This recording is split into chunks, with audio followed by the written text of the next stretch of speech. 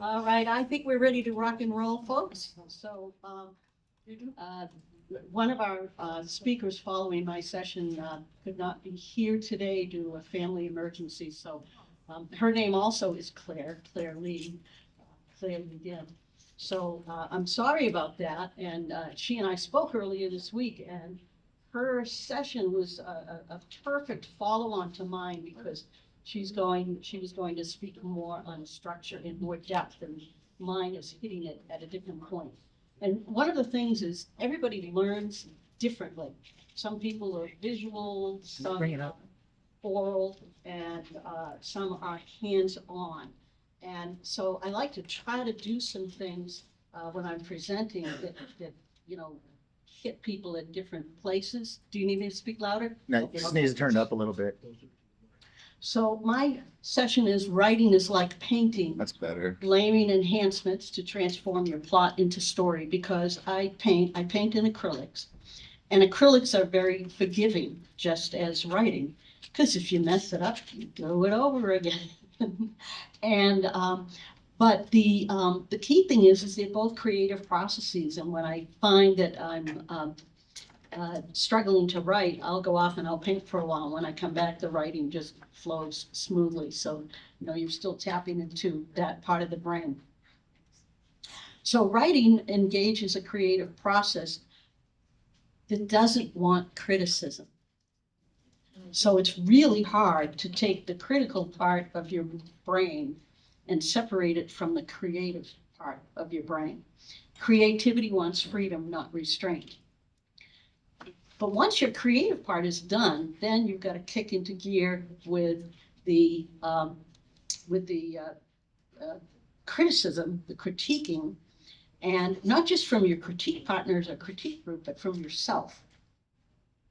So the trick after separating the creative process from the constraining restraint process, I liken it to painting, and I have some examples in the session that I hope will help you see that. So let's take a look at, first of all, what goes into a story. So there's 5 critical components to every story. So what is story? Well, storytelling, let's talk about storytelling first. It's engaging someone in what happens to the characters in your story. And plot is what actually happens to them. And we will dip into structure, but not heavily. But structure is how you arrange those elements of the story, or it's the telling of the story. And I liken that to the fact, to the idea that, one person can tell a joke and it falls flat. Another person can tell the same joke and it's a hit. And it's about the timing and the rhythm and the placement of information. So we don't begin with a finished product. Where you're writing a novel, you need to relax, break it down into parts. And so you need the who, what, when, where, and how. And that's the physical journey of your characters. Story is revealing that plot in a way that engages your reader's emotions. Happy, sad, angst. It's the emotional journey of your characters, and that shows you the why somebody does something, or what prevents someone from doing something. It gives you that motivation and those other things. And the structure, I'm just looking to make sure the slide advances. Structure is that arrangement. Do you have symmetry? Like some people mirror their story. So the beginning and the end kind of are in the same place. They mirror each other. There's a reflection back. But you also want your story to flow rhythmically with rising and falling action. And you want events to be in the correct order. And then in that revision phase, you make a lot of mistakes. You move something and then you got to change a whole lot else. And the story part, the emotional part, That's where you fit in what's called backstory. If you're trying to reveal why somebody does something, you don't need to start your story telling their whole life history. You pop it in little pieces called backstory as events unfurl at the right time. And that will help your story move well and keep your reader going. The idea is to keep your reader reading. So what we're going to look at is an analogy to a painting. So this one, I often, because I'm learning and teaching myself painting, I take pictures at different phases to see what I've done to make things different. And so you have very sketchy details in this base layer. You've got some colors, you can figure out there's probably some water there, but it's pretty awkward. Some trees, water, maybe a bridge, but it's kind of unclear. A dark, scratchy pink mess on the left. You just don't know quite what's going on. Story requires wordsmithing, just like painting requires refinements, enhancements, going over something to make changes. So side by side, same painting, but with different details and smoothed out details. That's the revision phase. The overall effect is dramatically different. The bridge now is more clearly identifiable as a bridge. The tree on the left is now distinguishable from a pink scratchy thing. I actually got frustrated in the first one and just went like this because it was coming out lousy. And that dark area off to the right has been heightened by deepening. That's layering, that's depth. That's what you want to add to your story. You've got the details. Now you go in and you add some depth. And that's where you're putting in a little bit of backstory that helps the reader understand, oh, she knows she should do this, but she can't make herself do it because she has that inhibition that she hasn't been able to get over since she was in grade school and bullied. And is she ever going to stand up for herself? The major revision is the tree. I don't have a pointer, but there's a tree behind the bridge that isn't there in the first one. And that draws your attention to the bridge, draws your eye to that part of the page. And that's what you want to look for when you're writing, is when you go back and in your revisions, you look at pieces of your story and you say, where do I want the reader to focus? Now, if you're a mystery writer, I write crime and mystery a lot, as well as fantasy. And if you're a mystery writer, you definitely want to have places in the book where you're drawing the reader's attention, intentionally misleading them. Those are called red herrings. You're intentionally misleading them into thinking X when Y is the truth. And you put Y out there, but it was just slightly there, just a little bit. A character said something, and then everyone goes off on their way and forgets about what that character said, but that turned out to be important. That's how you lay in your red herrings. So the key thing, and the reason I use painting as an example, is writing is actually revision. You can write the crappiest story in the world, and that's okay, because you can take that crappy story and make it good through the revision phase. Now, in painting, a frame can also make a difference to the overall effect. Suddenly now, that gold around the painting draws your eye to colors within the painting. And that is what structure does to your story. Structure gives you that framework of how things have flowed, and is there a pattern, a rhythm? And I'm also a musician, so I read and feel the rhythm of the writer. And in my critique groups, I'll say, you have a real good flow here, but then you've lost the rhythm here. And if you revise this sentence, you can maintain that pace you have. So structure helps you place the events and scenes in the correct order to get the best impact for your reader. And then No, there we go.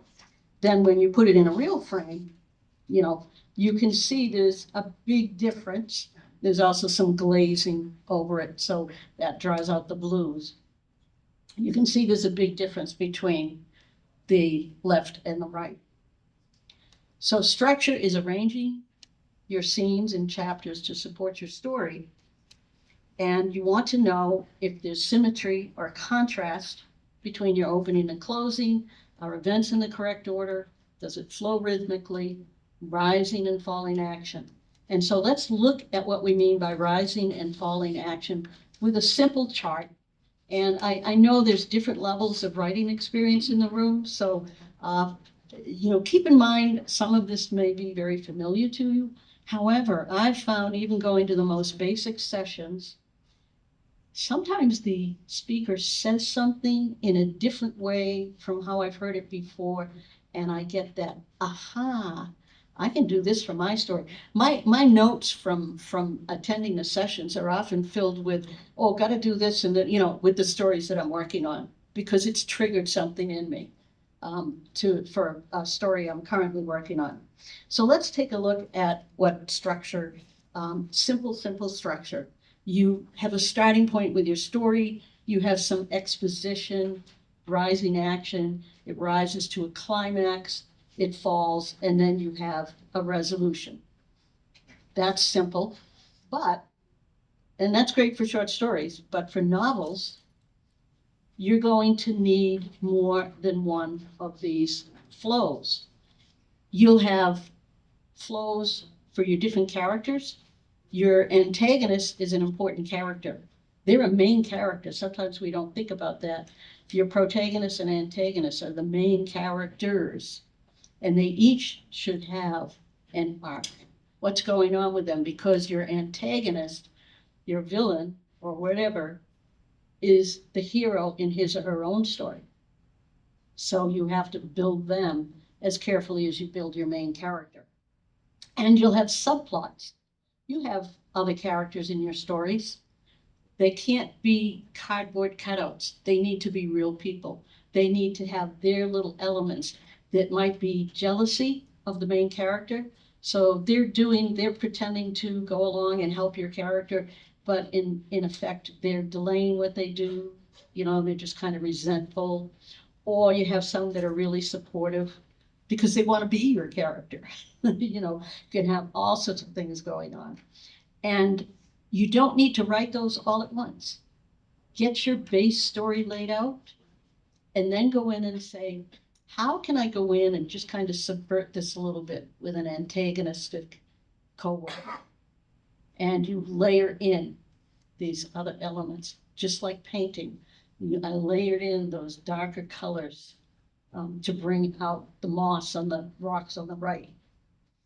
But each layer should enhance the base. Now I'm going to give you a little tool called the 6-sentence plot. Art Taylor calls it the 6-sentence story, but it's not a story until it's written. And I'll give you a writing example that puts that in action. So in a 6-sentence plot, you introduce a character, reveal their desire, have them take an action, present a conflict, bring it to a climax, offer a resolution. You've got an outline. So let's take a look at what we've done here. And I wrote this very flash short story for the Anthology Jam course that I teach. So introducing a character, asked an old woman for food, and she turned me down. Well, both 1 and 2, introducing them and revealing their desire, are handled in that first sentence. You have the character take an action, walked away quite a distance. Present a conflict, her dog stalked me. Bring it to a climax. He crossed the gully, the dog followed, you offer resolution. There's a standoff between the character and the dog. Very simple plot. Now, because I wrote it as a flash story, so it could be done in a workshop, there's more to it. That's just the plot. There's no story yet. So now we're going to layer in enhancements. We're going to choose words to provide dramatic effect and help the reader experience it as it unfolds. And if you are good with creating imagery, that helps a lot. And that's the difference between show and tell sometimes. You know, telling someone, oh, she felt terrible. Showing, she fought back tears. You know she feels terrible if she's fighting back the tears. So each obstacle, there'll be multiple obstacles in a longer story. So you have some setbacks. You have some misdirection if it's in a mystery.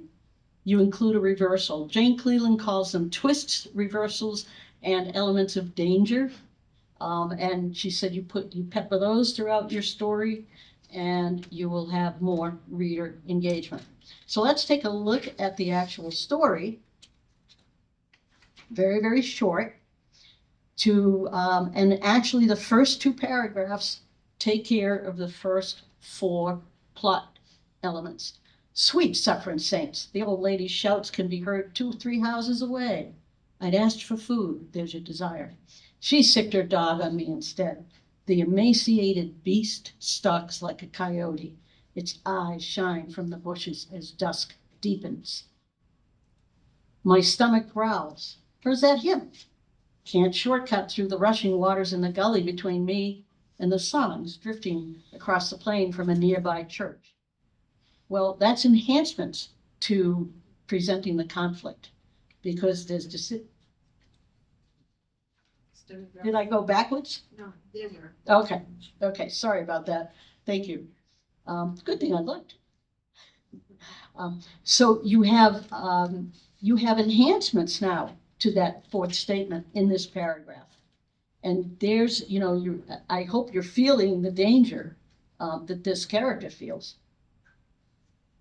Darkness descends as I traverse a log set up as a bridge. One wrong step, I slide 1 foot forward, then the other, arms extended for balance. So we've presented the conflict, and now we're going to bring it to a climax. Sweat trickles down my back. I cross and turn. He hunches. He stops, hunched, tongue lolling, skin sagging, bones protruding. Don't you feel bad for the dog now? No? He must be beyond hungry. I tighten my grip on the bloody knife in my right hand as he leaps. The devil has me by the throat. Who will die first? Now think about it. Why is the knife in his hand bloody? That was my question. Yeah.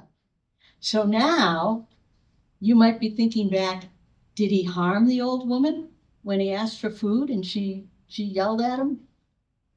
Because why would the knife be bloody? You had an unresolved question there. So you offer a resolution. Now here's something, I keep it on a sticky attached to my monitor. Promise, progress, payoff. In your beginning, you're making a promise to the reader of what the story is going to be about and what it's going to be like. In the middle, you got to examine what progress have I made towards that promise. And for your ending, you're going to ask yourself, did I deliver on the promise? And what I delivered, will that give the best payoff? All right. So what did I do to layer the plot into story in this example? 147 words. 1, I used religious elements in both the beginning, the middle, and the end. And I had a critique, in my critique group, someone said, oh, you could take out the bit about the music from the church. It doesn't mean anything.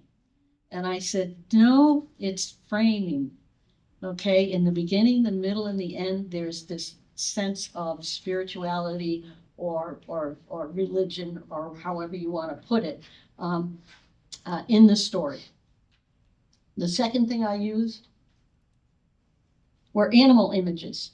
Even though there's only a dog, I referenced an emaciated beast, a coyote, the hunched, position to kill. You're really, using animal imagery there. I also used despair, the stomach growling, the tongue lolling, the skin sagging, beyond hungry. All those images are just building, and they're hopefully building tension in this particular case. And I left an unanswered question, maybe two. The old lady at the beginning, the bloody knife at the ending, did he kill her? I'm going to leave the reader to decide that. You have a question? Oh, okay. No, you're just, okay. Oh, me? Yeah. No, I'm just, Okay. yeah, just leaving. Well, that's all right. I'm just trying to check the crowd, make sure I'm with them. It's okay to have an unanswered question at the end of the story if that's your goal, or if you're setting up another story. And there's really two unanswered questions here because who won, the dog or the character? You don't really know. So now, what was the structural flow in this? You have an opening, hook, and exposition. And it happened very quickly because it's a flash story. He asked her for food, she sicked the dog on him. Then you had some rising action and an element of trouble or danger as the dog was stalking him when he left. And then you have your climax to the first danger, crossing the log bridge. But then he turns around and the dog is following him. That's more rising action, increased danger, falling action. You get that flow. And then the resolution is the face off with the dog. And in this case, I'm going to let you decide who won. I think it's up to you. Who do you think won? Ready to go back to painting? I want to check my time. Okay. Oh, I think I'm ahead of time. All right. Well, I got that from Kathy. Okay. Told you if I drank coffee, I'd talk fast. All right. So let's look at. Oh, hey. In my original notes, I had points to, click for the next one. But the problem is then it was printing multiple pages for the notes, so I took some of it out. So in painting, you start simply, but in story, you start simply. You get your basics down. What is your plot? What are you trying to do? And believe me, I'm not an outliner, so I don't sit down and say, oh, my character's going to do this, and this is going to happen, and that's going to happen, and I know the ending already. My first book, I wrote the ending first and then worked backwards. Other books, I started in one book I started in the middle, or 3/4 of the way through, because I had a scene in my head for 10 years, and I didn't have a story for it. And finally, one day, I started working on a story, and I said, that scene will be perfect for this story. And so I wrote the book with that scene in mind. It's just really, I'm weird. But it tells you that you can write any way you want. If you listen to Jeffrey Deaver, he says, you have to outline and you have to do this and and he goes through 10 sets of outlines and this and that. And I was like, you don't have to do anything except please yourself and your hoped for readers. That's what you have to do. But there are expectations. And the rising and falling and the flow of action is an expectation, because if the exposition goes on too long, the narration goes on too long, people get bored. We're not reading James Joyce anymore for a reason. It's just too long. Okay, so you get your base layer down. So this is a flower pot. My sister-in-law sent I live with my sister, so she sent us these flowers for Christmas, and when they were dead and all, I threw them out, and I said, well, I haven't painted on wood yet. Let me paint the flower box. And I was going to do one season each side. And then I decided, I think I'll just do one painting all around. So you get your base layer down on canvas or paper, and you take it from start to finish, get your beginning, middle, and end. And then you make sure all your pieces line up. You get your questions resolved and no loose threads. So that first part is just writing it. That's your writing phase. The rest is your edits and revision page.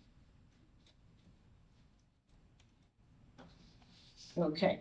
So now when you look at the same flower pot painted, I don't want to thing, you can see that it is a pretty much continuous scene all the way around. And I had fun doing that and making sure that when things wrapped, they kind of fit together and created a flow. And that's your finding, no loose ends, no questions unanswered. That's where your transitions come in. When you move from one chapter to the other, does the reader, if they put the book down to run to the bathroom or get a drink of water and come back, or they got interrupted for dinner, when they come back and start a new chapter or scene, can they remember where they were before? Does the beginning of your scene or chapter ground the reader with where they are, what's going on, and if it's connected to the previous, how the previous left off? Those scene and chapter transitions are really, really important. And you'll discover this if you're in a critique group where you're critiquing portions of a novel at a time. You're only doing a chapter at a time, and you only meet every few weeks. And it's like if you have to keep going back and rereading the previous chapter to know where things left off, then maybe the beginning of the new chapter doesn't ground the reader properly. So think about that. So let's talk about layering in the enhancements. So there's your base, the start of it. And when you add elements, layer in new elements, you can help the reader re-see what they first perceived. So I decided to add a lighthouse. First, I had to practice painting lighthouses, did that on a separate thing. And then I decided it would be more fun if the lighthouse, more difficult too, if the lighthouse were on the corner. So it created the wrap. So that was a little bit of a challenge. So I had to choose the right corner because I had to choose one that already had what looked like rocks and stuff, for the lighthouse to be on. So when you're doing that with your writing, to make them re-see, you can have what you've led them to believe is a good character do something that appears to be bad, or a bad character do something that appears to be good.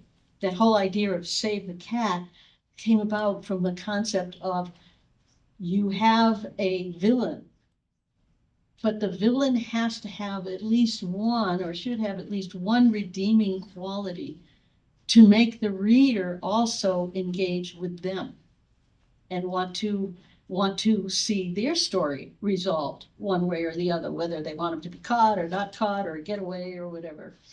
And I did write a story from a serial killer's point of view once, so that was interesting.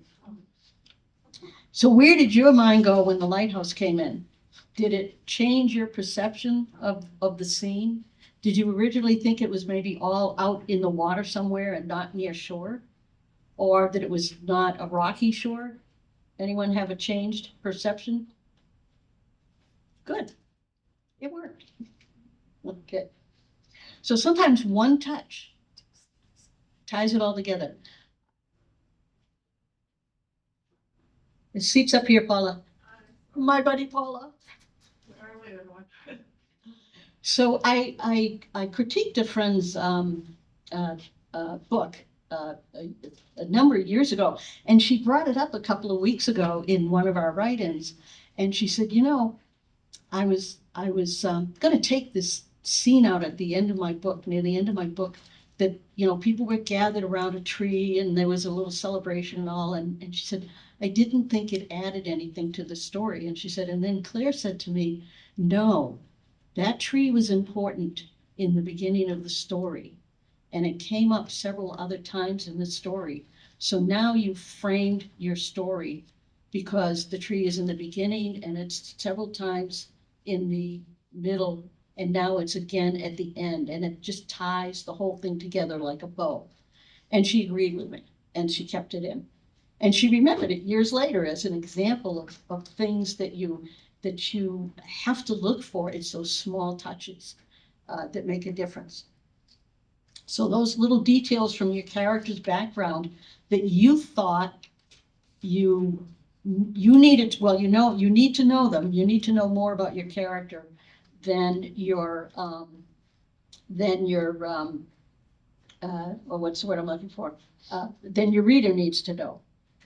But then again, those are the things you can sprinkle in throughout as backstory. So what I encourage you to do is take your stories to another level by layering in enhancements that add depth and energy to it, like this painting. I just got the 5-minute mark, but actually, Kathleen, I finished a little early. I can't believe it, because I'm a talker. Is there just anyone confused? All right. Too basic? Good. I feel good then. All right. Well, thank you very much. Oh, you have a question? Maybe the 30 minutes that I was outside, I apologize. Are we able to get an email copy of your presentation for notes? We have physical copies? All right. Yes, if you didn't get a copy, I brought about 50. So the people working the group, working the crowd, they should get one too. And if there aren't enough, we'll email you one. Thank you. You just get in touch with me. Thank you very much.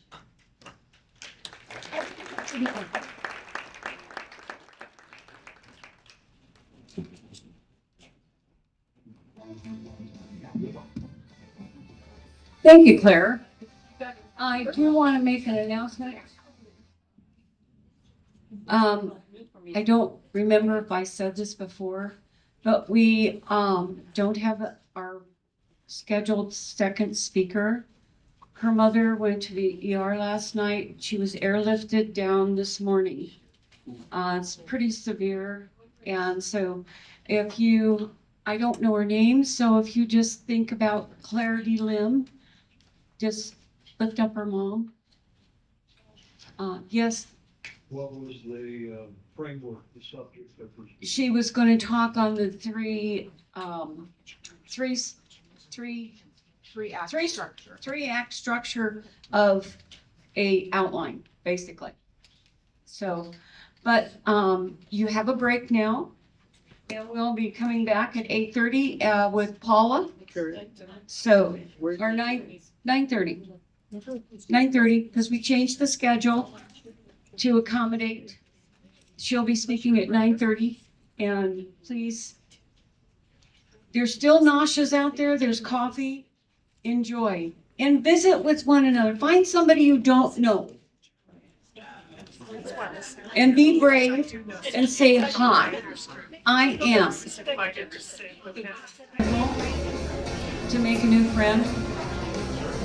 I made a friend when I moved up here from California. She has been a true friend, and I don't see her right now. She might be hiding behind that box. There she is. She is still my friend. My friend, Paula, is a North Dakota native. She began writing about horses at the age of 12. Though she didn't publish her first book until 2003. Scrawled in Blood is her fourth Randy McKay mystery, her 28th novel, Murder at Shackleton, third in the Lunar Enforcement sci-fi mysteries, is also scheduled for release this year. Paula is best known for her Tony Wagner mystery. She's currently working on the 14th book. Her and her husband John live in Snowflake, Arizona, where she is a Navajo County Sheriff Auxiliary Volunteer. Now, she's not only that, but she is a very supportive person. She runs 2 critique groups and helps hundreds of authors that come through here in the last, how many years, Paula? 12. She's taught these classes, and so I want to bring on Paula.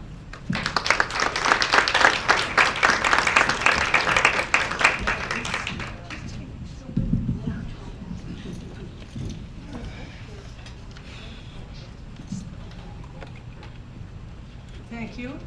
And my first Tony Wagner mystery is number 6 on Amazon for serial killer mysteries.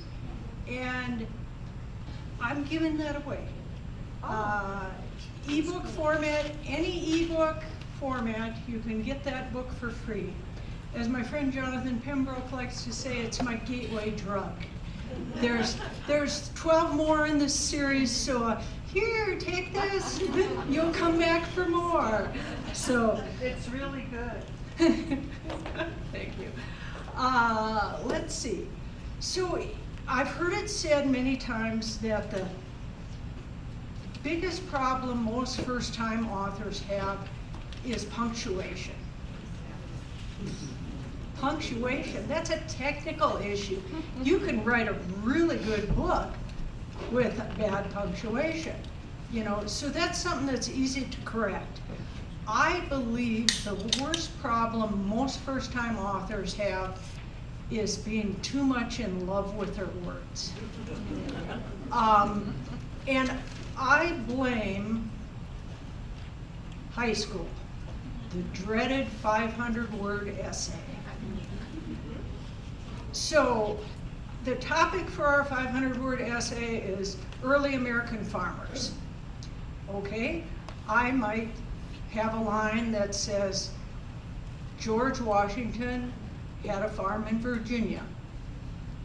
But if you're writing that 500-word essay, you say, George Washington, the father of our country who led the troops in the Revolutionary War, had a farm in Virginia that he called Mount Vernon. And people carry that with them, and later in life, or when they decide to become writers, they write that book, it's like, oh, you know, don't need this, don't need this, don't need this, don't need this. This does not move the story along. I call my method of editing hacking, because I am cutting stuff out all of the time. There's only one exception to this story, and that's my friend Trish Zabel back there. She finished her first novel and it was 25,000 words long. And I said, it's gotta be a little longer.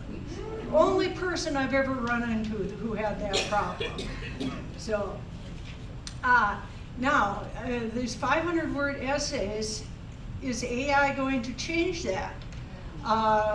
Because I know very little about AI, but from what I understand now, having AI write those 500-word essays is what the kids are doing. And so, you know, if they're writing a story about early American farmers, the teacher will say, and you have to mention Snoop Dogg. Because the AI is going to kick that out. And so somebody has to actually do a little thinking to write that 500-word essay. The book I recommend, and it didn't have a lot of influence on me except to say, hey, I think I'm on the right track. Stephen King's On Writing. And I forgot to bring my copy, but I see Lynn brought hers. I recommend that book. It was recommended to me and I resisted for a long time because I don't like Stephen King's writing. It's not my cup of tea. And so I was like, oh yeah, I know it was recommended to me, but you know, do I really want to read it? And I did it. It's like, wow, I do that. I do that. I do that. So I understand some of his later work isn't as good as most of the earlier stuff, but that book on writing, if you only read one how-to book about the writing craft, read that one. So I feel like sparse writing is strong writing. And one of the things I'm always doing is, how can I say this in fewer words? To the point that when I do my later edits, I'm adding stuff. Because I understood what I meant, but the reader isn't going to understand that. And so I can get, and also the other place I can get a little too sparse is dialogue tags. I don't put in enough dialogue tags. And that book that reached number 6 on Amazon, I have a lot of glowing reviews for it, but some of them said, love the book, but I also sometimes had trouble following along who was speaking in the dialogue.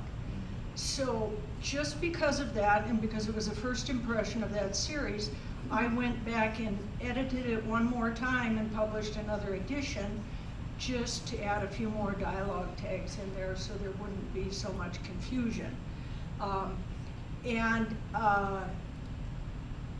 Something in writing dialogue, it's really tiring when blah, blah, blah, blah, he said, blah, blah, blah, blah, she said, blah, blah, blah, blah, he said.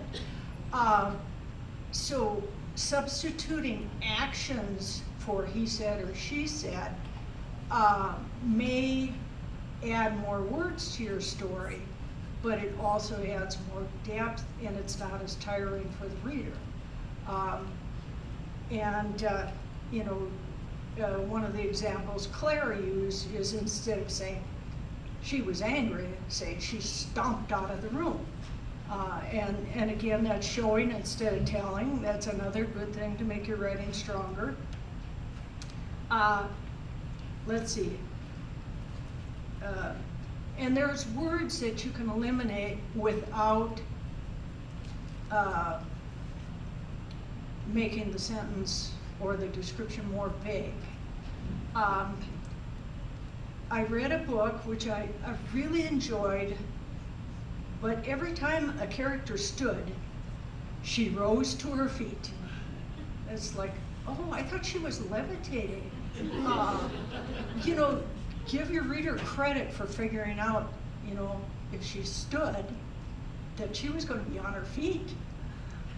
Most of your readers would be that smart, So, and I am sarcastic sometimes.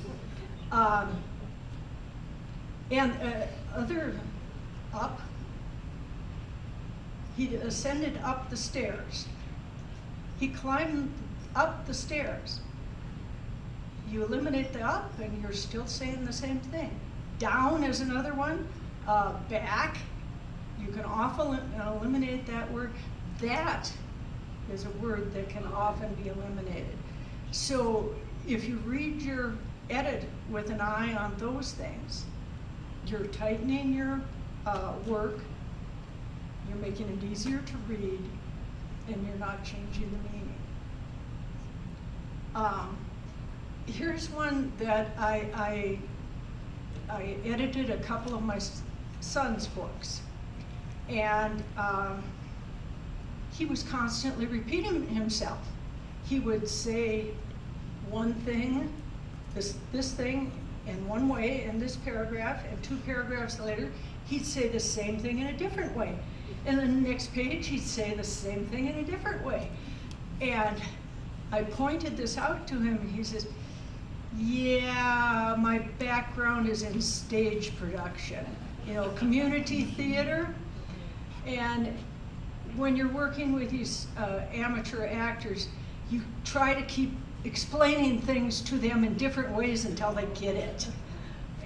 And that's what was causing this in his writing. And he took it out and it was a lot cleaner. So that's not something I see too often, and not as often, never as often as what he did it. But sometimes I catch myself, I'm writing for a while, and then, I won't get back to it for a few days, and I write some more, and then I go back through the whole thing, and it's like, I already said this 5 pages ago, I forgot. So that's the editing process lets me do that. Let's see. And as far as the rule, yeah. Well, as a teacher, I found that if I'm working with a classroom, I have to say things 5 times before they hear it. So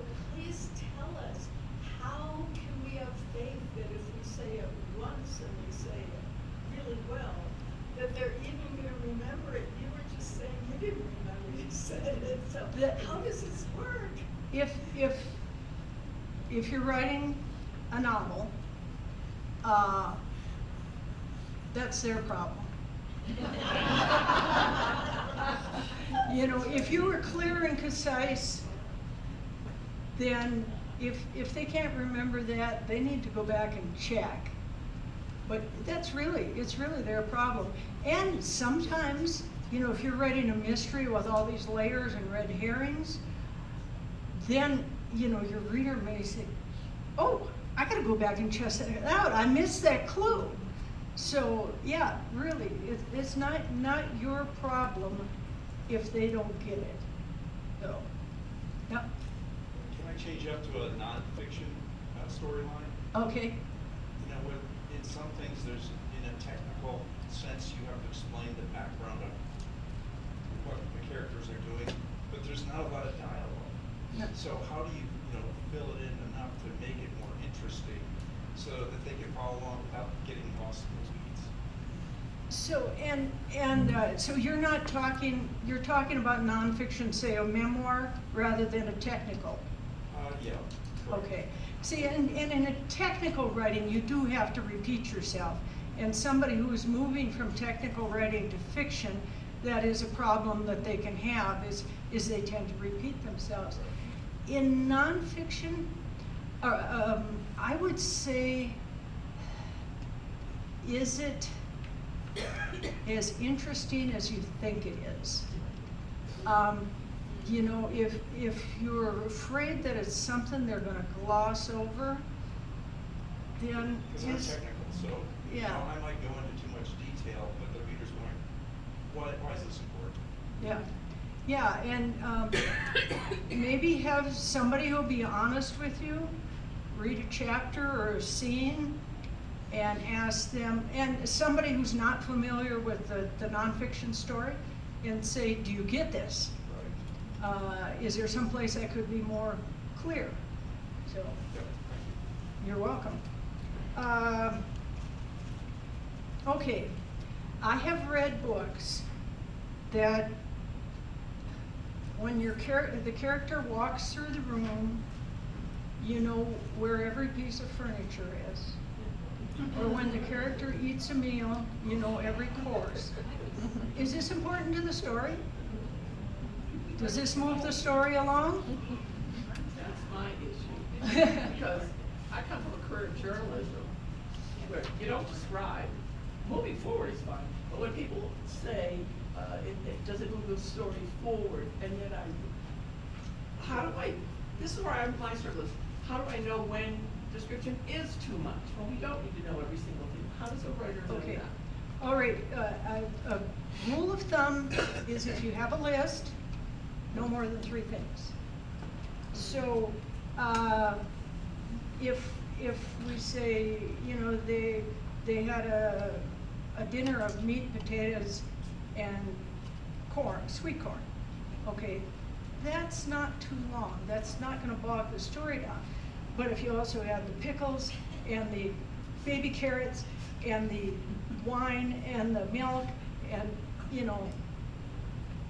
Is that similar for setting a scene? Setting a scene, you know, food or furnishings can be part of a scene. But only a small part, you know.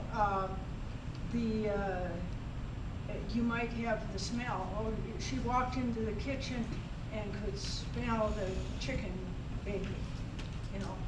That's setting a scene. Oh, I'm sorry. I like to move around, so maybe I'll hold the mic. Now, I'll probably hold it too far away from my mouth, so. Okay. Anyhow, so, and that's something else to remember in your writing is to use 5 senses. It's easy to remember to say what the character sees and what they hear. Those are the 2 easy ones. But what do they smell? Like the chicken cooking. I've written scenes where they got out of the vehicle and the diesel fumes hung in the air on the cool morning. That gives you the temperature. that gives you the smell that they're smelling. You know, if the character's cold, then you're getting in what they're feeling. So I even have on a bulletin board above my computer, I have 5 senses on a little piece to remind myself. Like, What about what they're feeling emotionally? okay, that's kind of a fine line to tread. You don't want to say he felt sad. Yeah, you want to say he fought tears. You don't want to say he was nervous. You want to say his stomach knotted. And you know, there's so many ways to show that a character is excited. You know, their stomach knotted, they clench their fists, their pulse increased, they started breathing harder. So, you know, show what the character is feeling rather than telling the reader what they're feeling. Oh, okay, let's see, where was I? I got off track. Describing all the list. Oh, okay, all right, so food can be part of setting a scene, furniture can be part of setting a scene, but you might want to write something instead of like there was an armchair, a sofa, and a recliner in the room. You might say he walked around the sofa to get to the recliner. And it kind of, you know, shows what's in the room without just being an info dump. And when I get to the exercises that I have for you today, I'm poking fun at myself because I took 2 paragraphs out of the first book I published, which about 3 years later I couldn't stand to look at, so I rewrote it and published a 2nd edition. So I want to show you that I didn't always write, you know, number 6 on Amazon books. So let's see. Okay, so we don't want to list all the food they ate, but that's boring. Too much information. But if he had to kill a rabbit to eat out in the wilderness, now that's something that really moves the story along. And I have that in the book I'm working on now, where he actually didn't kill the rabbit. He threw a knife at it and knocked it down, and his dog grabbed it and finished it off. But then, you know, how does he cook the rabbit? You know, and he doesn't give the dog her half, because then she'll just, you know, raw. She could eat it raw, but he waits and makes her wait until he cooks it, because otherwise she'll be begging for his half. So anyhow, you know, this meals are important if, like, there's a conversation around the meal, because lots of people have conversations around meals. So use it for setting, for getting a feel of the family or the people. So do they eat sushi, or do they all eat meat and potatoes? It's, you know, it tells you something about your characters. Okay, let's see. And then there's sometimes when information is important to the story, you need to have it in there someplace, but as Claire mentioned, sprinkle it throughout the story. And this 2nd paragraph that I took out of my first novel is nothing but an info dump. And if you start your book out with an info dump, you're going to lose a lot of your readers. You have 3 pages to keep the reader's attention. So you want those 3 pages to draw them into the story, make them care about your character. And I'm telling you this as, this is revision. Don't sweat it when you're writing the first draft. Like Claire said, write a lousy first draft. You can't edit a blank page. If you've got a first draft done and it's like, oh, this is the worst thing I've ever read, you can revise it. Nobody has to see it but you.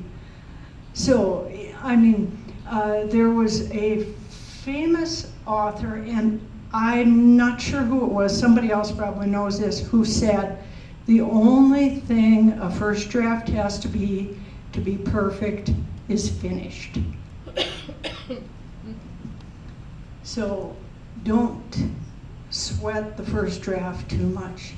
And then as you get more experienced in writing, this will all come easier, it'll come more naturally.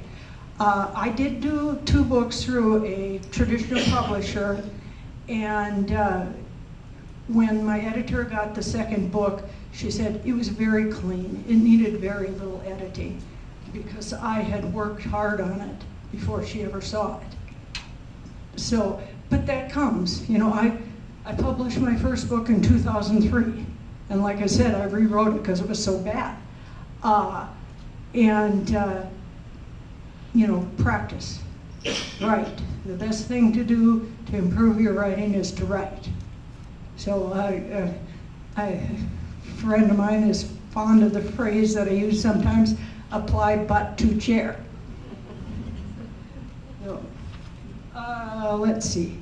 Okay, would you hand out my exercise? I have 40 copies, so if we're a little short, we may have to make a couple copies from the Arts Alliance here.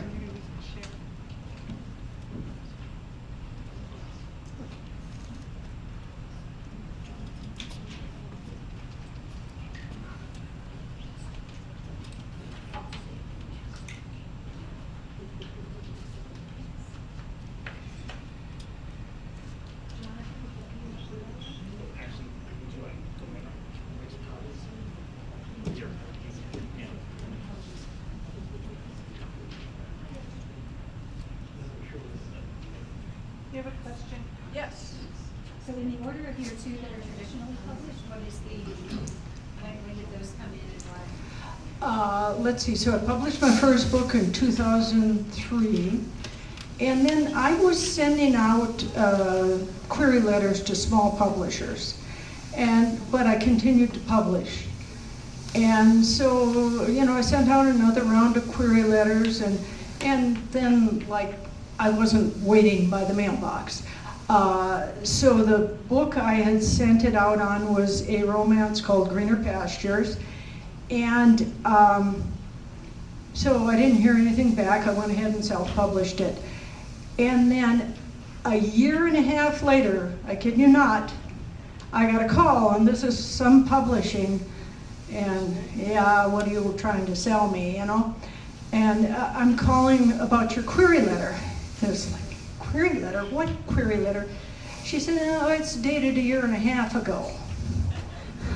And she says, we were getting boxes of query letters, and we just threw them in a box rather than throwing them away. And I just finally got to yours. And she said, you're incredibly well-written query letter. So I said, well, I had published the book, but I still owned all the rights, so I sent her a paperback. That was before ebooks. And, you know, then the head of the publishing company called me and said, we'd like to publish your book. So I did 2, so that would have been about, I think it was 2007, 2008. I published the 2 books for them. And I wanted to do a book tour, and I said, I will get the small towns if you get the big cities. And they said, sure. And so when I got ready to do my book tour, I had small towns and I had no big cities. And then I did another book tour, and they scheduled 1 for me. And fortunately, I was going somewhere to visit family, and that's how I scheduled my book tours. And then I was having trouble getting my royalties from them, and I went back to self-publishing. And I figured, you know, maybe someday a publisher will discover me, but I'm not gonna wait around for them. You know, and even, you know, if they do discover me as like, oh, we love your book, it'll be out in 2 years. I plan to put 2 books out this year. You know, I plan to put 2 books out next year. I just don't have time to wait for a traditional publisher, so. So, I didn't keep a copy for myself. Thank you. I just put a few exercises here for you. So, my pet peeve line, she rose to her feet. Somebody give me a shorter, sweeter way to put that. Right.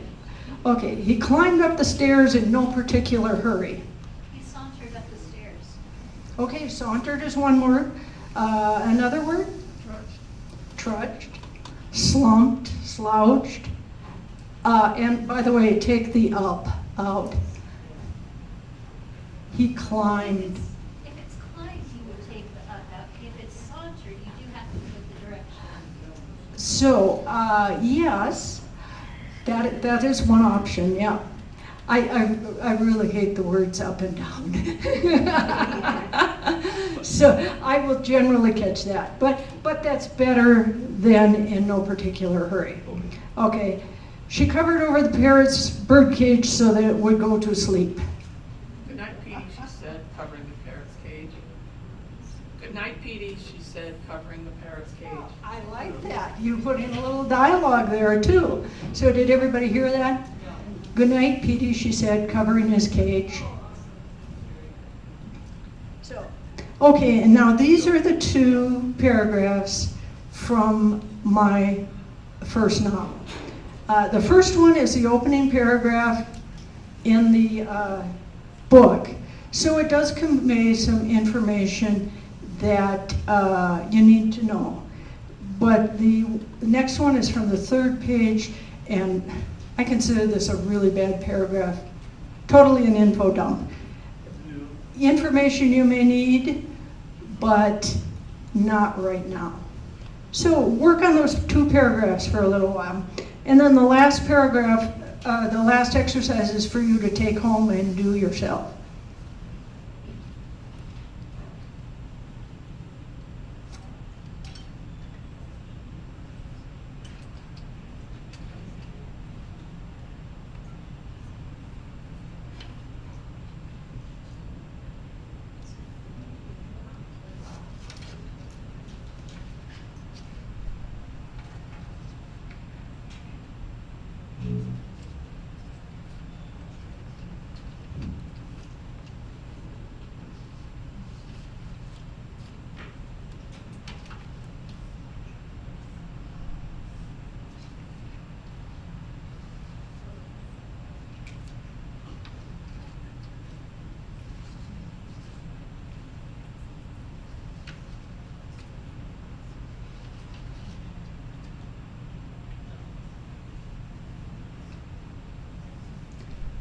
When somebody has that first paragraph edited, would they like to read it?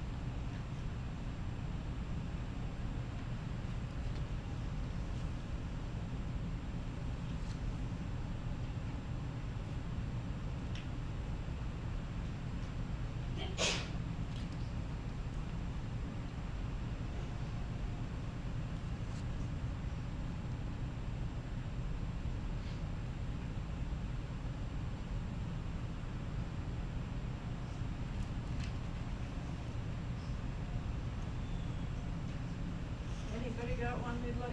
Anybody got one they'd like to read?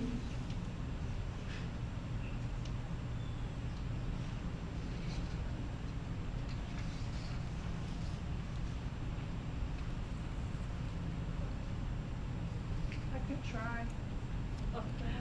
I'll start with you, Lynn. Alfredo Martinez. Have her come up to the mic. Oh, yeah, I'll hand you the mic, Karen. Alfredo Martinez, Terra Verde's ambassador to the United States, was receiving a report on foreign aid. His pulse raced as he realized the U.S. was reneging on help to fight the rebels. Okay. And then, one over here.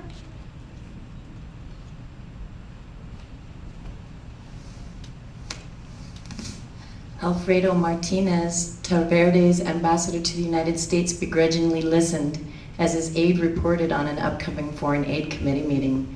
Valverde needed American help in persuading, threatening an overthrow of the constitutional monarchy, even though the U.S. government would not assist.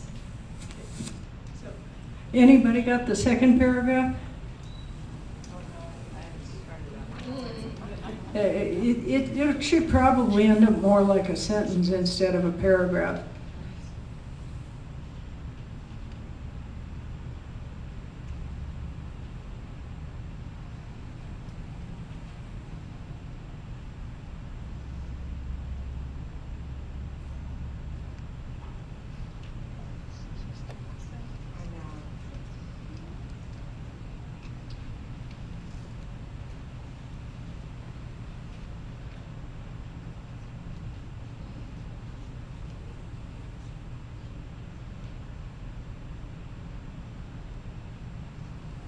I feel like we need to know more of the story in order to. Yeah, that's hard to read just that paragraph. With no context, I'm not sure which parts are important. Yeah. Does it help to know that James Collins is the main character? Oh, that helps.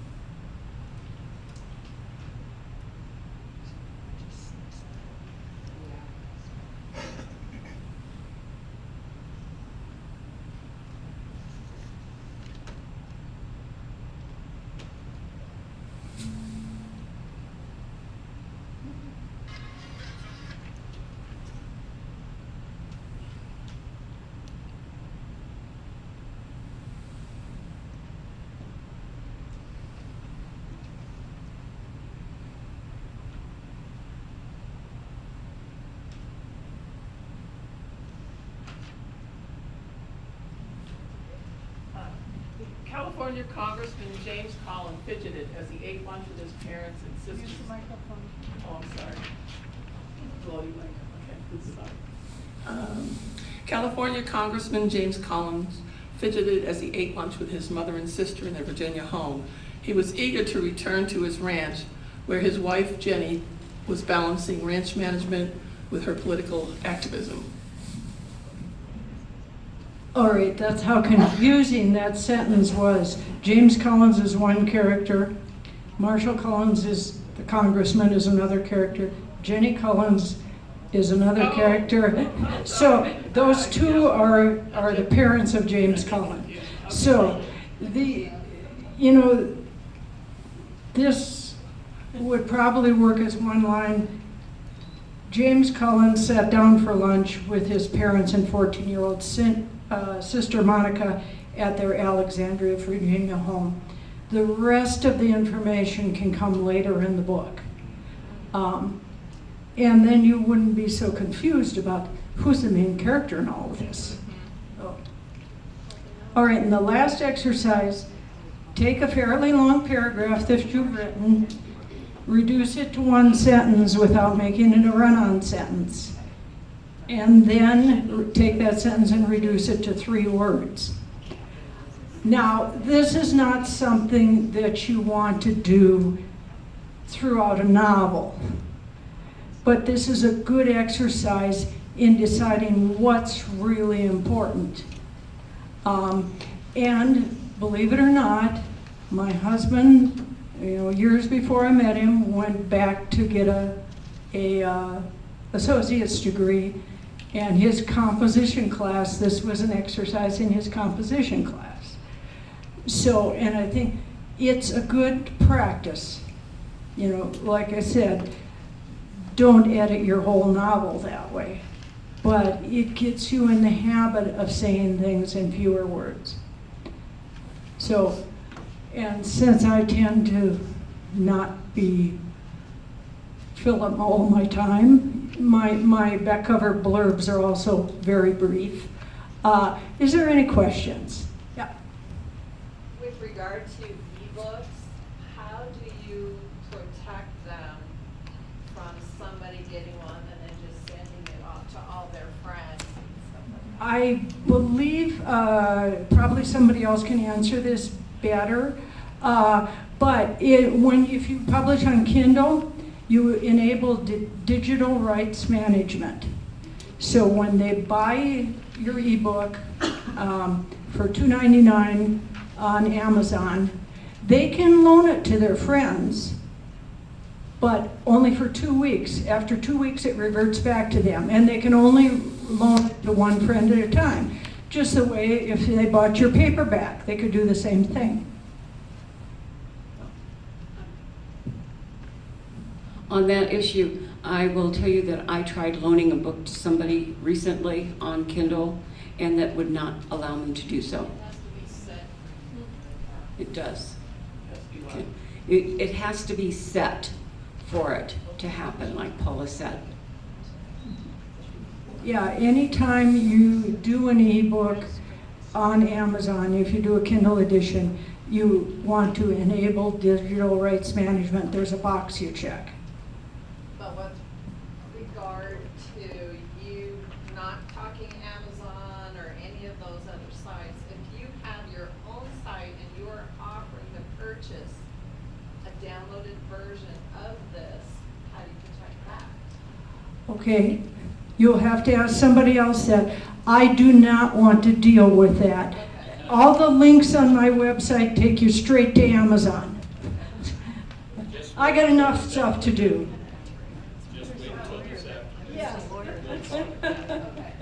Paula, how do we get to your book to get it free? Okay, I have a postcard over there that will tell you, and it's not just available for Kindle. It's Apple Books, Kobo, all of the ebook formats you can get it free on. But most of my other books are only available for the Kindle. I do have my 4th Tony Wagner mystery, Murder in Medora, that now is available broad. So, but I'm working on getting more available broad because it seems to be paying off with the number of books I have. There are some people that do not want to deal with Amazon. Any other questions? Well, thank you for your attention.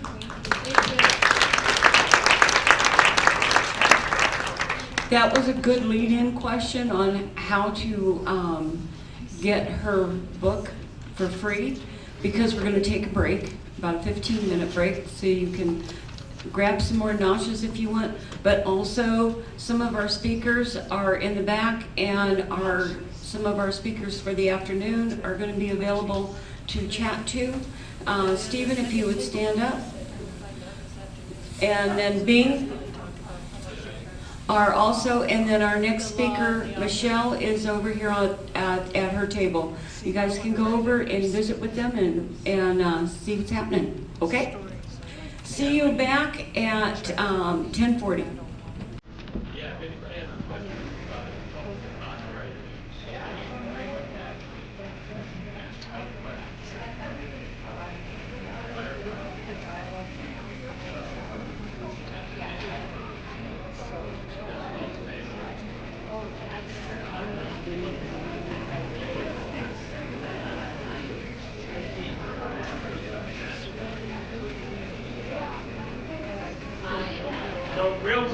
notes while you're on break. Our next speaker has an exercise for audience participation.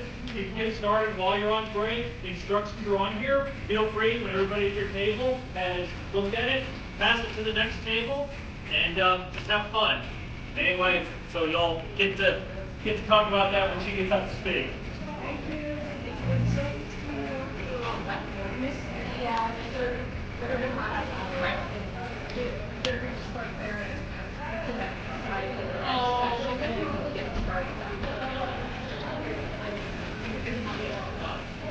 The first piece.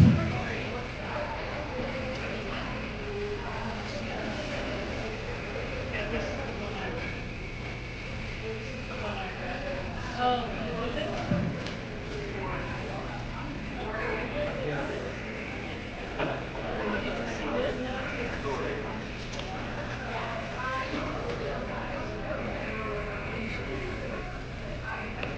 Is that better too?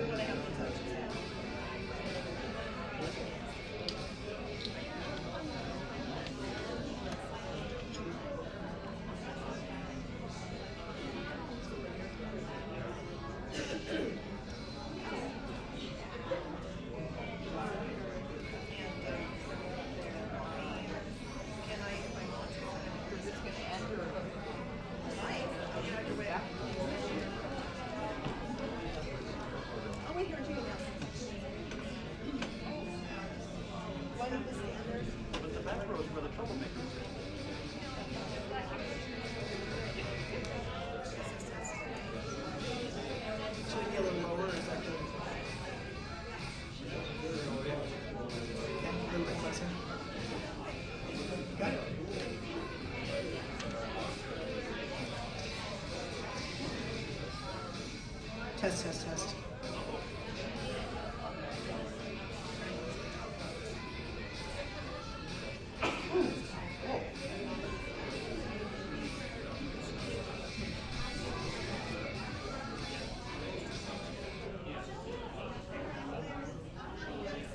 Good morning again, everybody. It's time to pay attention. It's my pleasure to introduce to you somebody I've known for how many years? 20 years or more. Her pen name is MB Bruce, but her first name is Michelle. She started with a love affair with speculative fiction.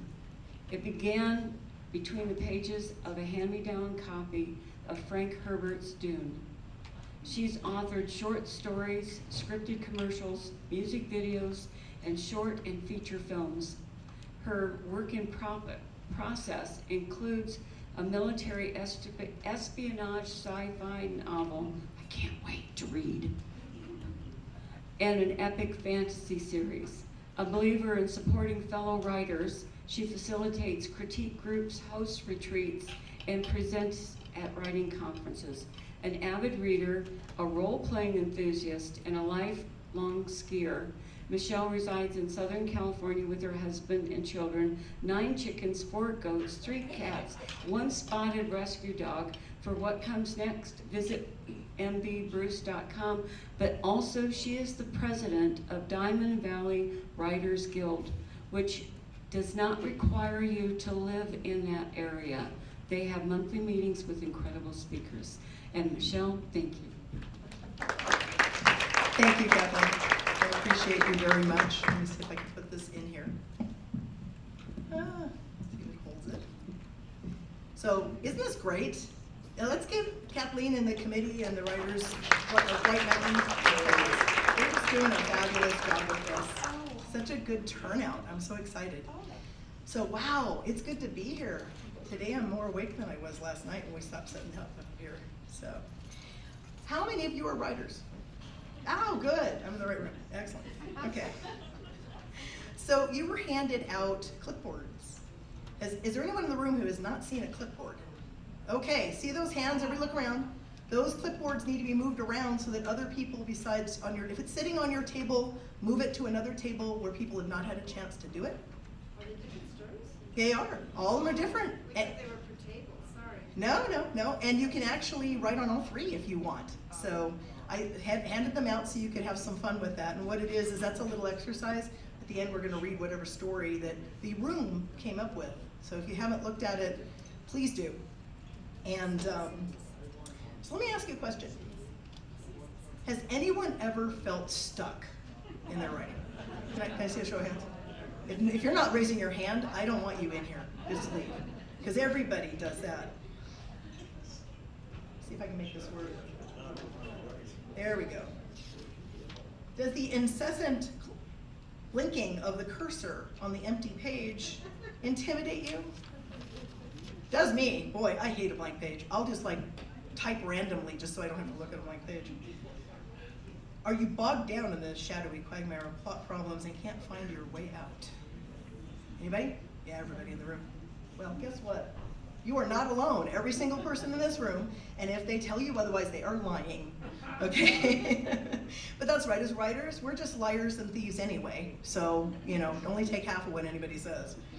So together we are going to identify those enemies of creativity and formulate strategies to overcome them. You ready for this? Okay. So creativity is something you either have or have not. Is that true? Do you think that's a true statement, that you're either creative or you're not? Is it something you can nurture? Okay. How about proactively cultivate? Or are you as writers at the mercy of that inspiration, slave to a fickle muse sort of mentality? So there's a little cartoon. You might not be able to see it that far away. I don't even know if I can see it that far away. But in essence, they're talking about, can anyone read it? Can somebody see that well enough to read out loud for me? Good. Somebody read it out loud. Loud. Talk loud. I saw raised hands. Go ahead. So Calvin is the boy, Hobbs is the Okay, so cat. Hobbs says, do you have an idea for your project yet? Calvin says, no, I'm waiting for inspiration. You can't just turn on creativity like a faucet. You have to be in the right mood. And then Hobbs says, what mood is that? Calvin says, last minute panic. There you go. That's how most of us write. You have a deadline, so you got to get something out. So let's talk about what is creativity. What is the definition of creativity? Does anyone have a definition for creativity? Just shout it out. Somebody? Would you like to tell me what then? Don't look it up. Don't Google it. What is the definition for creativity? You know what? I happen to have something here. Okay. It is the use of the imagination or original ideas, especially in the production of artistic work. That's an actual definition of it. I don't know if it's accurate or not, but that's what people say. So what are some synonyms for creativity? Does anyone want to throw out a synonym for creativity? Inspiration. Inspiration, great. Anything else? Invention, that's a good one. Oh, come on, there's two more. There's got to be more than two. Craftiness? Craftiness? Getting your groove on. Well, I compiled a little short list of synonyms, and oh, that was funny. There's 3 or 4. Inventiveness, imagination, innovation, originality, inspiration, vision, artistry, expressiveness, individuality, resourcefulness, ingenuity, and enterprise. How about humanity? Humanity, okay, that might be creativity as a synonym for it. What about the enemies of creativity? What are some of your personal antagonists when it comes to being creative? What? 3 Great Danes. Other responsibilities is what that translates into. What were you going to say down here? What was your name? I'm Tam. Hi, Tam. The first I said was depression, but then I said children. Again, responsibilities. There was someone over here too. Time is a big one. Procrastination. Laziness. The expectations of others. Expectations of others. What was yours? Judgment. Stuck energy. Anything else? What? Fear. That's a good one. Life. What? Life. Yeah, life in general. Okay, so those enemies of creativity. Here's some maybe you did or didn't think about when it comes to enemies. We have stress, boredom, distraction. Distraction's huge in our society. Disruption, there's those dogs and those kids, right? Depression, illness, grief, unhappiness, or happiness. Some people can't write if they're happy. Do you ever hear about that? The history is loaded with, prolific authors that they could only write when they were starving and alone in Paris or something. Anxiety, self-doubt, social media, that's a good one. And you've got electronics, perfectionism. How many people in the room are perfectionists? How many people can't get past the first sentence because you keep rewriting it? Okay, there you go. Multitasking, how about that? Jobs, business, family, negative feedback. There was yours over there. Weather, some people can only write when it's raining and some people can only write when it's sunny. Fatigue, disorganization. You'll love this one, organization. Oh. And responsibilities, caretaking, burnout. Here's a big one for people, chronic pain. So these are a lot of the things that are enemies of creativity, of productivity. So we're going to do a little exercise. So creativity is all in how you look at things. So when you look at this, what do you see? Okay. Two people looking at each other. Okay. A sand vase, 2 candlesticks, 2 people looking at each other. Anything else? Those are the common ones. That's the ones I see. Anybody see anything? Oh, whoa, you got to share with the class. What did you say? A murder weapon. It's a murder weapon. Okay. She must write mystery. Crime drama. Okay, murder weapon. Okay, excellent. Okay, so it's time now, Jonathan, if you could pass out those. He's going to be passing out some sheets. And we're going to look at page 1 on the sheet. And don't worry about page 2 yet, just page 1. and we're gonna do a little exercise. We're gonna see how creative you think. Does that sound like fun? So there's gonna be a bunch of dots. And using 4 lines or less, never going back over the same line twice. You can cross the line, but you can't go back over the same line twice. And without lifting your pen, connect all the dots. Okay? Children are better at this than adults, by the way, because they think more creatively. A 6-year-old actually is the one that came up with the solution I'm gonna show you today. Okay? By the way, if you know this, don't tell anybody. Shh. All of you. Anybody who knows this, don't share. Let people discover for themselves. Okay, that's the first one. I'll wait for everybody to get their sheets. And you got some time. I'm gonna stand up here and just stare at you. Can you give the instruction one more time? Absolutely. You ready? Yeah. Using only 4 lines. You can only draw 4 lines. Okay, without lifting the pen, 4 lines. Never going back over the same line twice. Again, you can cross over the lines, just don't go over the same line. Connect all 9 dots in 4 straight lines without lifting the pen.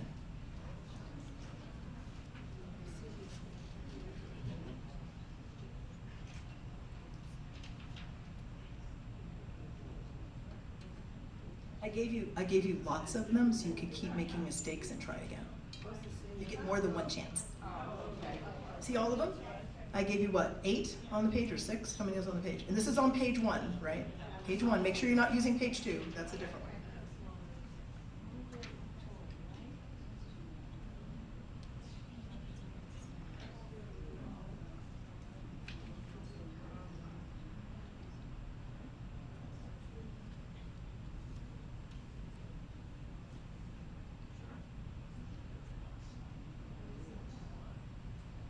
By the way, if you get it, don't say anything yet. Just hang on to it, okay? Yes? This seems too easy. Am I screwing up or is it? Maybe it's really easy for you. Maybe you're 6 years old. I don't know. Maybe you think like a 6-year-old. The 6-year-old came up with it. Completely wrong about what the goal is. Would you say that again? Absolutely, I'm happy to. Using 4 straight lines, not curved lines, 4 straight lines, and without lifting your pen from the paper. Can't lift your pen, okay? And never going back over the same line twice. You need to connect all 9 dots. Yeah, I misunderstood. Okay. It's the 4 part. Okay, and so you've got more chances. Keep trying. Like I said, if anybody thinks they have it, kind of flag, but don't say anything. You know, raise your hand, don't say anything.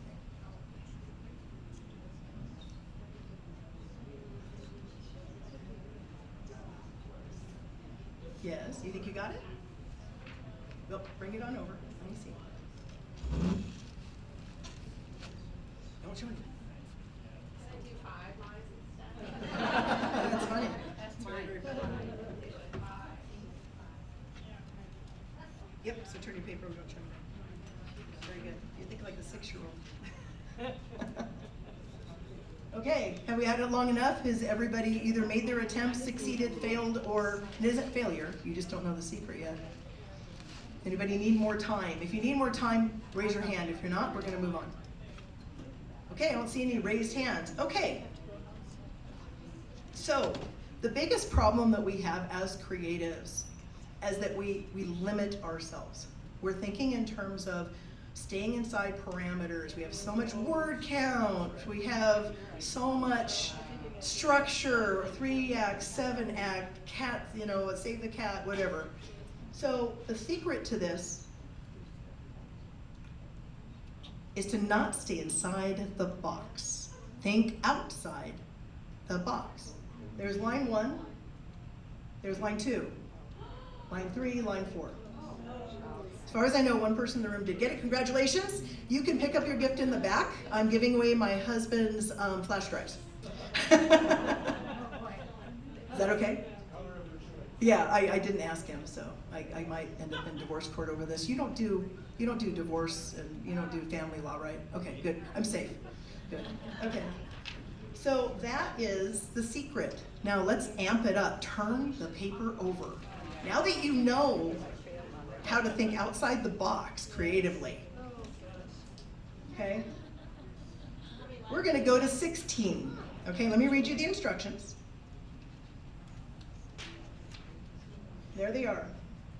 Using 6 or less continuous straight lines without going back over the same line, same rules, but you get 6 this time. Or lifting your pen, okay? Connect all 16 dots. With 6. 6 lines, don't lift the pen, continuous straight lines, connect all 16 dots.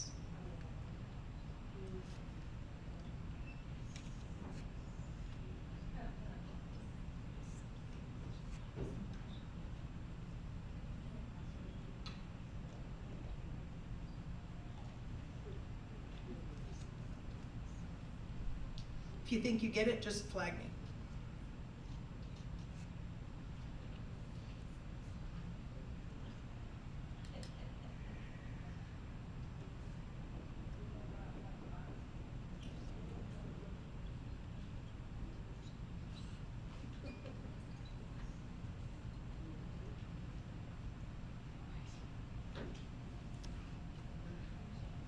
Think you got it? You want to show it to me?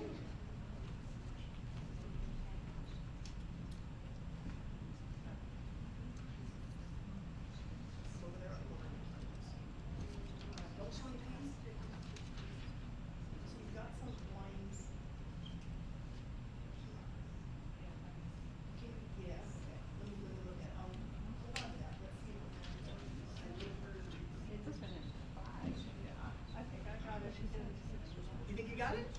Excellent.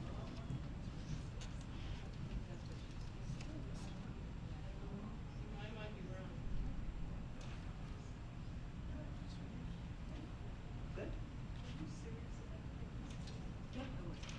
That's not it. Huh? Oh, Okay, you think you got it? I think, yeah.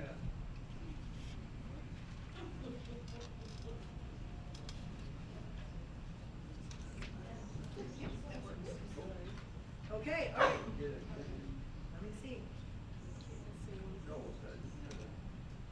that the one? Yeah, that's the one. Let's see.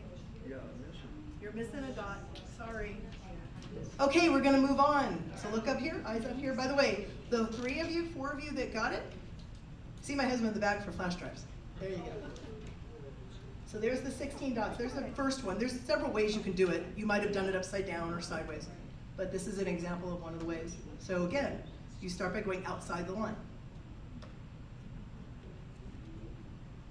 And that was 2 accidentally. I pushed it a little too hard. So that's 4, 5, and 6. It's skipping. I don't know why. So that's an example. Do you feel like your minds are more flexible now? No? Okay. So the takeaway here is stop confining yourself to coloring inside the lines or drawing inside the lines or writing inside the lines. Look for the solutions that are outside the box. And that's true of anything creatively, but in writing it definitely does matter. Okay, so now, yes, sir. What about the message is stop drawing straight lines? Well, here's the thing. None of you got this, okay? This would have been like a Starbucks card or something. Uh-oh, uh-oh, it didn't show it. Oh no. Okay, so there was one, and I don't know why I can't back it up, can I? Let me see if I can back it. It won't let me back up, it just goes forward. Should I back it up on the screen? It's because it's a positive thinking controller. Is there a way on this, or we have to do on that? Sorry, guys. Technical difficulties. That's why I married a tech guy. This is stuff. So back it on up. To the first set of squares. Let's keep going, keep going, keep going, keep going. I can do that if you need me to. No, back. Because it apparently skipped it. This is, every time I hit this, it's not always doing 1 at a time, it's doing 2. So you want me to get in there and do it? I'll find it. No, where do you want me to go? Keep going, keep going. There, okay. That's the one that skipped. I thought it was weird, I didn't see that before. So nobody got this. I didn't say how thick the line needed to be, guys. And it was 4 or less, or 6 or less. So you could have done this. That's a thick line, but it's still 1 line, right? Okay, now we can move on. I did 5. Okay, let's talk about strategies for kickstarting your creativity. Let's talk about audio stimulation. How many of you in the room use audio stimulation to kickstart creativity? What do you do? I have playlists. Playlists. So I'll hear songs that make me think of the mood or a character or whatever, and I'll just play that all the time when I'm writing. Most authors do that. Yeah, absolutely. Anything else? You had your hand raised, sir? I just listen to hundreds of tunes, lots of music. Music. That I like for all different moods and stuff. Uh-huh. And I don't even try to be creative while that's happening. Okay. I just let that set the tone in my body. Okay, audio stimulation. What other techniques? Does anyone use anything else audio stimulation wise to kickstart their creativity? Go ahead, Kathy. I've used, it's actually like a meditation, and I just play it, and it just keeps going and going. It's just a soft background noise in my ears, and I can write. Excellent. Okay, anyone else? Go ahead. Coffee, because when I sit at my desk with a coffee, that means work. Okay, but that's audio stimulation? Coffee. Well, it's, Audio. we're on Oh, audio. I'm so sorry. No, that's fine. Sorry. So what she's mentioning is coffee. So she has a ritual. That's a ritual. And a ritual is something that you do to get yourself in the right mindset. And that's a valid ritual. Coffee. I need coffee just to wake up. That's fine. No, we'll get to some of those. So any other audio related only, please. I use the sounds of nature Okay, to put me, and meditation as she mentioned. excellent. Yes. Chimes on our back patio when Chimes. it's windy. Ooh. And then, yeah, and instrumental playlists. Yeah, excellent. Okay, anyone else? If not, I will list some. Quiet. Quiet? Yeah. Oh, please. I'll list what I want in my scene, and it could be church bells, it could be sounds and nature, things like that, and then I'll find those videos on YouTube and have a bunch of overlapping tabs and experience the sounds that Excellent. might be going on with my character. That's really good. I'm gonna steal that one because I don't have that one. Yes. I like to use the sound of water because it's flowing, Mhm. and that helps me keep my mind. Okay, so we have a lot of good techniques here. So some of them were already mentioned, but I'm gonna go through the list I had compiled, and see me later to give me the one that you did about the bells and stuff. Listen to music, okay? That one's a big one, most of you in the room. One thing that a lot of people do to get creative is they listen to other authors. They listen to audiobooks or comedians, or they go to author readings to hear the sounds. The sounds of nature was brought up, that's on the list. Music in general, and music without lyrics in particular, helps ease the listener into a relaxed beta state. Some of you probably heard of beta states before, which reduces anxiety. If you remember, anxiety is one of the enemies of creativity. So, again, that's what you're looking for. Okay, did it again. What do I push? Left arrow. Left arrow? Sorry, guys.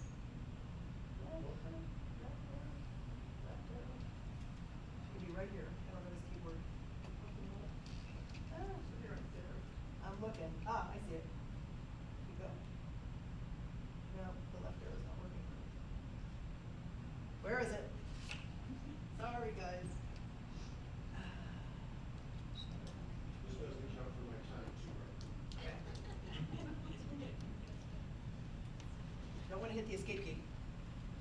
Show me this time so if it happens again, I can do this for myself. He likes to be relevant in my life, and this is one of the ways he accomplishes this. Okay, which one was it? Oh, sorry, I missed showing it to us. Will you please do it? He's taking up my time then.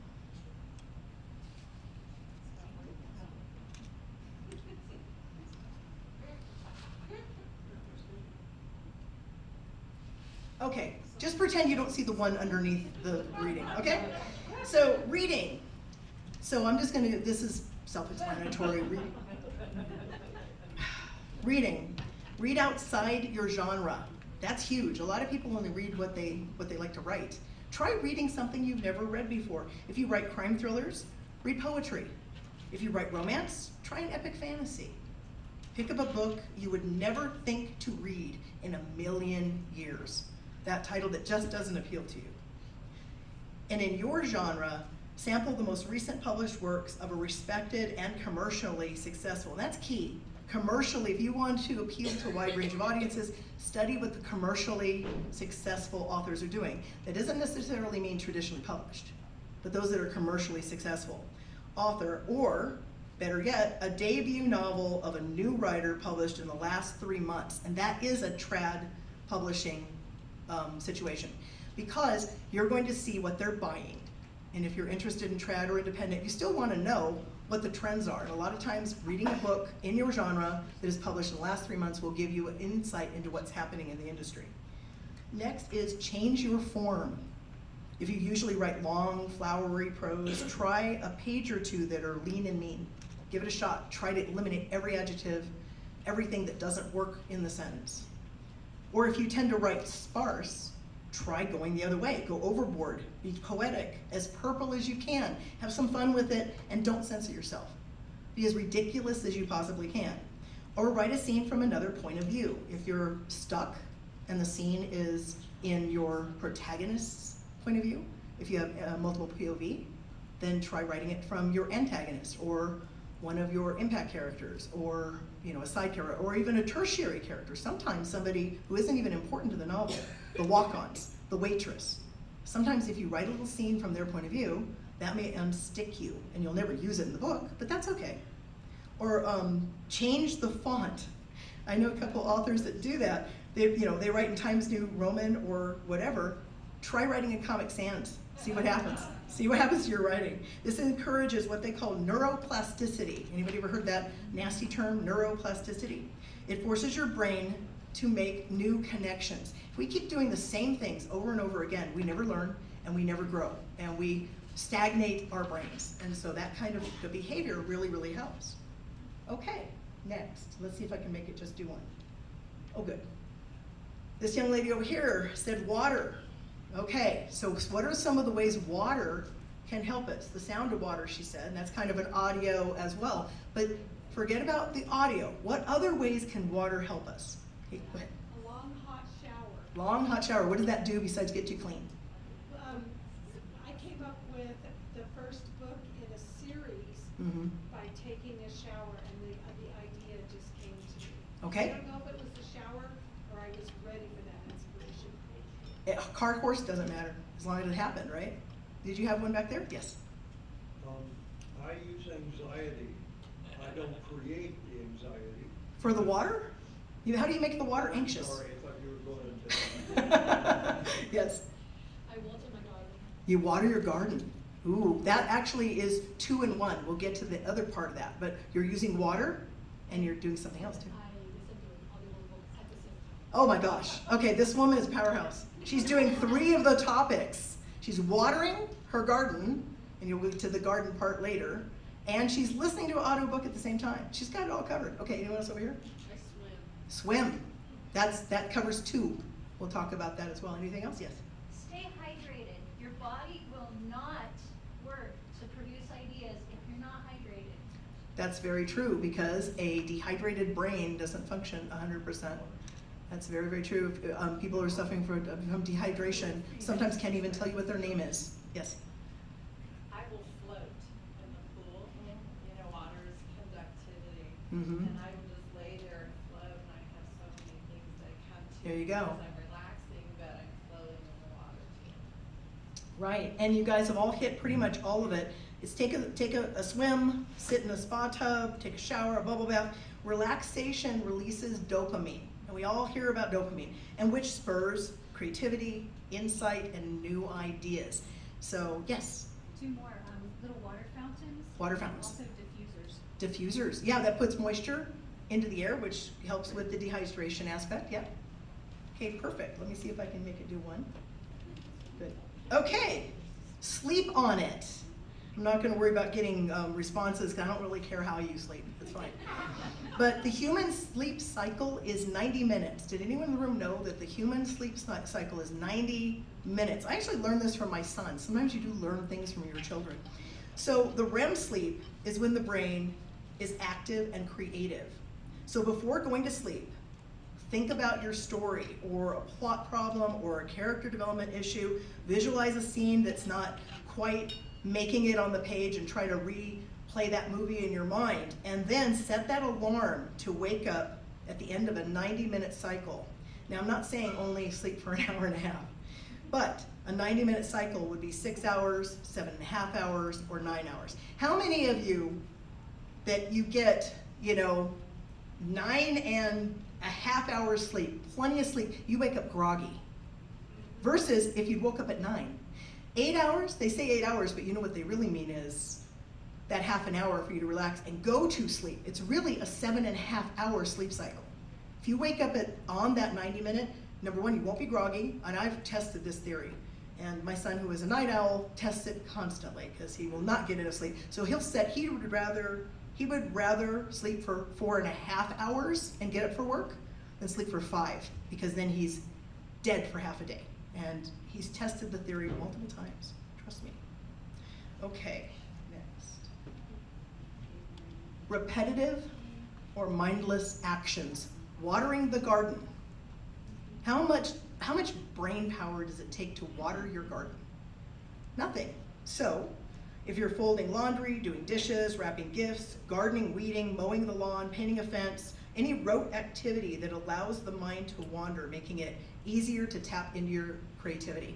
And I'm going to completely mess up this quote, but I remember years and years ago, Mark Twain, Samuel Clemens said, that the best job for a writer is a mindless one. Look at all the jobs he held. He wasn't teaching at a university.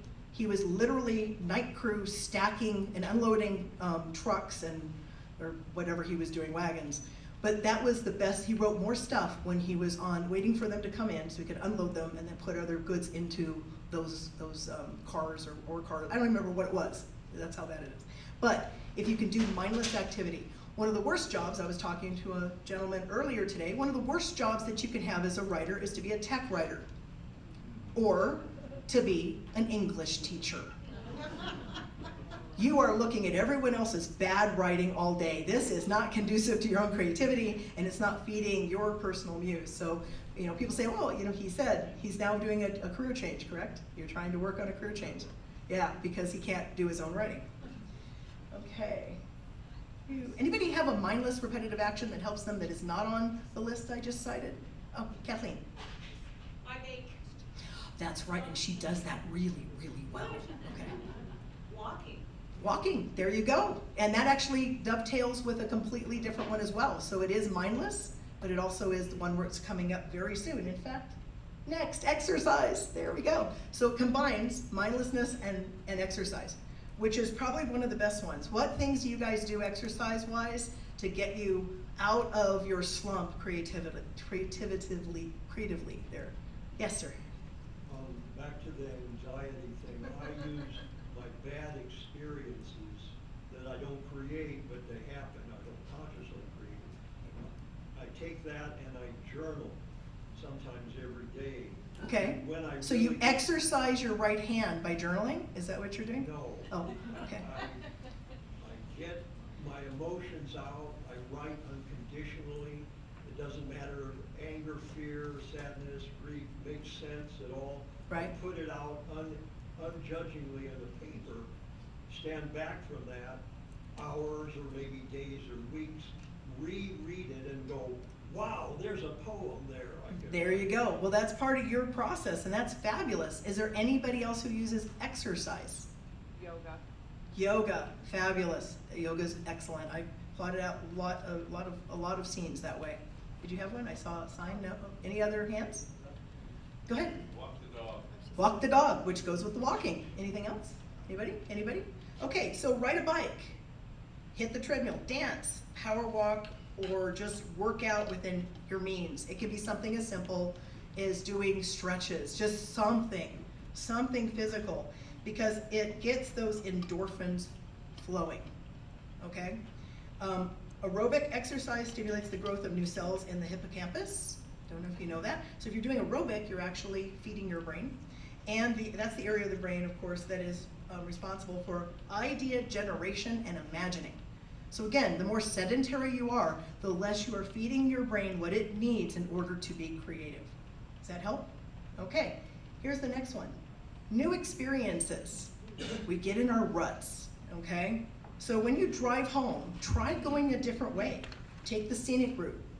or try new cuisine if you don't like Vietnamese or, pub food or, healthy vegan.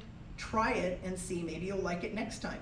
And then you can take in a movie or visit a museum, a historical site, a park, or just go out and people watch. How many people like to watch people? If you're a writer, your hand better be up, because that's how we get fodder. I don't think there's a single character in anything I've ever written that isn't at least partially based on somebody I've seen, know, or overheard at an airport. It's just that simple.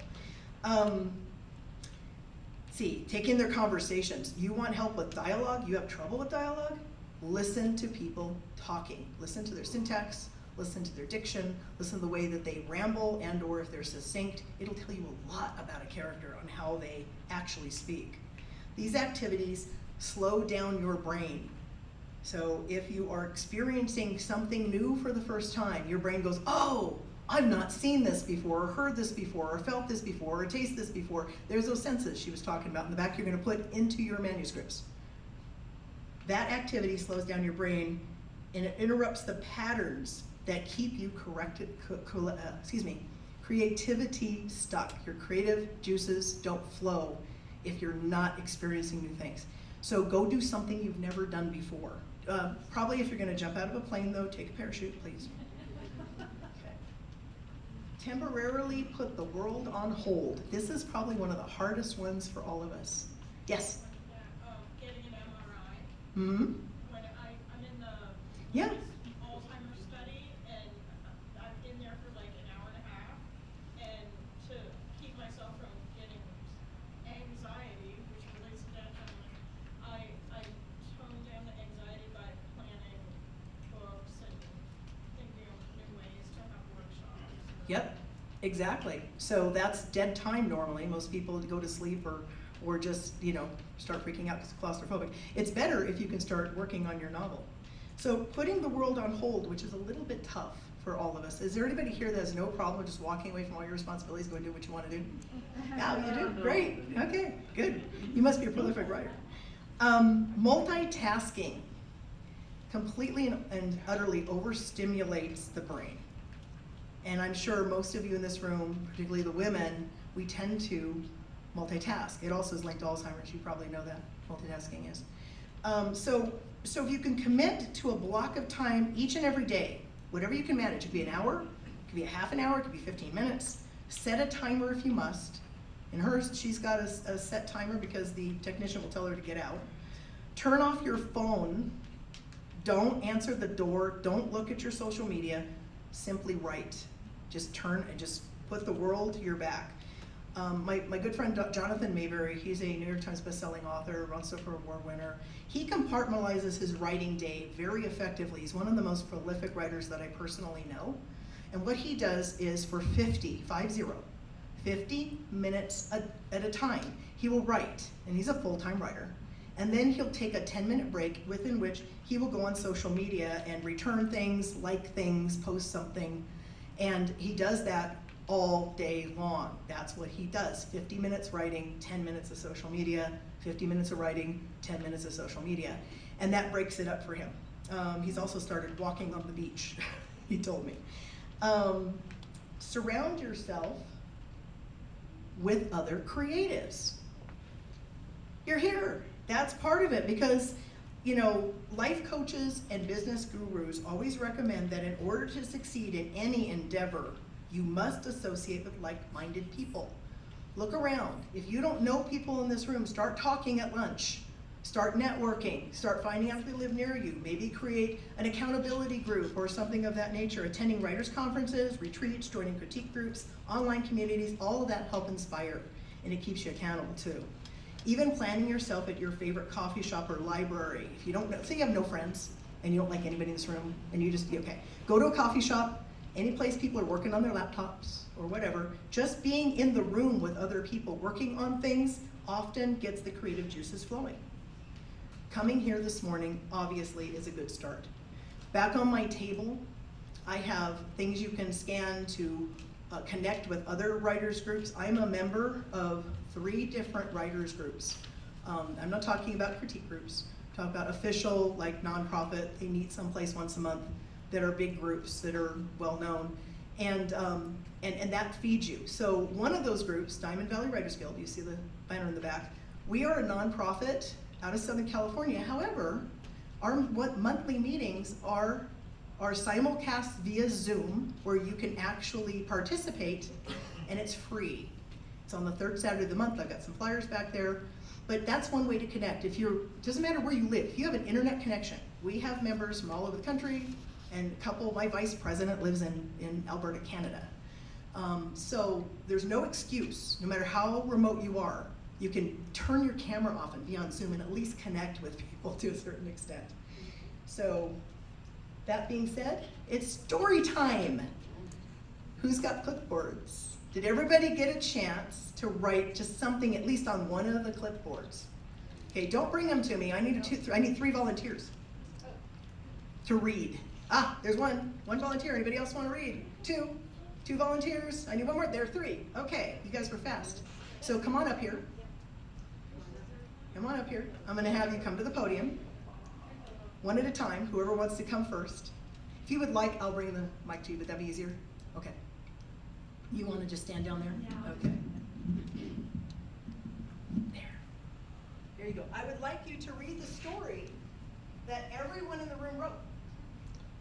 There you go. Do you want me to delineate where Nope. where we No. started, or just start? Start here. Okay. And just read the whole thing down. Okay, but I don't want to. We've been over this before. You don't have a choice. Everyone has choices. He laughed. Yeah, but sometimes the only ones left are all the bad ones. Not if they are all dead. This car ride with her dad seemed interminable, like most rides with her dad when they had to go out of town. Andrea looked out the window. The idyllic pastures, dotted with Angus cattle, belied the evil in this forming community. So Andrea made her decision. She wanted to drive until they crossed the Arkansas state line, or until they were close to empty on the gas gauge. There was no way she was going to become the governess for a pack of unruly children after all she put into her graduate studies. Oh, unruly hillbilly children. This was her chance to start a new chapter. Suddenly, a large figure loomed in the road. Okay, give yourself a hand. That was all of you guys. I don't know who said. Here's the thing. Was that a cohesive story start? Sure. Would you maybe continue reading that book? Look what you guys did in like 10 minutes. Okay, who's next?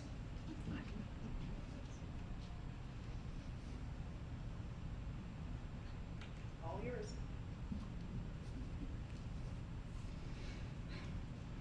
Finals week was murder.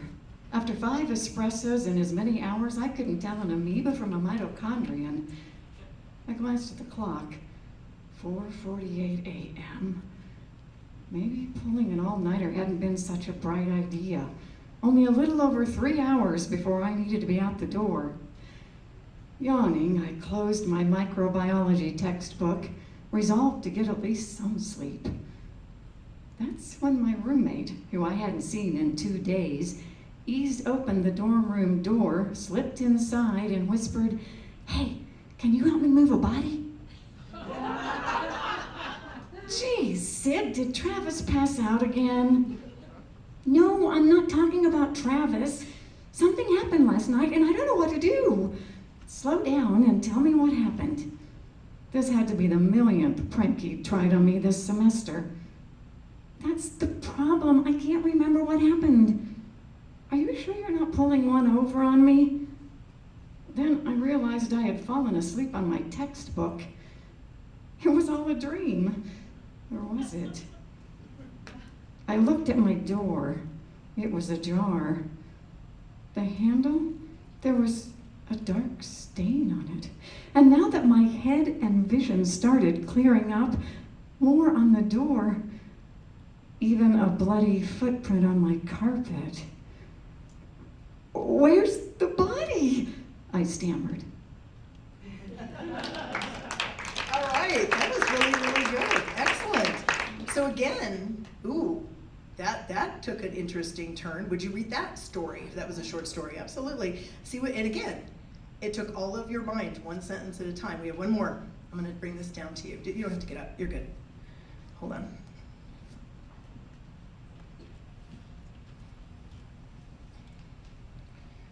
Around and around I danced, ignoring the looks and whispers of strangers passing by. Above, stars shone against the velvet black, like the cheap rhinestones on a second-hand evening gown I'd once bought at a thrift store. I remember thinking how elegant the dress looked on the slim and shapely mannequin. It never looked that good on me. It looked better. And with anticipation, I awaited my lover's arrival for a night of pleasure. He would never know that the dress was second-hand, unless he saw the charred mark at the hem. I needed to stay away from Jack Daniels and fire pits. But I purchased that gown anyway, because when I tried it on, I felt like a queen. The gown was made for me. It gave me an elegant feel, and I felt like the belle of the ball. Deciding to embrace the night sky and forget about clothing, I inhaled deeply. When I opened my eyes and looked in the mirror and realized in my dress it was part of the night sky I had envisioned.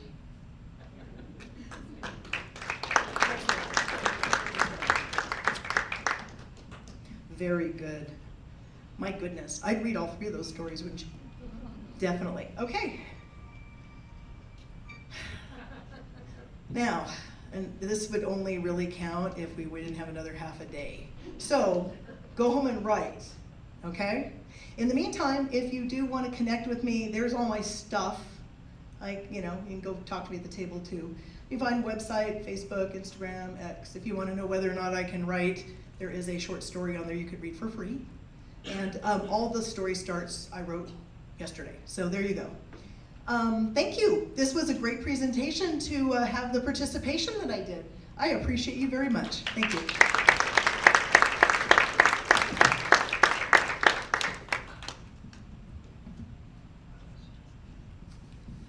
And I just realized I forgot something at my table.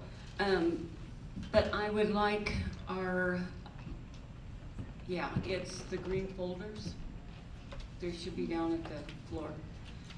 We're going, instead of on your program, it says that it's going to be afterwards, but it's going to be now that we're going to recognize volunteers and our winners of our first annual Writers Conference.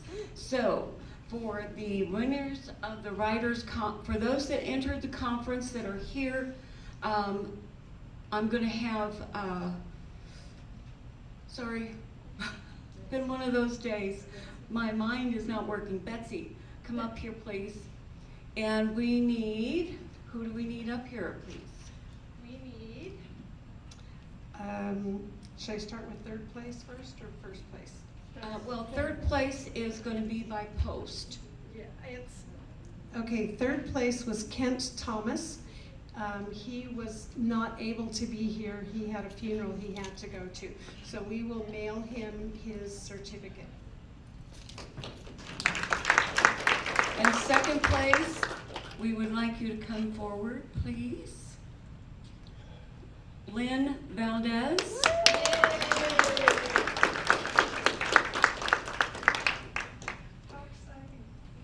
Congratulations, Lynn. Thank you.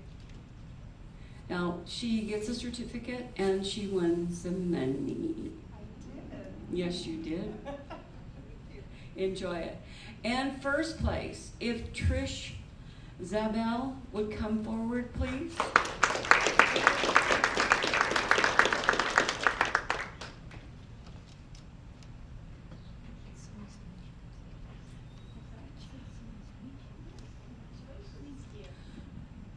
This lovely lady here is the one that ran our writers conference. Trish, stay up here, please.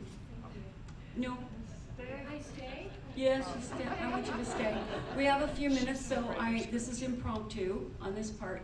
I'd like you to talk just for a couple minutes on how you felt about when you got the challenge to write. You can do it. I can do it. I don't like talking in front of groups, so this is a challenge. This is a challenge just to read this. So actually, I enjoy little writing contests like that. I'm a full-time horse trainer, which takes a lot of my time and a lot of my energy, and so it's really difficult for me to find time to write and to really, you know, develop stories and stuff like that. And I had, when they talked about it at the writers group, I'm a part of this local writers group here in Sholo, and when they first announced it, I was like, oh, I've got a couple of old stories that I'll just clean them up and I'll do that, right? And I'll put them in. And all of a sudden, this story came to me, and it came to me the week before it was due to be in. And I was so busy with a whole bunch of other things going on in my real life, and I was trying to get it all nice and all cleaned up and everything. And Kathleen said that I could send it to her. Well, it failed. I couldn't get it sent to her. My computer was not working properly. And so, which was actually a really good thing, because after I had tried to send it to her, I realized, oh, there's a couple more revisions I wanted to make in that. And so I had to download it onto a jump file and give it to my husband so he could email it to Betsy for me. And I was able to make my revisions, and I was so happy with how the story came out. And I've been thinking about this for days, wondering how am I going to do this. So I'm super excited. What's your story about? So my story is called Before You Kill Us All. And it is actually, it like I said, it just came to me. It was, okay. There was a couple months back, there was a little story in the news, national news, about the whole 8-6 and 8647, you know, kind of thing and stuff like that. And I was talking to my husband, because he used to be a police officer, and he was explaining where 8-6 came from and what that meant. And I was like, oh, that's really interesting. And so I just was like, oh, I'm going to use the number 8-6 in the story. And I'm going to figure out how to, I don't know, I just started, and it worked out really well, and I'm really pleased with it. And it's like, this is the opening to a new book. So I'm like, it was so cool. That's how I write. I have to tell you, I entered a writing contest that was a kind of a flash fiction. It could be 1,000 words or less. It turned into a 5-book series. You never know. You never know. Now, I would like Doc Skinner to come up, please. Please. Okay. He likes to stay behind the camera unless he's got a script in hand. Right.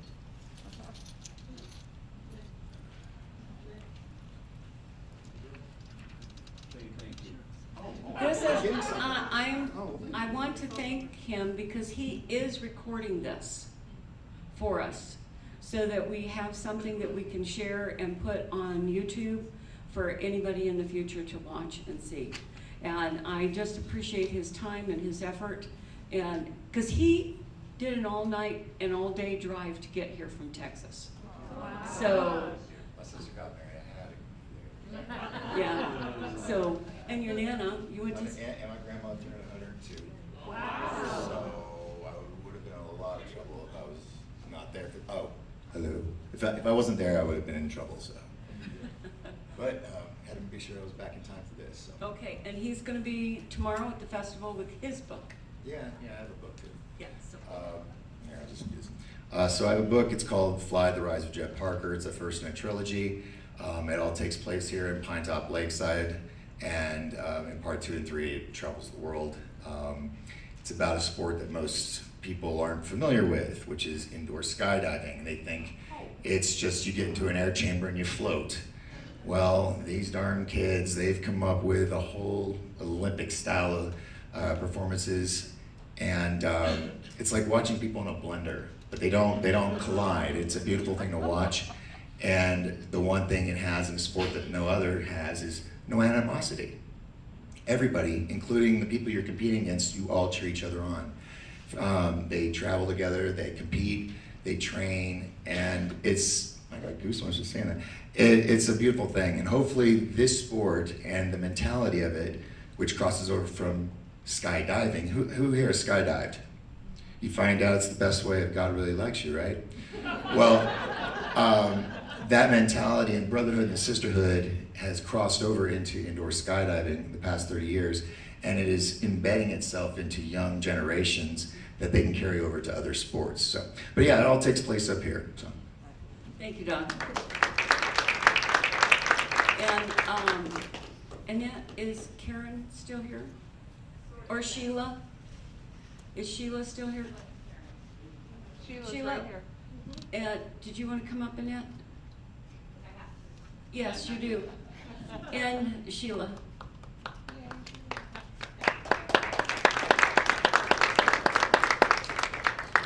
Okay, so she's already said Sheila is wonderful. She was here bright and early this morning to help us set everything up, and we're just so appreciative of the volunteers that show up to make this event happen for you. So thank you very, very much.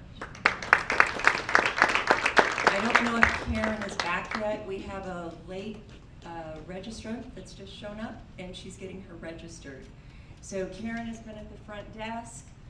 She was helping you hand out your lanyards. That was fun. And the bag. So Karen, are you back there, dear? You don't? I do. Okay, I'll give it to her on the back, but just want to say, give us a round of applause for our volunteers. Thank you so much. Question about the setup. I see there's books here, there's a local author table over there, and there's like. They're members of the Art Alliance, and they, just like the artists, can become a member and have their art shown here. A writer can do the same. So some of our writers do, some don't, but like I'm on the board of directors here at the Art Alliance. So it's a wonderful venue for the writers. We have a wonderful, Marilyn, please stand, please raise your hand. Yeah, she's already standing. But we've had directors here before, but nobody like Marilyn. She loves us, and because of her, we have grown. Our writers group has grown, has it not, Paula? And we have several, one of them won. The other one won first place and second place. Yay! So people take advantage of things, local area, in your local area. If there's something like this, please, please, please, please, go there and see if you can be a part. We charge nothing to be a part of that. The Art Alliance charges us nothing for being here when we do that. They charge, well, that's not the conference, that's just our regular meetings. But anyway, if you're local, contact us, and we would love to have you here on the first, second, and fourth Thursday of every month from 10 to noon. Okay, except for Thanksgiving, we don't do things. Anyway, we are about to eat. They're setting up the food. So if you want to kind of clear your writing stuff off, we're going to have a 2-line buffet. There's going to be chicken and salad and rolls. Did you get enough to eat? I hope you did. It was Cowboy Way Barbecue. They do catering. The owner of the business is Ryla Leach.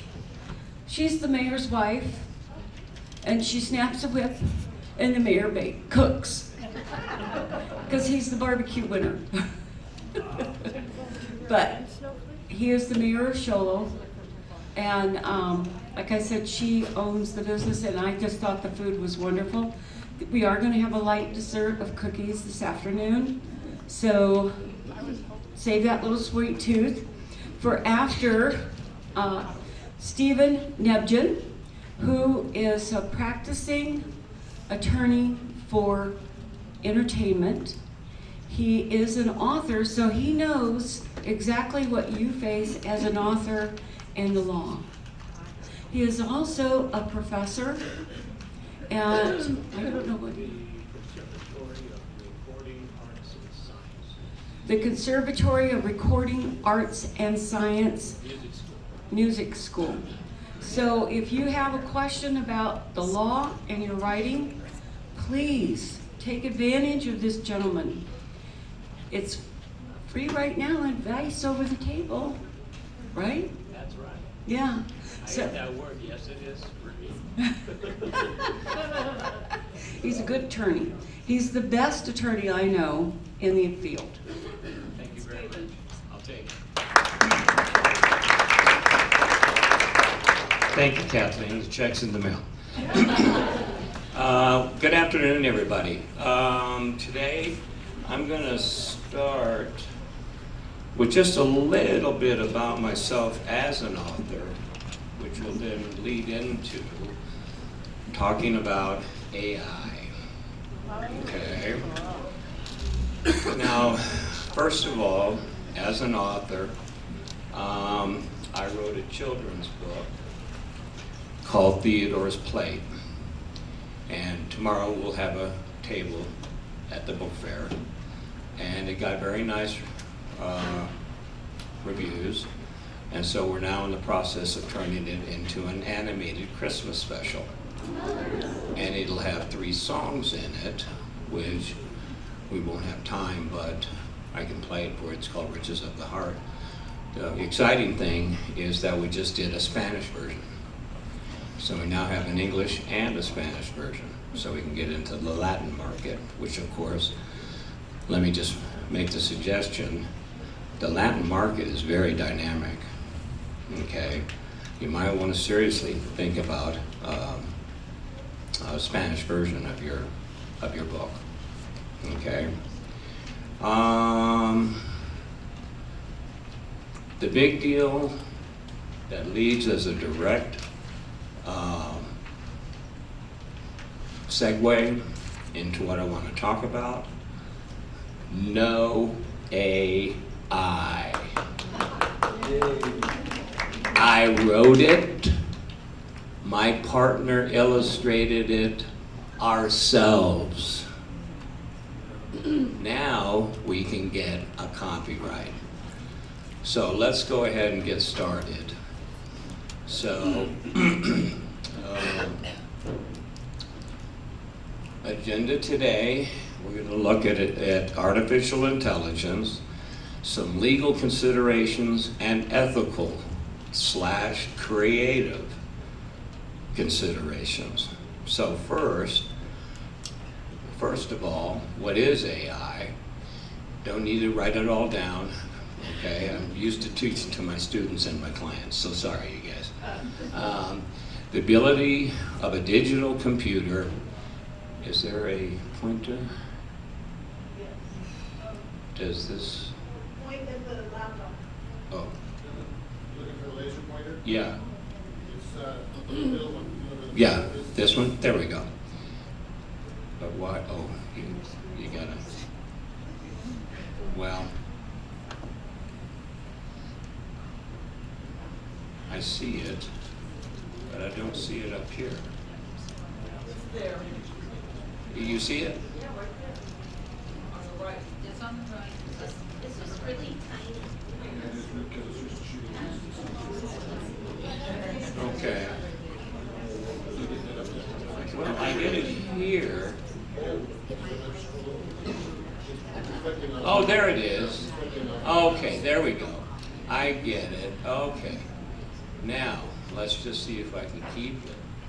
Well, anyway, computer-controlled robot to perform tasks commonly associated with intelligent beings. Okay? Now, the big deal is legal. AI-generated material cannot be copyrighted. One of my nebulonisms to my clients and to my students, copyright is cash. No copyright, no money. And as I mentioned to a couple table mates great line in The Godfather, after all, we are not communists, right? I ain't doing this for free. If I can't copyright it, I can't make any money. Maybe a little bit finer, I can make money, but so can anybody else. It's not copyrighted, so anybody can take it. Okay? So right off the bat, we've got a big problem. I can't copyright it. The second thing is a little bit of terminology. When a bot, you give it prompts. You don't program it. If you program something, I wanted to do 1, 2, 3, 4, 5, 6. Okay, it does 1, 2, 3, 4, 5, 6. Prompt is go out and kind of find something a little bit like this. Okay. Then it goes out following the prompts to scrape. Okay. Here's the legal problem with scraping. It's copyright infringement. What do you think it's taken? Somebody else's copyrighted material. So now, not only can you not make money, it might cost you money because you just broke the law. Oh. Yeah, you're Al Capone. Okay.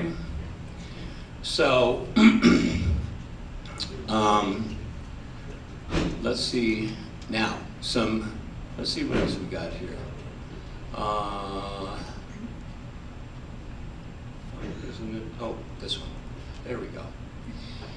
Now here's the reason why you can't copyright AI.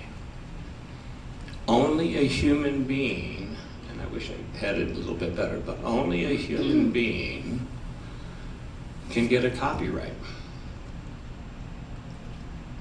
You make it copyright. It makes it no copyright. Only a human being can get a copyright. So when AI generates something, again, back to the main point, you can't copyright it. Why am I doing this? Okay. And then, there are now over 30 lawsuits that have been filed against AI companies. Now here's a big one. Thomson Reuters versus Ross Intelligence. Oh, I'm sorry. Thank you. Thanks a lot. You don't want to look at me instead of that. Okay. I see where I stand. All right. On the evaluation, the big butt guy. I can see it now. No, seriously, this is a big one. And again, I wish I could do it a little bit better. A federal judge ruled that the AI developers' use of copyrighted material was not fair use as a matter of law. This is a good one. Generated models that led to extensive litigation around copyright and fair use. Pause. What the heck is fair use? It's a wonderful exemption to the general rule of copyright. In copyright, you get an unlimited monopoly for a limited period of time. Right now, for an individual, life of the individual for 70 years, plus 70 years, life of the individual plus 70. During that period, I am master of the universe. But once that period runs out, it goes into the public domain, anybody can use it. So copyright, I have an unlimited monopoly for a limited period of time. That unlimited monopoly has one big exception, fair use. And again, all of this is directly on point for us. Fair use allows you to use previously copyrighted material without having to pay for it, without permission, if you meet 4 factors. Don't want to get lost for the forest for the trees, but real quick, what are you using the other material for? Number 2, what did you use? Number 3, how much did you use? And number 4, by using it, did you take money out of the other guy's pocket? With that in mind, the judge said, nope, this does not meet those factors. You're taking too much. So in this particular case, the court concluded depriving a copyright owner of the bill. Let's see if I can make this work. I don't. Well, there it is. Now, will it go all the way over? No, it disappears. Anyway, this deprives the copyright owner of the ability to license their work as AI training data, undercuts the fair use defense. So this was good.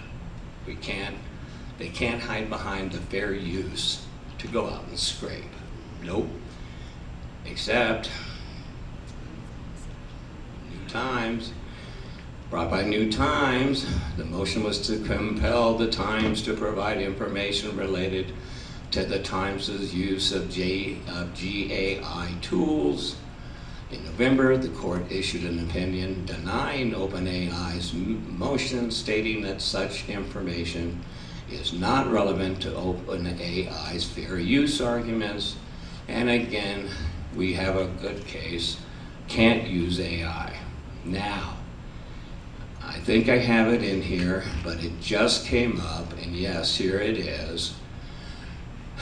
For the first time in a mixed ruling, God, I wish I could. And my butt's in the way. Yeah, okay, sorry. We don't want her to get too excited. We want her to work. There you go. We're going to talk after this presentation, you and me. But seriously, this was a bad one. It talks about the fact that artificial intelligence training and copyright law in a mixed ruling, the court found that training large language AI models, look at what's in red, copyrighted books, is legal under the doctrine of fair use.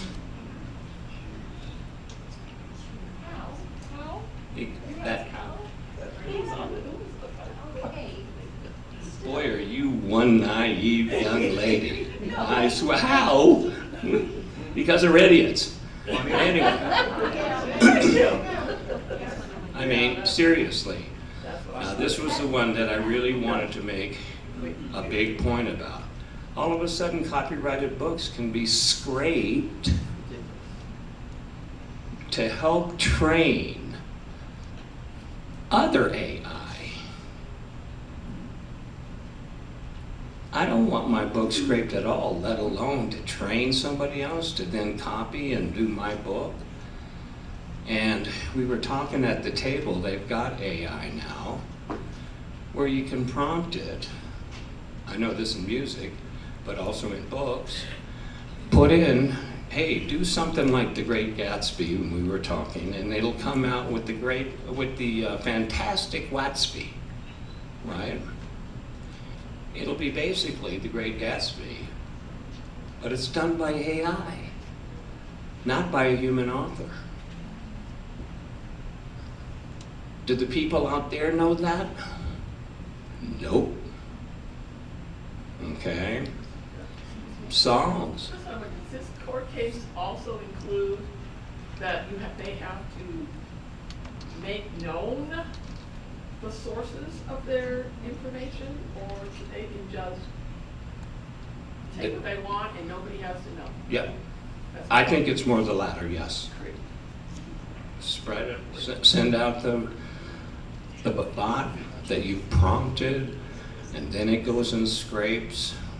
But you and brings it back.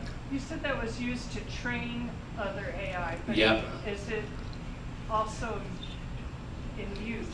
Yes, because then when they're trained it, they use the trained AI to do stuff. Now, this is particularly big in the law. Attorneys have started to use AI to generate pleadings. It's a disaster, and this will lead into one of my big things about ethical concerns in just a second. It makes mistakes. It's not perfect. If anything, it is far from perfect. In these cases, one of the most famous being, or most recent, Mike Lindell, don't want to create him, but Mike Lindell, the MyPillow guy, got sued by Dominion, and one of his lawyers filed a pleading. Now, when you file a pleading with the court, do you think the judge just says, okay, here's a piece of paper, let's put it on the pile? No, that's why they got clerks. So the clerk looks at this thing, starts to read it, and he goes, da-da-da-da. And he goes over to the law book. There ain't no da-da-da-da. Found 30 errors, made up cases, made up case law. It makes mistakes. But it's going to get better. Okay. It's going to get better. Probably, but I hope that it dies before then, because I'm a little bit of a lone voice in the wilderness. Everybody's flocking to AI, and I'll tell you, it's a scam. It is a pure scam. Is this being appealed, or where is it? It is being appealed. Okay. Yeah. Yeah. With these attorneys that are filing these briefs Yeah. with AI, with all of those errors, what happens to those attorneys? Are They got sanctioned. Yes, sir. And then, now here's another point, is with this, they made all this mistakes. What's the advantage, supposedly, of AI? Speed. No, it's not. Because now, I have to go check it. Bottom line, do it yourself. As a lawyer, draft the pleading yourself. As book writers, do it yourself. As musicians, write the song yourself. Again, I'm sorry, I'm fixated on this case. Yeah, but yeah. I'm wondering if the court said, yes, you can use these books, did it also offer, unless the author does A, B, C, and then you can't touch it? No positive for authors at all in this case? Really none, yes. Really none. Thanks. How does that make you feel, book writers? Hey, I'm a book writer. It don't make me feel good. Yes, sir. AI is already constantly interfering with my writing on a computer. It's not a virus. It's second guessing Yes. what I'm telling. That's part of the dang scam. They put it in there so that you gotta use it. And I'm not using word scam lightly. Remember, you can't make any money, but you have to pay $40 a month to get a good chat IGP, whatever it is. That's how much I hate it. Anyway, to get a good, you gotta pay $40 a month or so. And they get the $40, you don't make anything. So Bezos and all those guys are making billions, you can't make a penny. I don't know. There's something wrong with that. That doesn't hit me in the right way. Okay? Yes, sir. What are the consequences of the Screenwriters Guild, drawing up their contract and then making sure Hollywood would not use AI, putting that crossover into other media like books? It could if they do it. They have to do it. SAG-AFTRA did it, right? We were talking a little bit about the effect on films. The strike, that was one of the huge issues of the strike. How are we going to deal with AI in the film industry? Now, believe you me, remember, what do they base films on? And what do they do? How do they do it? Screenplays, the written word. Now, all of a sudden, you got problems about AI generating scripts. Oh yeah, I'm sorry. That's okay. Do you know of any pending regulations that might be on the horizon? Great question. Short answer, no. But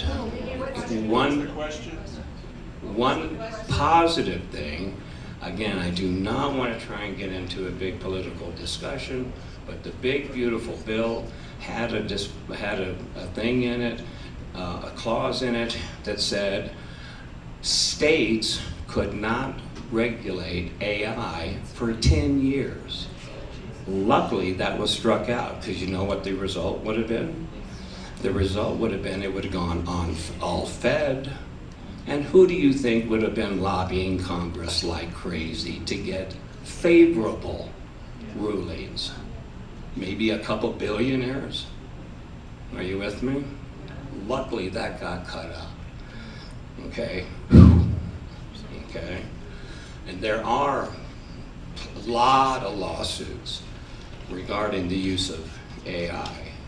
And I think we're going to have to look to the courts for protection more than a legislature. Looks like that was following the art one in, I think it was Colorado, where the guy won the art competition using AI, and then he wanted to copyright it, and that's been yeah, I know it got nixed, but I don't know if it's gone any further, if it's stopped at the circuit. Oh, I don't know. I'll have to look that up. I don't know how deep that guy's pockets are, how far up. Yeah, how far he wants to. Right. How am I doing, Kathleen?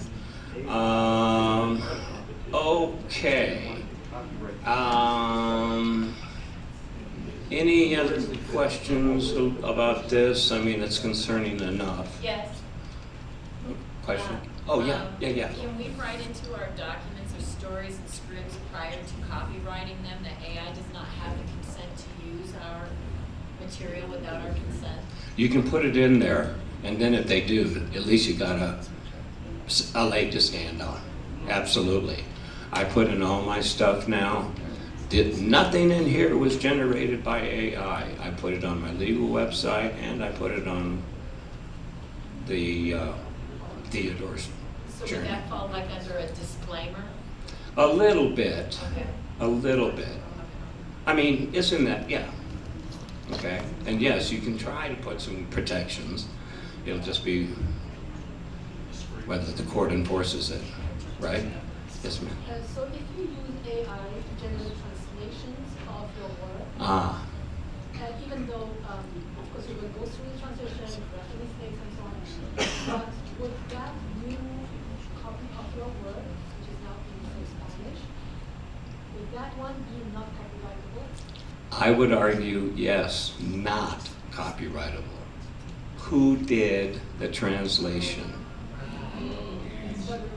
A he or a she or an it? And if the answer is it, Even if somebody went through it, still the bottom line of it was AI generated. Now, here's another thing that happens a lot. You'll write the first draft and you'll use AI to edit it and to tweak it. You can't copyright the edited / tweaked version. You're talking about some of the software now that some writers are using, that they plug it in. They'll have it right built in, yeah. You gotta be really careful. How do you even know that it has AI?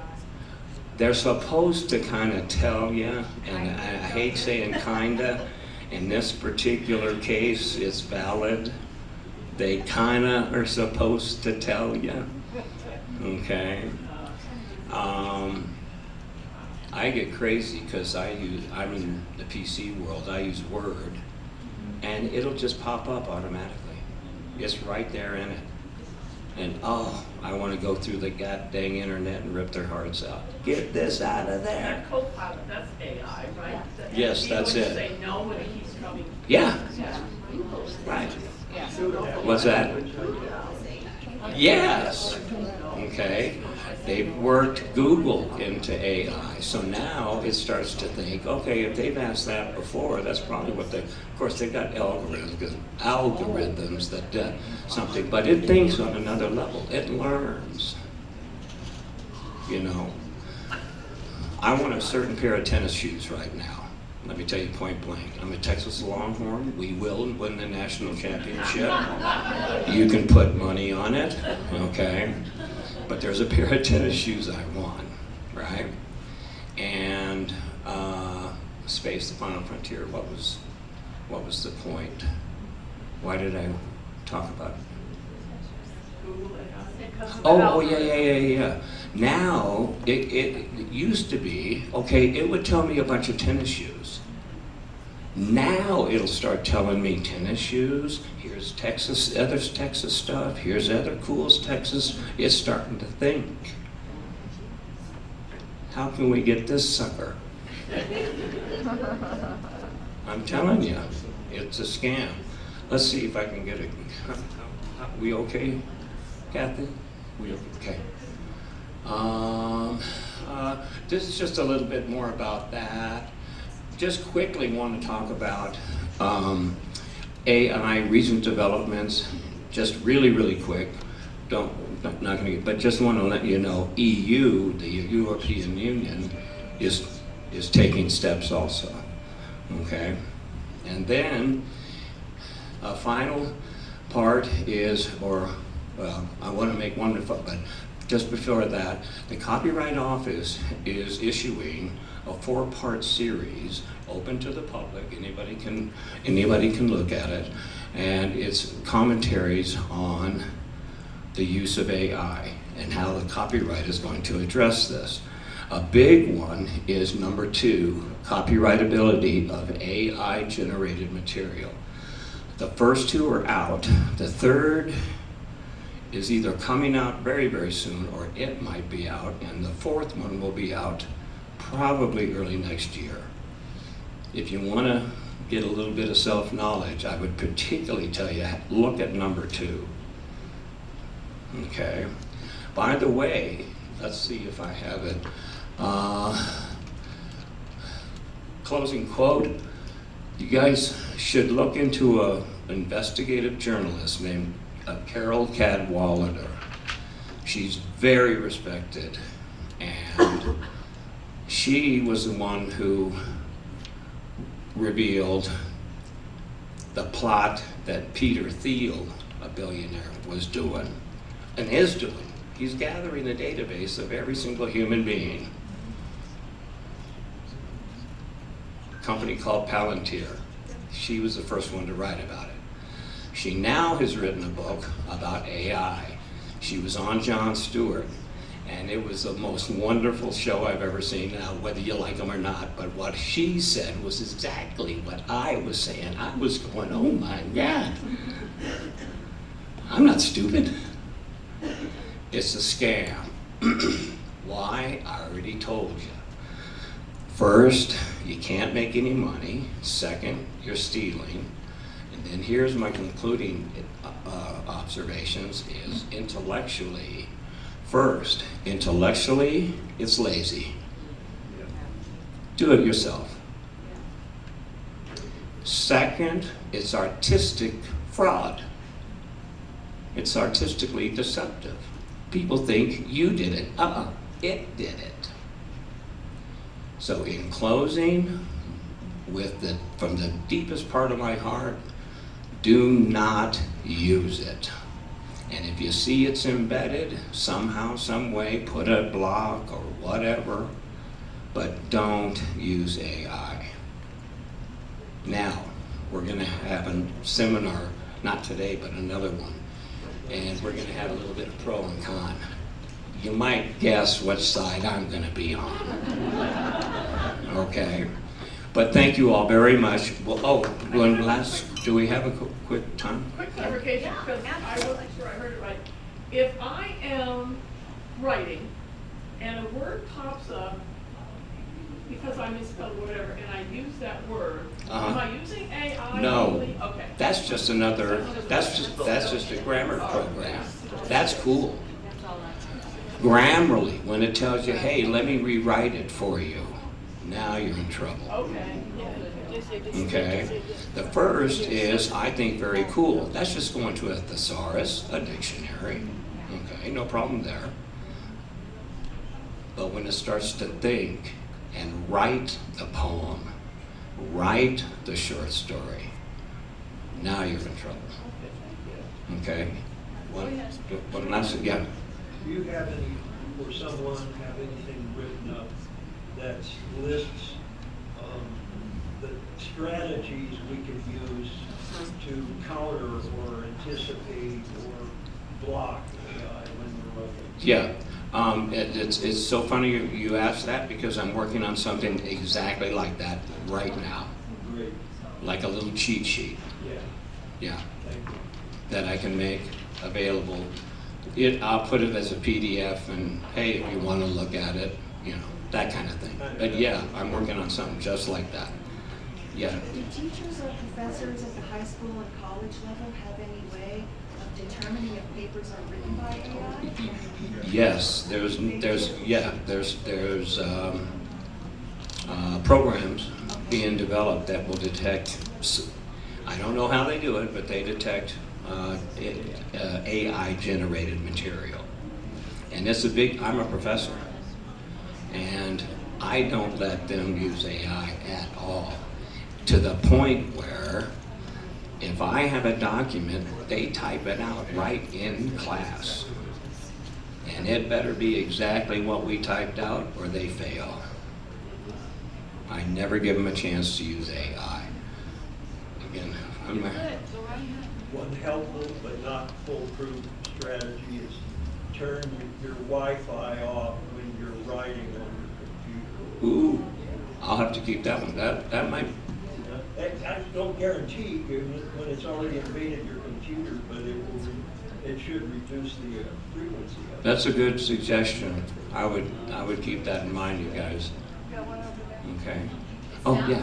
It sounds as though the pen is mightier than the sword or the chords or the pen and paper is really where we need to be. It's just doing our own editing and doing our own writing, because that's mightier than the chords. I'm not worthy. I'm not worthy. You're exactly right. It all starts with pen and paper. Okay, you type it on the computer, it's still going to be pen and paper, right? And again, in closing, do it yourself. Do it yourself. You can make money, you're not going to get in trouble, and you're artistically truthful, and you're doing the work, not it. So with that, thank you very much. Thank you, Stephen. We're going to have I call it a coffee break, afternoon coffee break. We have cookies for you. But I was talking to another author that she has something on her documents that she puts that protects some of the knowledge that she is not using AI, and that when she has that down for me, I'm going to post that to everyone that attended the conference in an email so that you can put that with your copyright. Thank you. Okay? And please talk to Stephen. Sign up for his newsletter, find out what his website is so that you can be tied into what he's doing and what he has available for you. But we will be back in, what time is it? 1 o'clock. We'll be back in 15 minutes. How's that sound? Okay?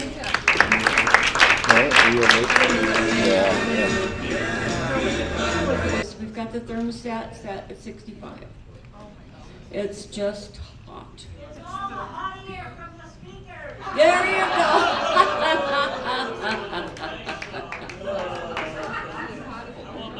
Yeah. Wasn't the food good today? Okay, great. Now, I want to, first of all, tell you that this gentleman that's going to be speaking next is a friend of mine. He was the first one that ever interviewed me on the air, and it was international around the world because he was working at a college and teaching how to do radio and all of that sort of stuff. But his name is Bing Bruce, and he is the creator of Rise Above the Noise Podcast Academy and the author of Rise Above the Noise, A Beginner's Guide to Podcasting. Through his program of hands-on instruction, I was there. He helped individuals group master the art of professional podcasting. That's who I learned from. His extensive background in radio, television, and live production includes hosting morning radio shows, voice work for commercials, radio plays, and emceeing. Thank you. He also produced and directed numerous music videos, commercials, 2 nationally syndicated TV shows, and co-produced an award-winning short film. Bing has built a dynamic career as an on-air personality, producer, and educator. He owns and operates Raptor Films and maintains 2 recording studios in Southern California. Welcome, Bing!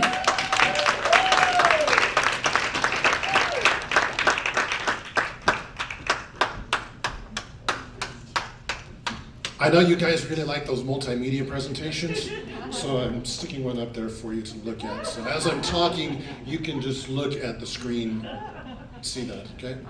Well, thank you all for coming. Are you having a good time? What'd you think of those hot air speakers before me? Yes, they were good. We're gonna have them all back here right after I'm done here, so I'm gonna make it brief. Thank you very much. No, I'm just kidding. No, what this is actually going to be a very, very fun event, because what we're going to do is we're going to teach you how to be a guest on a podcast. Most of you probably have no interest in being a podcaster. Is that true? Let me see a hand of everybody who wants to be a podcaster. Right? Well, honestly, that's more people than I've had in all the last groups combined. It's usually 1 or 2 people. So the fact that you want to do that, just a little subtle hint there. Check out the book. Right? Yeah, shameless plug is what that was. But no, what we're going to do is, most of you are writers. And as we all know, podcasting is now the new media, right? That is the new mainstream. It's the new radio, and in some respects, it's the new television as well, too. Streaming is where it's coming from. Hang on, we'll go to questions in a minute. Okay, so with that in mind, most of you are going to be so successful with your books, you're going to go on tour. You're going to go on interviews. And I've been on 12 of them since I got my book out in April. So I've got some practical experience about what you're going to be facing out there. And I've got to tell you that just because it's a good idea to do podcasting does not mean that people know how to podcast. And that's why this is really important. But what's more important is you being able to sell your book on those podcasts. The biggest problem that we have with podcasters is they don't know how to interview. And it's not just in podcasting. In broadcasting, they do not know how to. It's something I call canvassing. So it's a shotgun approach to questions. So they'll say, so you wrote a book? Yes, I did. What's your favorite cat? I don't know, Chinese. Do you eat Chinese food? Yes, I do. Right? It's canvassing. They're just trying to look for a soundbite. That makes a terrible interview, especially for somebody like you that's trying to sell a book. Okay? Now, a little bit of recent history in the podcast world. There were 2 politicos that were well connected in the broadcast world. And they suddenly decided to make their own podcast. You guys know who they are? Governor Newsom from California, right? And Michelle Obama. Now, we can always talk later about if they're successful shows or not. That's another subject. The point is, they had contacts in the media, right? Michelle had her own show on Netflix. So she had contacts. Newsom, well, he just has contacts, right? So they had abilities to put themselves on television They chose not to. Why? Because they all saw that that's the dying medium. They want to go someplace where the audience is at. That's what you want to do too. You just want to go on one and be able to take control over it. And that's what I'm going to do with you guys today. So, what you need to know, this is an interactive event. I'm going to pull people out of the audience, and you are going to play guests on the Bing's World podcast, and you're going to sell your book. Now, honestly, I don't care if you give me the real answers or not, right? It's just to go through the exercise. That is going to be a lot of fun. But before we do that, I'm going to give you just 2 points that you need to know. You study these 2 points, and they're 100 pages each. No, I'm kidding. You study these 2 points, and I'm telling you, number 1, you already know. That's going to be the easy one. It's number 2 that you got to work on. And Doc, am I moving around too much? I'm just trying to keep you awake. Good. Okay, so the first point I'm going to go over is learn your notes. No, I'm just kidding. That was a joke. Know your own story arc. Who are you? That beautiful introduction that Kathleen gave me was my story arc. You guys go, oh, what did he do again? Nobody was paying attention. Well, thank you for that nice introduction anyway. All right, so what I did was I gave her my story arc. So you guys learned in about 30 seconds about who I am and am I worth listening to, or going out and getting some more cookies. Thank you for choosing me. All right, so your own story arc, what does that involve? Somebody's going to ask you if they're doing a decent interview, where'd you go grow up? Where'd you go to school? Did you marry somebody in the industry? What got you into writing? What do you do as the real job while you're writing? Right, those are typical questions that you're going to get your story arc out there. Now, let's see a show of hands. Does anybody not know the answers to those questions? Nobody knows the answers to those questions. You know them, good, right? So this is going to be a much tougher group to work with. If you don't know your own story arc, we're going to have a problem here. Not know? Ah. Make a note. There's a typo on the notes. AI, yes. Okay. Is there anybody here that does not know their own story arc? Does not know. You all know it, right? Good. So nobody raised their hands. That's good. Tough crowd. Bunch of story editors here. All right, so that's number 1. That's the easy one. All right. Number 2, you need to know and sell your book. Okay? And that one's going to be a little tougher because you're probably developing your book right now, or you're working on your story, or whatever your creative project is. You need to know what that is. And you need to know it well enough that you have to sell it. Because these are the 2 points that are going to come up during our fun exercises. As the interviewer, me, is going to start off the interview, and then it's going to start to deviate. And this is where you take your number 2. Wait, let me rephrase that. This is where you use number 2 to help rescue the interview. Now, I've often described this in other events like this is where you take control of the interview, okay? And that you have to take it from him. And one of the ones that I did this with, he used the notes that I gave him, and he took over the interview. And by the time it was over, the interviewer shook his hand and said, "Oh my gosh, that was the best interview I think I ever had." She had no idea that he'd taken control over it. So that's what makes it really fun. If you use an old expression that I like to use, if you're going to tell somebody to go to hell, make him enjoy the trip. That philosophy flies here, right?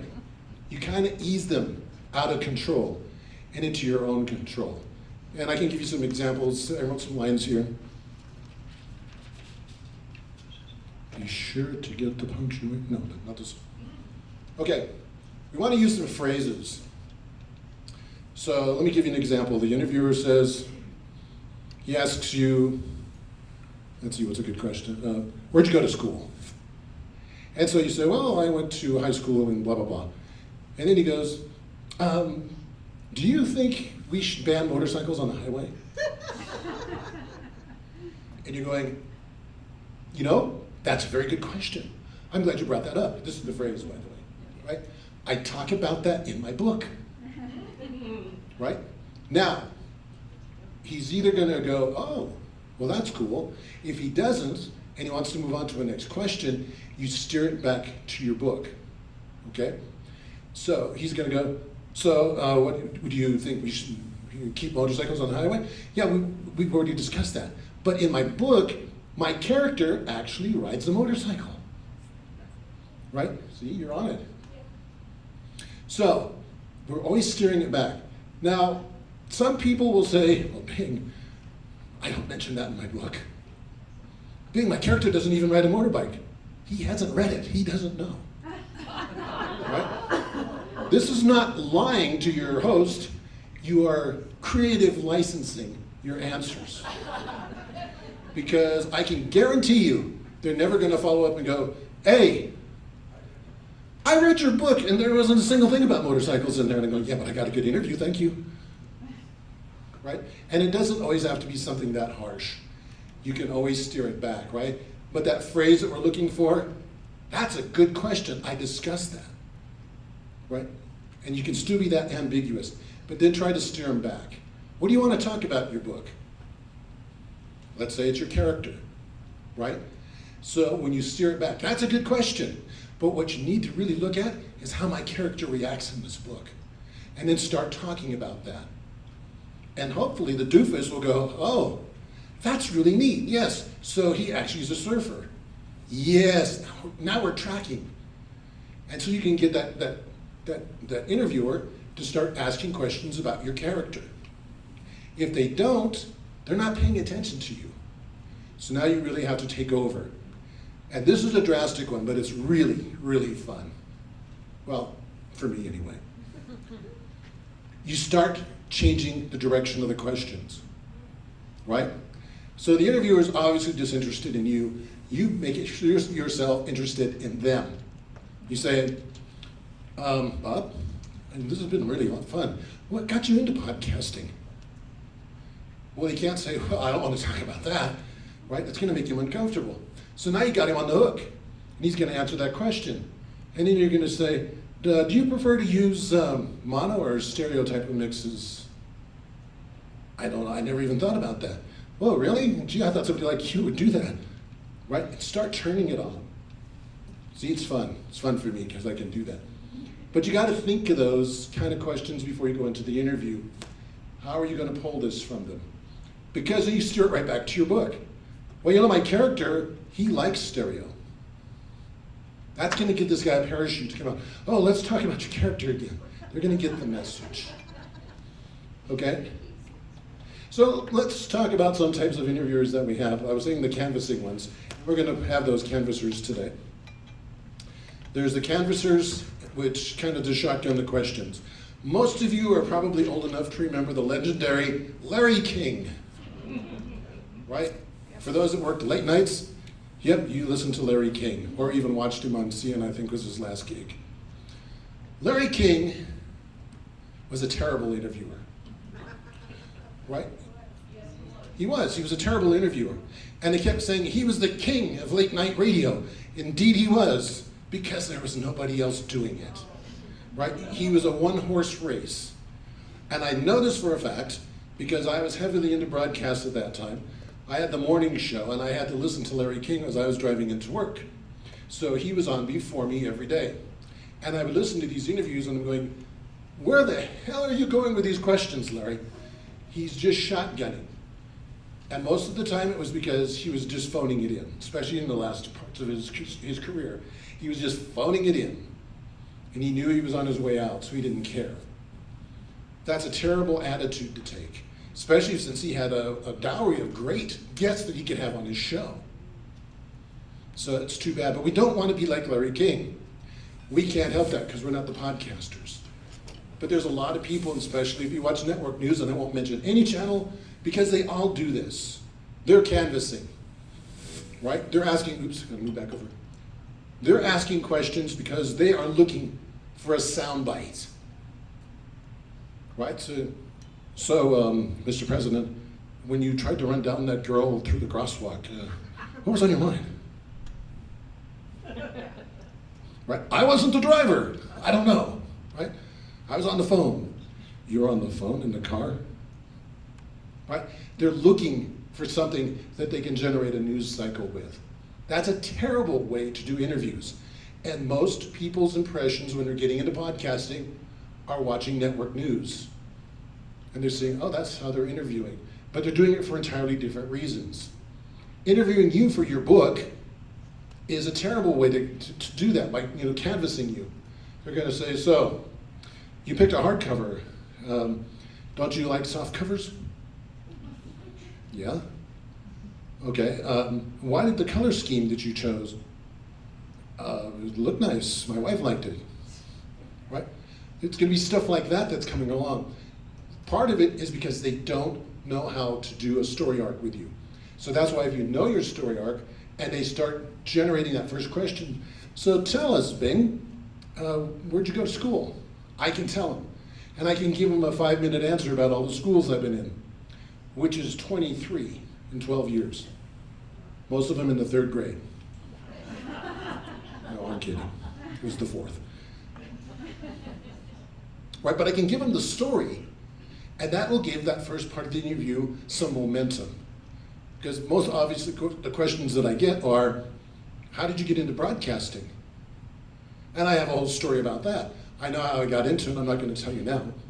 But it's an exciting one and a funny one. And so that gives them the next logical step. So then you got into broadcasting. How did you get into television from there? I have that story worked out. So I can answer that question. It's when they finally get to my book that they're going to have trouble. Their trouble is going to be, I never read his book, I don't know anything about him. What am I going to ask him? Right? Let me look at the cover, see if there's anything on there. Do you see anything on there that might help sell my book? Kids, the podcast, beginner's guide. Right? So there is a little clue right there. That's going to give them one question. Hopefully, I'm going to give them an answer that's going to make them follow up and go, oh, okay, good, we got something to work with, right? We now have a thread to run with. I can guarantee you, none of them that interviewed me got the thread. I had to carry the interview to the end, right? So those are the 2 things. Know your story arc, know your book, know your material. And you have to think about that now. Now, I'm gonna start drafting people here because this is the fun part for me. And since the air conditioning's off, I really want to get this coat off so I can go back to being technician again. I dressed up just for you. Okay, so I need a volunteer. No. She was first, ladies first. Come on up here. Now, we've never met, right? Except for lunch. And thank you for buying. What's Ethan? Just Tamara, okay? We're just going to call her Tamara. All right, so just so you know, I'm going to introduce the show. It's totally fictitious. Do not try to find Bing's World Podcast. That is simply a classroom instruction that I like to use. Got that? Okay. Ladies and gentlemen, welcome to the Bing's World Podcast, where today I've got Tamara, who's going to be a guest on my show today. I'm very excited to have her on because she's recently written some material that I think you're going to find fascinating. Tamara, welcome to the show. Thank you for having me. I'm very thrilled to have you on the show today. Thank you. I'm glad to be here. I can see that, just about as much as, are we going anywhere yet? No. Right, it's gonna get better from here. All right, so tell me about yourself. Where did you grow up? I grew up in a small town in Southern California, out in the midst of a desert. Well, that just narrows them right down to like 100? Indio. Indio, yes, which is not a small town anymore. No. Okay. And so did you study broadcasting and radio writing, movies, art? What did you do there in Indio? Well, growing up, I rode motorcycles and things like that. Of course she did. But I began raising a family and did that primarily most of my life until my later years after they started getting in their teens. And I became a nurse, broke my neck. No, it broke your neck being a nurse? In an accident, and recovered from that. And how I recovered from that was reading law dialogue and 2 years ago, I started writing a series of children's books. Fascinating. Let's pause right here for a second. All right, she knows her story very well, doesn't she? Right? I didn't have to draw much out of her, and she didn't get so long-winded, I'm going, let me ask a few more questions, right? Don't get ahead of me. And you didn't, you stayed right with it. So you're doing a good guess so far, right? Right? Yeah, encourage her. She's gonna have to do this for real one day. All right, so you started writing children's books. So somebody who was a victim of an accident, obviously. Was it a motorcycle? No, I was in a car accident. Must have been in Louisiana. No, it was in New Jersey, right outside of New York. Okay, so we're close. Told you, 4th grade. Okay, so you were studying to be a nurse, and all of a sudden you went into children's books. There had to be something that changed you down in the heart that made that happen. Yeah, I began to have more time because of the accident, not being able to perform as a nurse. And so I thought, what can I do with my time? I began writing poetry, making jewelry, and doing other, like painting. I'd never painted before. I painted a 6-foot by 9-foot painting that I sold for $4,000 in upstate New York. And then I moved to Arizona and started reading again because my accident affected my reading ability. And as I began learning to read again, I decided to write children's books. I got an idea because of my son, and I ran with it. So let's talk about that for a second. Do you think that it's really, really a bad idea for children to watch cartoons versus reading children's books? Well, as a child, I never watched cartoons. My mom kind of hated me because she couldn't sit me down long enough to watch cartoons or eat cereal. And I didn't encourage my children to watch television growing up. I gave them books. I think books help to flower and grow the mind in a way that no TV can do. But there's some really good cartoons out there that are actually educational and enlightening. Where? So okay, let's stop here for a second, right? Because she's doing really awesome here. All right, where am I going with my interview? Nowhere. Nowhere, right? I'm just reaching for straws here. How's she handling that? You are. You're handling this great. Twice now, she has steered me back to the topic, right? And so she's doing exactly what you're supposed to do. Is it easy for you? I think so. Right, it should be, right? Because she knows her material. I don't, so she's got an advantage over me. So no matter what stupid question that I ask her, she's be able to twist it around and put it right back where it belongs. And it gives me something to go on again. So I'm not going to be persistent about the cartoons. We're going to move on. Okay? Do you prefer Harleys or Yamahas? Harleys. Harleys. In fact, in my book, my character rides a motorcycle for the first time and brags about it to everyone. In your children's book, Yes. riding a Harley Davidson, Yes. that must be really fun for the kids. Yes, it is. All right, let's pause again. Did you see what she did there? Right? No matter where I was taking this thing down the wormhole, she brought it right back to the apple. Right? So I'm done with you. Thank you so much. All right? Give her a big hand. Would you? What? Do I need it? Hold on.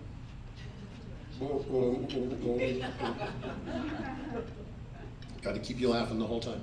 All right. So you also win a free memory stick and a pen of your color of your choice. 50 cents. All right, anybody else want to try that? Oh, wait, Eric wanted to try it, and then I'll come after you, okay? You're afraid now? Oh, good. Okay, so I know because he sat across from me from lunch, that's how I know his name. Otherwise, I have no idea who you are, what you do, and that he's afraid of me. All right, are you ready? Are you ready? Yeah, go for it. Okay. Ladies and gentlemen, welcome to the Bing's World Podcast, where today I've got a good guest on my show. Thrilled to have him on here, Eric. Eric, I met at a conference in Arizona, and there was just something about him. I thought, I've got to have him on the show today. Eric, welcome to the Bing's World Podcast. Hey, thanks, Bing. Thanks for having me today. No problem. So, Eric, where'd you get your start in life? I mean, did you grow up here in Arizona, or where did you come from? I actually grew up in Montana there. I was kind of a small town, a small area like this is here in Sholo, but I was able to go out and explore the world a little bit after I graduated from high school. I spent some time in Portugal there. While in Portugal, I heard some amazing stories there, and that's where I gathered the idea for the story, the novel that I finished just now. Cool. All right, so let's stop there for just a second. Did you see what he did there? Yes. Right? He interjected his story points right into that. So he's giving me some excellent places to go. But unfortunately, I have to play the doofus host. Portugal, huh? What do you think of the food there? Oh, it's delicious. I've had a chance to sample most of it there, and it's actually a topic that gets brought up in my novel there quite a bit there. One of the characters is a cook, and they experiment with different forms of baking and everything else, and it's what allows them to kind of go on their journey there that takes them eventually to a revolution. Wow, revolution. I didn't see that coming. So now, is that because you've got these roots in Montana that you're seeing these revolutionary tidings, or what? I guess you could say that there, but like back to what was going on there in Portugal in the 60s and 70s there, it was really something there. You see people there that, just like you and me there, and they found a way to make things work there. My main character, Magdalena there, she takes things to a new level. She tries to bring back her fiance from war, and at the same time make a difference with her baking, her music, and everything else. What inspired you to write this book? That's a good question, Bing. Thank you so much. Stop there for a second. I did that on purpose because he just explained in detail what inspired him to write the book, right? The stuff that was going on in Portugal. I wasn't paying attention, obviously. No, I was just waiting for that question, right? To put him back into that situation, what was the first thing that came across your mind when I said that? About? When I asked you what inspired you, after you just explained to me what inspired you, what was the first thing that crossed your mind, and you can be honest? Just more to the story about how I came across some of my novel there. So just more things. Okay, and that's a good attitude to have, right? Because if I wasn't paying attention, maybe somebody in my audience wasn't paying attention either, and he's just going to reiterate that. So that's a really good approach to it. Don't be afraid to retread over that, even though most people would have said, I just said that, right? What happened there? Right, so good, you covered on that one really good. So let's pick up from that, okay? You want to just go on with that, or you want to ask again? Sure. No? We'll go from there. Here we go. Take two. So again, while I was there, I met several people that had lived during the 60s and 70s there, and while we were diving with our own problems during the Vietnam War there, Portugal was fighting to bring back their soldiers there from the colonial wars, and I just met this lady who was young at the time, and she was trying to fight to bring back her fiance there. She never got him back there. It was a pretty sad explanation on her end, and I was happy to hear her story out, and eventually when she finished it, I wondered if I could someday write it. She did give me the blessing when the time was right. That's a fascinating story. Do you think there's too much violence in books these days? There can be. I'm not sure where to go. Okay. Score one for the dumb guy right here. Dumb host wins one. Okay? But you might get a question that Sure. it's totally off book, right? Because they don't know, they're not listening. They're trying to think of the next question to ask, which is the number one problem with the interviewers. They're not listening. They're just simply trying to think of the next question to fill the time. And that is where it starts to derail, just like it did with you. Okay? So that's why you've got to be prepared. And that's where you go to that standby phrase. Well, you know, in my book, there is some violence, but not as much as you would think, even though we discuss a revolution. I was thinking that. Were you thinking that? Good. Okay, so the train of thought's there, it's just the muscle memory isn't there yet. Right. Okay? And honestly, this is probably the first time somebody's asked you that question. Sure. It's not going to be the last. No. There's going to be a stupid host out there someplace. Okay? Do you want to pick up from there, or are you done with Sure. me? Whatever you want. Okay.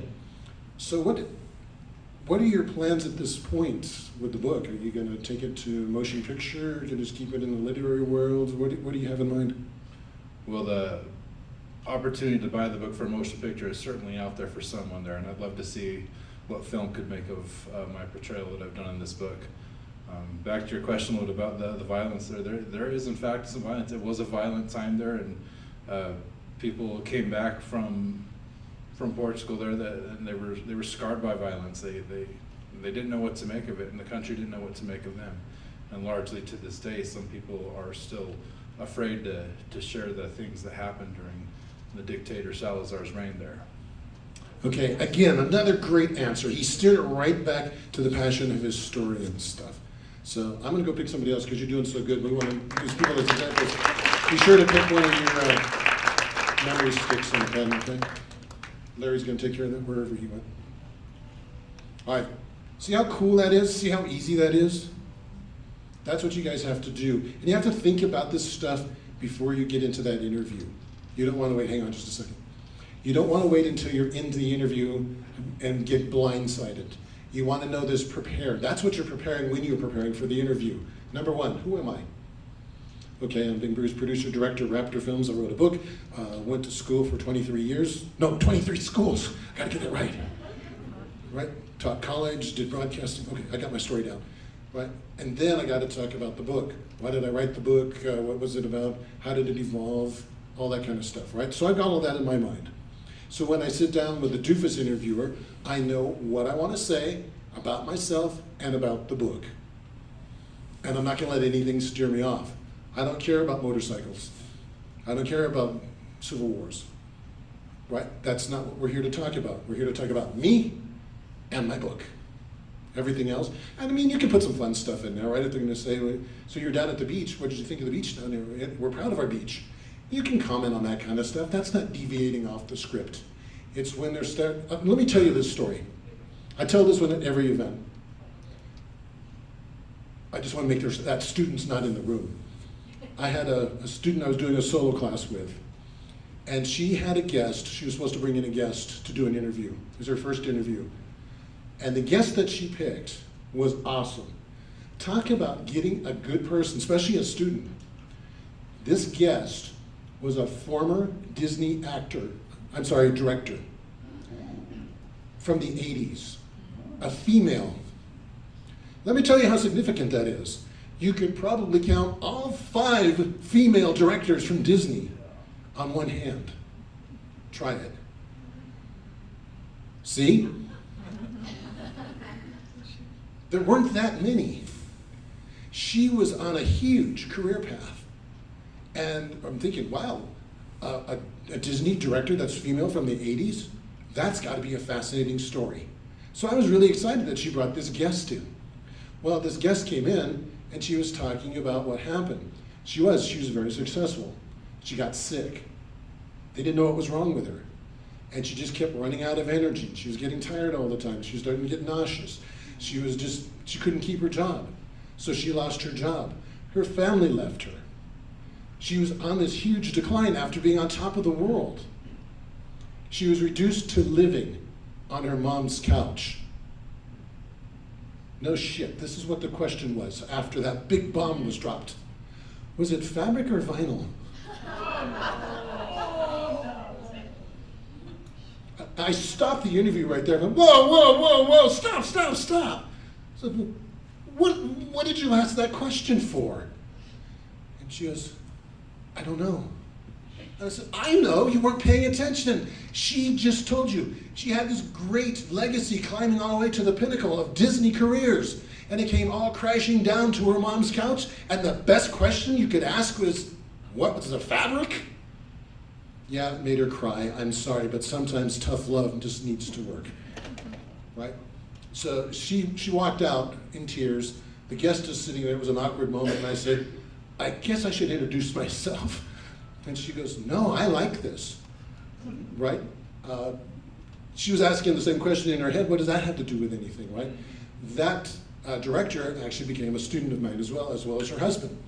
And they're now currently podcasting. My student, not so much. She's seeking therapy after that day.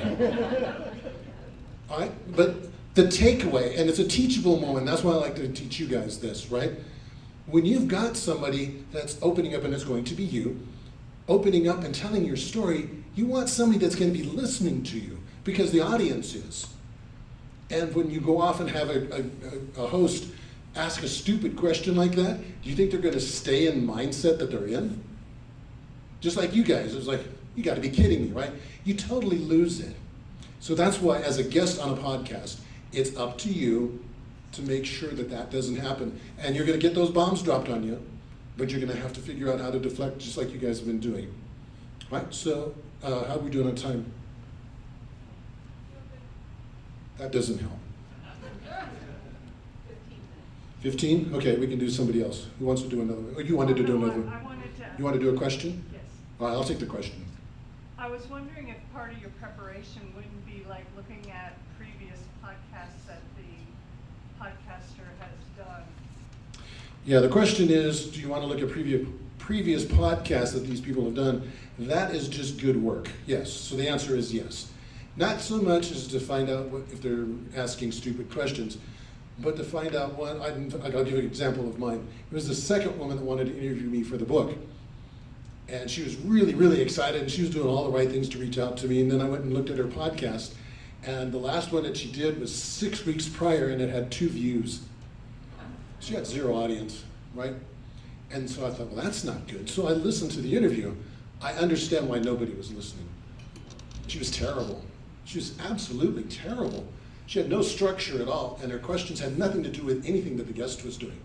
Just stupid stuff. And I thought, well, these guests are the most patient people in the world for being there. So I actually wrote her back and I said, you know what, I'm looking at my schedule and gosh darn it, there's just no time in the next 20 years that I can fit you in. So, yes, so for 2 reasons, you want to be able to just check them out and go, is it worth my time? Sometimes, and I'm not saying that low numbers is a bad thing, because you can always use it, right? For example, I'm in a crowd here of maybe 30-some people. It's just as important to me to talk to you as it is to talk to the hundreds that I had a couple of weeks ago. Because you never know who you're going to touch, right? So don't let that necessarily chase you away, but just watch their interview styles and stuff. That should chase you away, okay? You got a question, sir? Yeah, can you define podcast as opposed to an ordinary type of interview? What makes it, or is it just a new fancy word?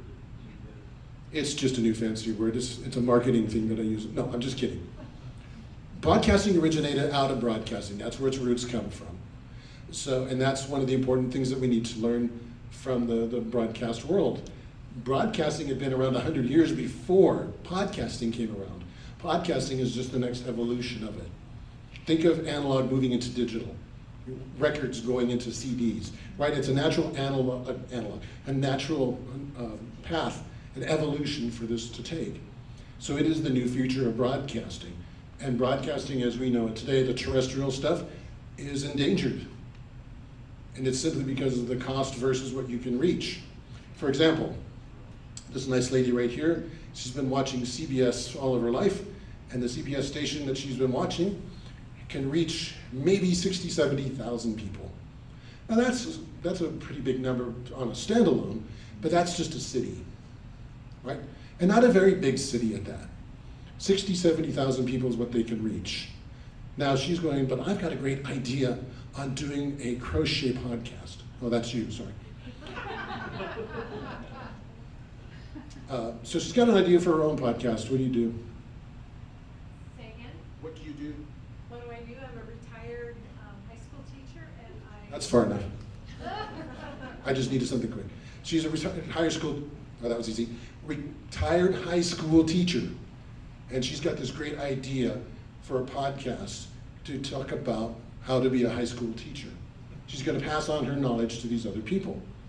So it costs her literally nothing to do this, right? If you're going to do an audio podcast, for example, I could set you up with something very similar to this, probably about $600.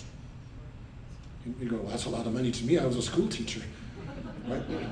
Compared to CBS, who spent millions of dollars, you've got the jump on them, okay? So talk to your mom, borrow the money. So for $600, she can now start broadcasting and reach hundreds of thousands of people. It's cost effective. It's deregulated, right? So you can talk about anything and everything, and you're not going to have an FCC hounding on you. You don't have, oh, you don't have the I already interviewed you. 7 words you're not allowed to say, you can say them. Hell yeah. Totally free speech, okay? So in the podcast world, there's a lot more freedom. There's a lot more control. You don't have that boss that you have to go pitch the show to. You are that boss. You're in command of that ship. And that's what makes it so appealing to so many people out there. The problem is they have no idea what they're doing. They just have this idea that they want to do it, but they have no structure, they have no knowledge, they have no experience. And that's the stats that I like to use is there's over 5 million registered podcasters in the world. 5 million. And there's plenty of room, because I can tell you that 499 of them are gonna fail because they don't know what they're doing. There's very few that rise to the top, even out of the ones that don't fail. And the ones that rise to the top are following structure. If you are a new writer, so you're not in demand by big podcasters, is there any strategy or tips you have, like, should you do any podcast? Should you make sure they're aiming at your target audience? Is there a... Yeah, so the question is, if you're gonna go on a podcast as a newbie writer, should you be selective? Absolutely. Right? There are people that are dying for content, they're dying for people to interview and stuff on their show. So they're looking for anybody to get on there to fill the time, which I understand, because you got 5 million people out there wanting to podcast. They're gonna be happy that somebody wants to be on their show. So, but I don't know what your story's about, you don't have to say. But if a sports guy came to you and said, hey, I think you'd be a good guest on my show, would you be? No. No. How Right? about controversy? It's a controversial subject, so I'll be honest with you, I think I'd cry if I was on the other one. Yeah, but I mean, if it's controversy, is it good to be on both sides of that controversy? Well, sure. I don't know what the controversy is, but The death penalty. the death penalty? Okay. When I was teaching broadcasting to students, they're always afraid about offending somebody, or afraid about getting on a position. Don't do that. There's an old expression that we used to use. If you stand in the middle of the road, you're just going to get run over. Pick a side, right? Whatever your side is. There's going to be, you could say it's a beautiful day outside. Somebody out there is going to go, no, it's not. You're never going to please everybody. Never try to. Go out there, and if you've got something to express it. Keep the knowledge base that you can defend it. Keep an open mind to where you can adjust if something comes around and convince you otherwise. And you'll be successful at that. And that goes with being a guest, right? You may have written a book, and I'll do a different subject for you, right? About the disadvantages of using rubber tires versus plastic ones. I know it's a big controversy and you don't really want to discuss that, right? But somebody might jump around and say, well, no, I don't think you looked at the practicalities of rubber versus plastic. And you go, I didn't. I just had them on my Yugo, right? So you got to be flexible enough to do that, but pick your side and stick with it, but still be flexible so you can grow, right? Because if you don't, after a while, people are growing around you. And if you're hard-headed about your subject and you're not willing to be open-minded about it, you're going to lose your audience, even the ones that liked you. Other than that, right, don't stand in the middle of the road. That never goes anywhere. We had one, we were doing talk show format back in the 90s, and we had this midday woman that came on, great host. She was wonderful. She had one of those golden voices. I thought, wow, she's going to go places. And she wanted to do political talk, which was fine, but she didn't want to offend anybody. So every day at the top of the show, you're welcome to call, and it's okay if you disagree with me, I'll just disagree with you too, we'll just have a nice day. And it's like, who wants to listen to that? She didn't last a month, right? People are bloodsuckers. They want to hear the debate. They want to hear the fight. They want to hear those opinions because it's helping them form their own. And your opinion, when you take the middle of the road like that, is just diluting yours. Don't do that to yourselves. Good question. How much do I owe you? I'll take one of those freebies. Okay, Larry? Freebie for the lady here. Kathleen, were you warning me it's time to shut up? Okay, and do I have time for one more? Yes, you do. One more question. Anybody? You? No, you're just scratching your head. Yeah, me too. Oh. I don't think we have time for another interview. Any other questions about that, though? Yes? Is there any advantage from audio or video? Yes, actually there is. Are you talking about from the guest point of view or from the creative, from a creative point of view? If you're going to get into podcasts, your question is there an advantage doing audio over video? Initially, audio is where you should start. I always tell my students that. They go, no, I want to be a YouTube star. I said, that's great. Don't start there. Start with audio. There are tons of places where you can get into audio that will give you an audience overnight. And it's one of them that we have on the website, and I'm not going to say because I'm not going to shamelessly promote it. But if you go check out my website, you can see in the big orange letters what it is. They're absolutely free to get on, so you can build your audio cast from there. Now you're saying, well, yeah, but I want to do a TV show. I want to show these people stuff. I get that.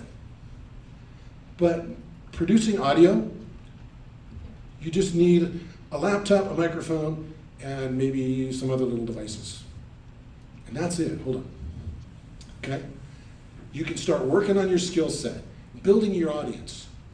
And as you start to get more traction and more audience, you can start graduating into video. Video, you need cameras.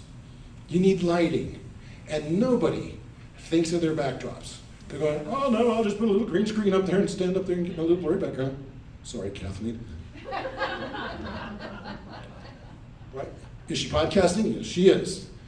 The thing is, you're competing with 5 million people out there who are all conditioned to watching network news and professional stuff. Why are they going to tune into that? Your little single camera on your desk someplace. Unless you've got a little niche audience that you've built up. Right?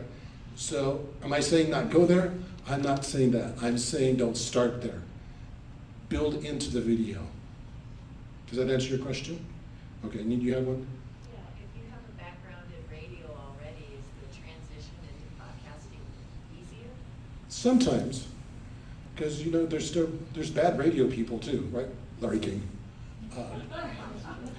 There's bad ones, but yeah, it's easier because you understand the mechanics better, right? The lexicon, which is the language that we use around the equipment, is pretty much identical. So if you're seeing something that says, mute, pan, pot, stuff like that, those are all transitions out of the radio world, so they can sit down and go, oh, I can speak this language, I get it. Right, so it's much easier to train them electronically. And most of them that come out of the broadcast world, they don't really need the vocal training, right? Or the character training, as I like to call it.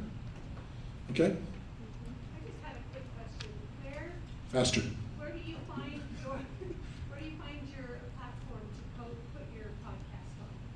That's the one I said I wasn't going to reveal. It's on his website. It's on, yeah, you have to go to the website. I have to go to your website? Big orange letters, you can't miss them. Okay? And it's free.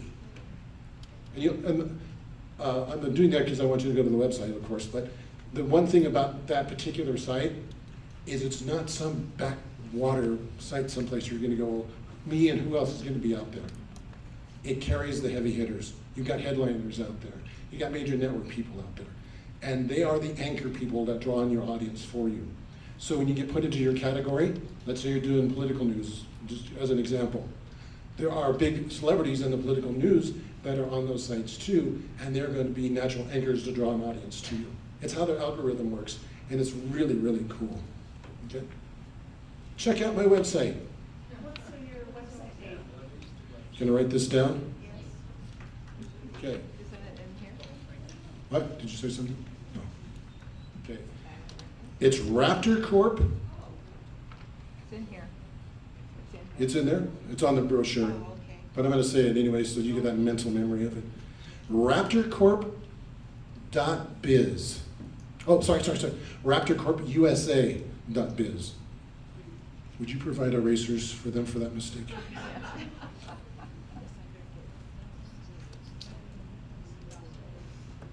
No, I think I still got that wrong. That's my email address. It's RaptorFilmsUSA.com. Time for some water. It's RaptorFilmsUSA.com. That's not what's on the program. No, that's not what's on the program. No, what's on the program? Raptor, that's my email. Get his business card. I've gotten lots of business cards, probably enough for everybody here. So if you really want to go check out the site, raptorfilmsusa.com. Are you sure? I'm not.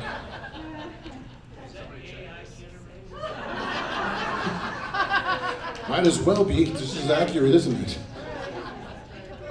Can you, raptorfilmsusa.com, okay?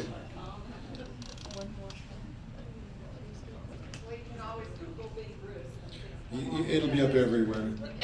All right, everybody, thank you so much for putting up with the heat, putting up with my sick humor. Thank you, participants. Stand by, because we're going to have some more hot air. All of our panelists are going to come back up for one final call. And we need a few minutes to set that up, and I'm going to take my coat off now. Kathleen, thank you so much. That was what I was going to tell you. Save the rest of your questions for the panel. We are going to have all of our speakers up here, and I'm going to walk the mic around because nobody turned in any of the 3x5 card questions. So, yeah. So if you have them, give them to me, and I'll look at them. Anybody have any cards, 3x5 cards done? If not, then you will stand and I will bring the mic to you and we will ask questions, okay? But they have to rearrange the stage so you've got time to take care of whatever you need to take care of.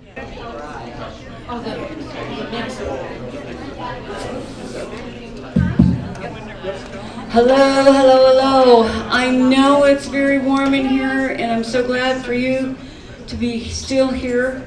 I want to have one reminder before we start. At the end of the day, if you're going to be a vendor at the festival, you may keep your lanyard and your name tag because your one for tomorrow is on the other side. If you're not going, please turn in the badge holder and the lanyard. We would appreciate it very much. And now, we are going to ask questions of our panel. I have 3 first that I'm going to read. And I have one person that wrote, will you interview me on your podcast thing? But I don't have a signature. So, and that was Tamara. Did I get you? Did I get your interview already? Well, I mean live on your podcast. Well, here's the problem. The Bing's World Radio podcast is purely fictitious. It was invented because I teach the podcast class, and so I do that as an example, just like I did with you guys. So it's totally fake. It's just simply for the purpose of getting the people like you conditioned to be dealing with somebody. So even though, and I don't have them with me today because I cleaned this thing out before I brought it over, but I actually have music for the intro music and commercials and the whole kit with it. But it's totally fake. So if you look up Bing's World Radio Podcast, it's not mine. Okay? Sorry. It's not there. Okay, this question is for Stephen. If you used AI like a search engine and asked for ideas for a suspense novel and used a general idea to start and did not use anything else from the AI chat, but went in your own direction, is it still using AI if all the text is your own ideas and words? Short answer, no. That's okay. That to me is just like going to the public domain, see what's out there, that kind of stuff. So to get an idea, to use AI to generate an idea, perfectly fine as long as He's not coming through. Can you come a little closer? Hello? There we go. Okay. Sorry, I spaced the final frontier. Where was I? If you use it to just to spark an idea, but you write it, you're cool. That's just like going again to the public domain, seeing Shakespeare. You know, what can I do with Shakespeare? So on that one, I think you're fine. That's the lower level of AI, which is to me okay. Suggest some stuff. The problem is when you cross the line and all of a sudden it stops suggesting and it's doing. That's the big deal. Does that make sense? Okay. Kathleen, go stand on the stairs. You're in front of the speaker. Can I add something to that, Kathleen? Yes. There's a term you'll hear, and it helps you understand the difference. AI generative content. And that's when AI is generating the content versus AI assisting you with a prompt or something else. And Ellen Byron, who's a well-respected author, her editor helped her add in, and it's in her publication as well, it's in her contract, but it's also, I think, in the published books now, that there was no AI generative content used. That's what I mentioned earlier. We do the same thing, both on my law practice as well as on the Theodore's Journey page. We're putting up a big disclaimer, no AI used at all. Yeah. And she makes a good point, which is depending upon how you count, there's 5 levels of AI, or there might be 7. The first 3 or 4, you might remember, I think I mentioned, those are okay. Again, just a thesaurus, just a dictionary, a spark for an idea, as long as you write it. It's the top 1 or the top 3, depending upon how you count it. As she said, the generative AI, that's bad. That's when it is doing it. That you do not want. I'd like to say one thing on that topic as well, and this is the easy way I remember it, and that is that just keep in mind, it's intellectual properties that we are copywriting. There is no copyright on an idea, only on the finished written product. So you can go anywhere, you can go to the newspaper, look at a headline, go, I'm gonna write a story about that bus crash, or whatever. So there's no copyright on an idea. That's what I've been told. Okay, That's true. And there's also no copyright on a title. So you can name your book Gone with the Wind. The problem will be is if you're Gone with the Wind is set in the South, then we've got a problem. Now if my Gone with the Wind is Woody Guthrie and the Oklahoma Dust Bowl, now we got a completely different thing. That's why you can't copyright the title. But does that leave me naked? No. Unfair competition and trademark. Trademark the title of your book.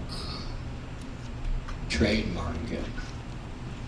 In music, the classic band was the Eagles. They trademarked Hotel California.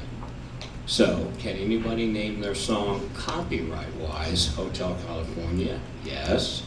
Does that get that guy off the hook?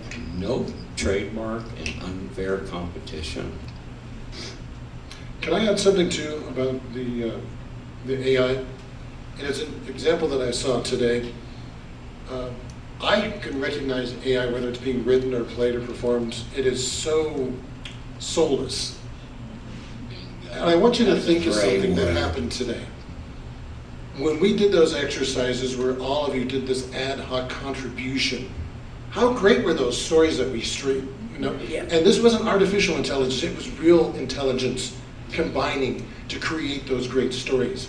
No matter how cool AI is, in my opinion, it's never going to be able to do what we did in this room today and have the soul like your stories did today. Yep. Amen. Say it again. Amen. Yes, sir. This is another question. If I post one short story from my book collection of stories out online, am I giving away the copyright? You want to take that one? It depends. Don't you just love it? What a good lawyer. Hey, I'm a lawyer. Keeps you in business. I think I'm up here for. Am I going to give you a straight answer? Are you nuts? No, seriously. Not for It free. depends. Here's the problem. You can, a short story, and so let's stick with books. Let's say you have 10 short stories. You want to put them into a book, okay? If you copyright those 10 short stories on one application, the courts are going to take it as if it was just one short story. It just has 10 chunks. What's the problem? You give up copyright claims. Okay? Consequently, how did you phrase your question? Worse? How did you? Oh, Am I giving away the copyright by posting one story? Generally, no. But again, remember that if you put 10 together, you're gonna be in a gray area. But if they took, so you got stories 1 through 10, if they took 3, you posted number 3, do you lose your copyright? No. Okay. Does that answer that question? Well, I have a question then, also. And this is because I do anthologies with another group. Each author copyrights their own story. And then we put it in a collection. But the group as a whole never claims the copyright on it.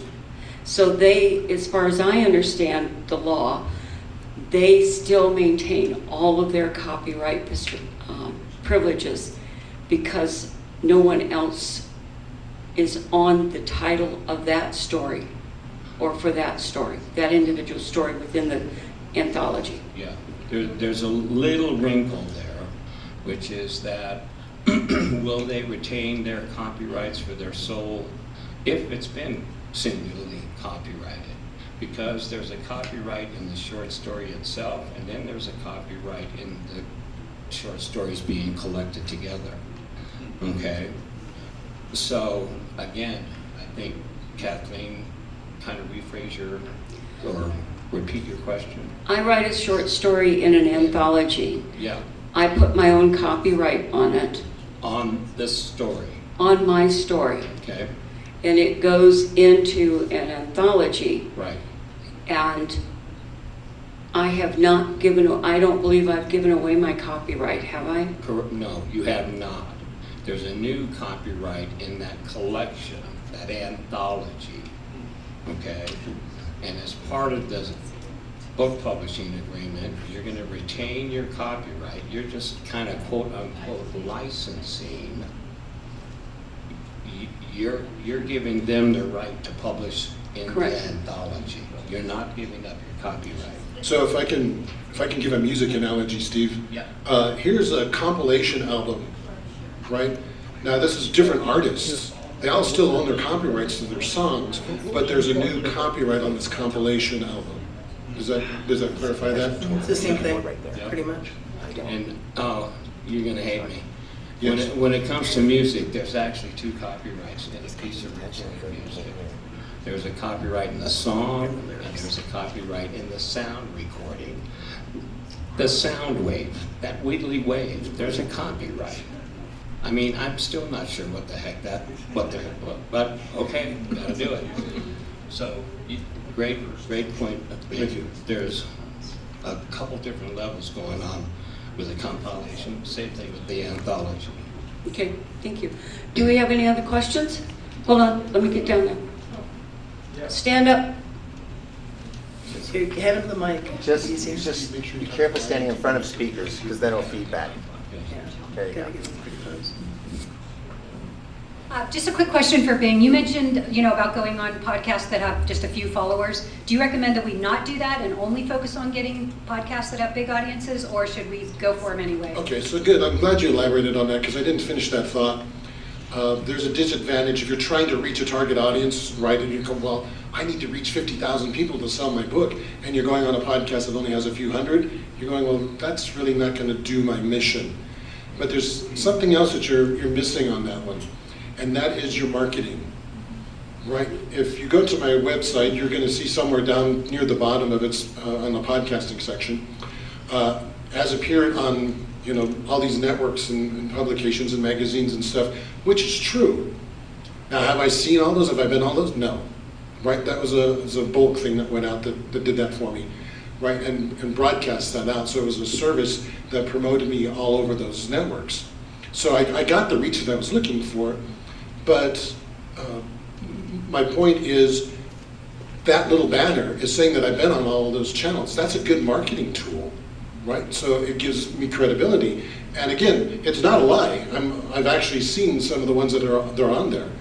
But when somebody's looking at me for the first time, like you guys may be doing that, you're gonna, oh, He's been seen on NBC, he's been on ESPN, that's pretty good coverage.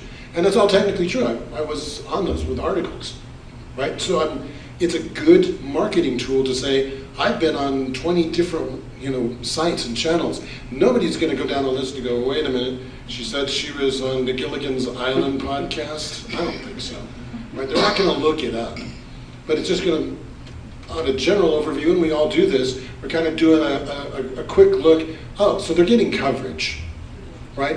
And that's what you want to do. You just don't want that coverage to waste your time, right?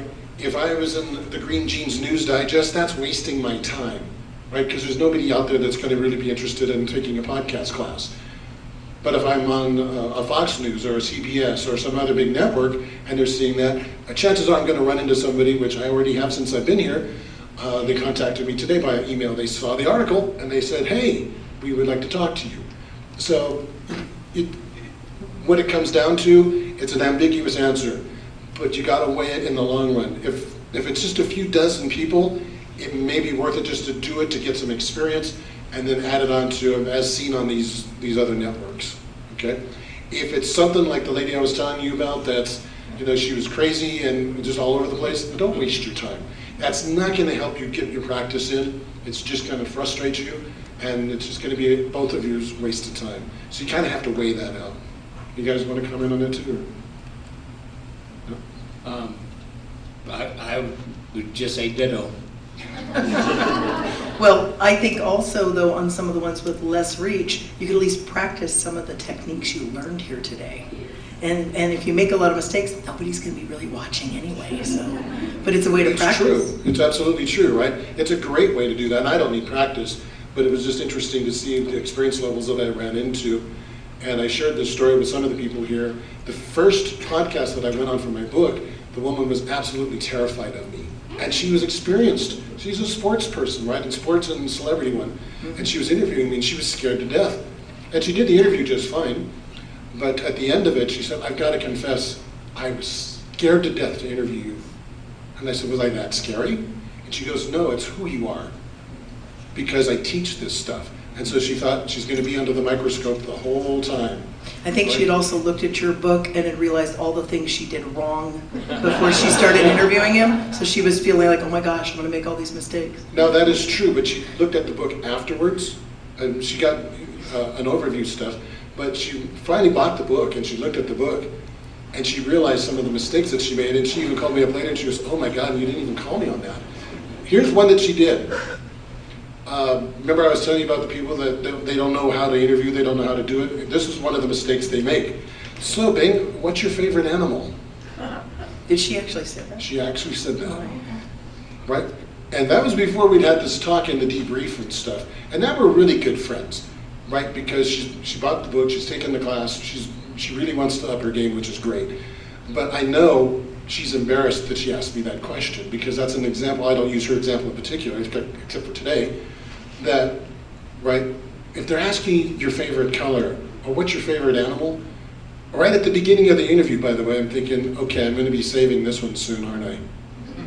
Right, I'm going to be taking this one over really quick. In the 1800s, Mary Shelley wrote a book called Frankenstein, and when she did that, she did it, pardon me, should I repeat the? Yes. In the 1800s, Mary Shelley wrote a book called Frankenstein, and when she did that, because it was a male-dominated industry, she wrote it anonymously. Today, I don't see that it being more male-dominated, and I really don't know, but if that situation is similar today, and you write a book anonymously as a woman, do you lose your copyright abilities? No, you can copyright something anonymously. I've done this actually 6 or 7 times for authors because they wrote big expose books on big companies and they were afraid of being retaliated against. So what we did was you can file anonymously, and then we had an affidavit to back up if anybody infringed on that anonymous copyright, we could bring out the affidavit and say that XYZ was really anonymous. So you can do anonymous, and you will be protected. And they keep that sealed in court? Yes, they if you ask. I mean, if you'll ask, It's not a given. you'll ask to provide it under seal, and then that'll prove to the judge, but nobody else will know it. Okay. I want to piggyback on that one from a different direction, because you were talking about writing anonymously. You could always choose a pen name as well. And I write under MB Bruce for that reason. My name is Michelle, and my husband's last name is Bruce. My actual legal name is Michelle Bassett. And I wanted to keep my real estate brokerage, because I'm a real estate broker in California, separate from my writing. I didn't want any confusion, because if you Google Michelle Bassett, all you're going to see is real estate, real estate, real estate. So I decided for two reasons to write under MB Bruce. Number one, to keep that part of my life separate from the other part of my life. The other reason is my current work in progress is a military sci-fi espionage science fiction set 500 years in the future. My main protagonist is male, and my target audience is 18 to 40-year-old men. Who in their right mind is going to buy a book like that from a Michelle? It ain't gonna happen. So I decided that I would write under MB Bruce. Now, my fantasy novel, I could probably publish that under Michelle Bassett or something like that, and it wouldn't affect my sales, or a romance novel. But if you're gonna be writing in a genre that is male-dominated, if your readership might be predominantly male and you're a woman, it isn't about feminism and it isn't about discrimination, it's about people. People are people. And they're gonna look at the book, and if it says MB Bruce, and it's got a spaceship on the cover, and they read the back and they found out the guy is a commander in some Navy and 500 years from now, they'll be more likely to pick it up with MB Bruce on it than Michelle. That's my reason for doing that. So you're not embarrassed of my name? That's good. Thanks. I'm not embarrassed. I took it as my writing name. That should tell you something. 36 years we've been married, so. On the same topic, so if I use a pen name, which I have, I use several different pen names, do I need to copyright or trademark the pen name? No. What you do is you should be filing the copyright pseudonymously. So there's 3 categories. The first main category, file as an individual. Now the term is the life of the individual plus 70 years. But anonymous, so we just discussed that. Pseudonymous, same category. You eliminate the individual. And then the last one is work for hire. Some of you might have been confronted with work for hire. They pay you, you do the work, but they own it, okay? And anyway, on those, you eliminate the life, and it's 120 or 95 years. The reason I get into that is pseudonyms, anonymous, absolutely protect the copyright. You just do it in a different way. Anyone else? I'd like to address pen names. If some of you are starting out, you've thought about that. You know, if you have a common name, like I knew an author named Mary Martin, and she wrote under a pen name. If you have a name like Paula F. Winsky, you look up Winsky, just Winsky, and 90% of the references would be to me. It's like, who needs a pen name when you got a name like that?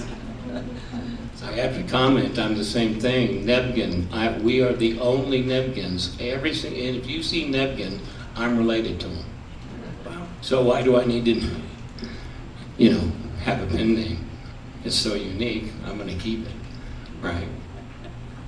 By the way, I thought that was an excellent question. Yeah. It was an excellent question.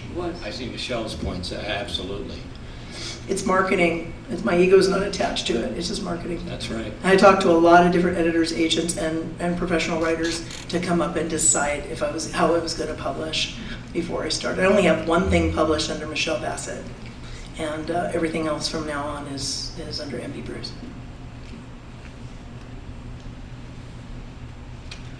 I'm going back to AI again. If I use an editor that is using AI,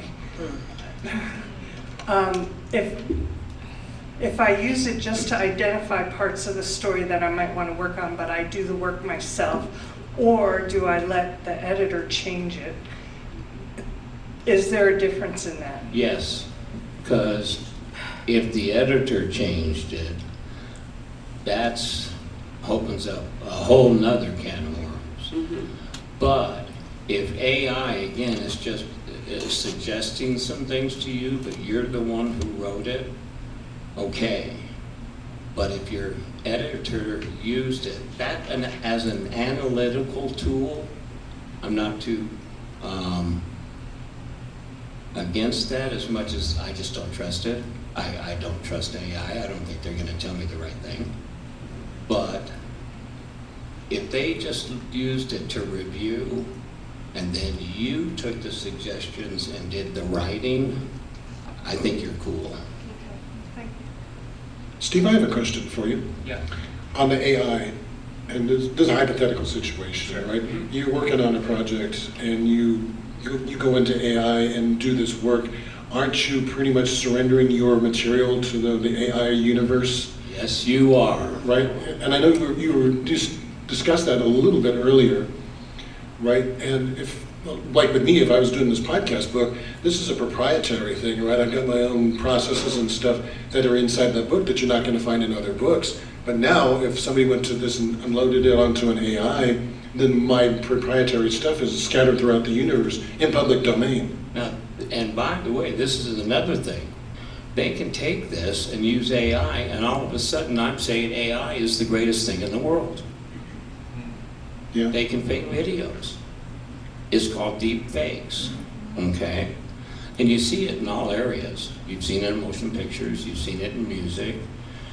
A big one right now, an AI-generated artist is doing AI-generated songs, and he's on, or it, more correct, is on the Billboard charts. 5 albums in 1 year or something. Say? I thought I saw that story and there were like 5 albums in 1 year. It's a mindless society. That's a perfect way to describe it, actually, because have you ever listened to those AI songs? I mean, they're kind of cute, but they're not like these big emotional pieces. They're very formula. In fact, I had a friend in Las Vegas that I was visiting back in April, and he was doing AI songs, and he was doing country music, and he did about a dozen of them through the AI. I thought we heard this one already, because it was using the same template, and the same singer, and the same inflections, and the same guitar riffs, and it was just, like I described, it's soulless. It's like somebody taking Old McDonald's and just changing the lyrics every time. Right after a while, you go, we've heard this song, even though the lyrics are different. So I don't know if you guys have heard those songs. I haven't heard them on there, but the AI songs that I have heard, they're very template and very flat.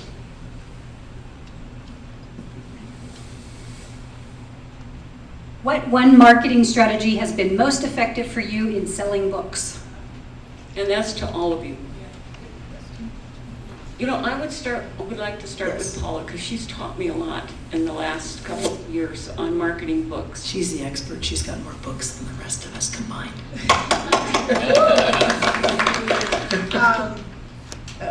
Getting out there and pounding the pavement. I go to craft shows, I go to fiestas, I go to festivals. I get out there and I am a shameless self-promoter. The other thing, as an author, that I recommend every time I talk is a company called AuthorsXP.com. It's one gal who is an author herself, and she has email newsletters that go out to hundreds of thousands of people. And like the people say, I want newsletters on mysteries, I want newsletters on romances. And so you can target what what you want to do. The other thing is, since I have 13 in my series, giving away that first ebook, that gateway drug. And getting people, it's my loss leader, just like when they sell turkeys real cheap at Thanksgiving time. That's what I'm doing. So those are 3 things that have been really useful to me. I've been beside Paula at a couple of book festivals. One thing that she hasn't said, so she's not such a shameless self-promoter, is she knows how to talk with the reader. She knows how to engage them. She gets them in a conversation and pulls it towards the book and talks to them about, and she finds out a little bit about them, asks them some questions, and then she said, well, this book, has this kind of thing, and this book they do this or that, and she customizes her answers to what they have said. I want to ask Paula one question real quick. What's the opening gambit that you use? What do you like to read?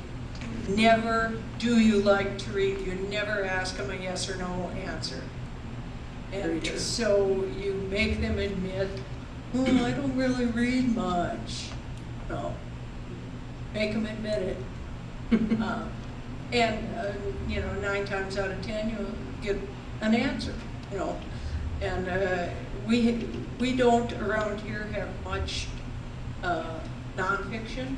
The authors who live around here. So we've been telling them, well, come to our book festival on the 9th, because I'm sure there'll be people that write, historical stuff about Arizona at the book festival. So hopefully they'll come.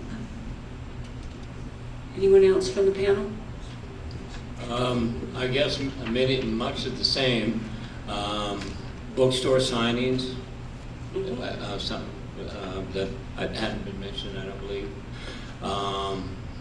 Like last year, boy, we went to 12 different Barnes and Nobles in the Valley.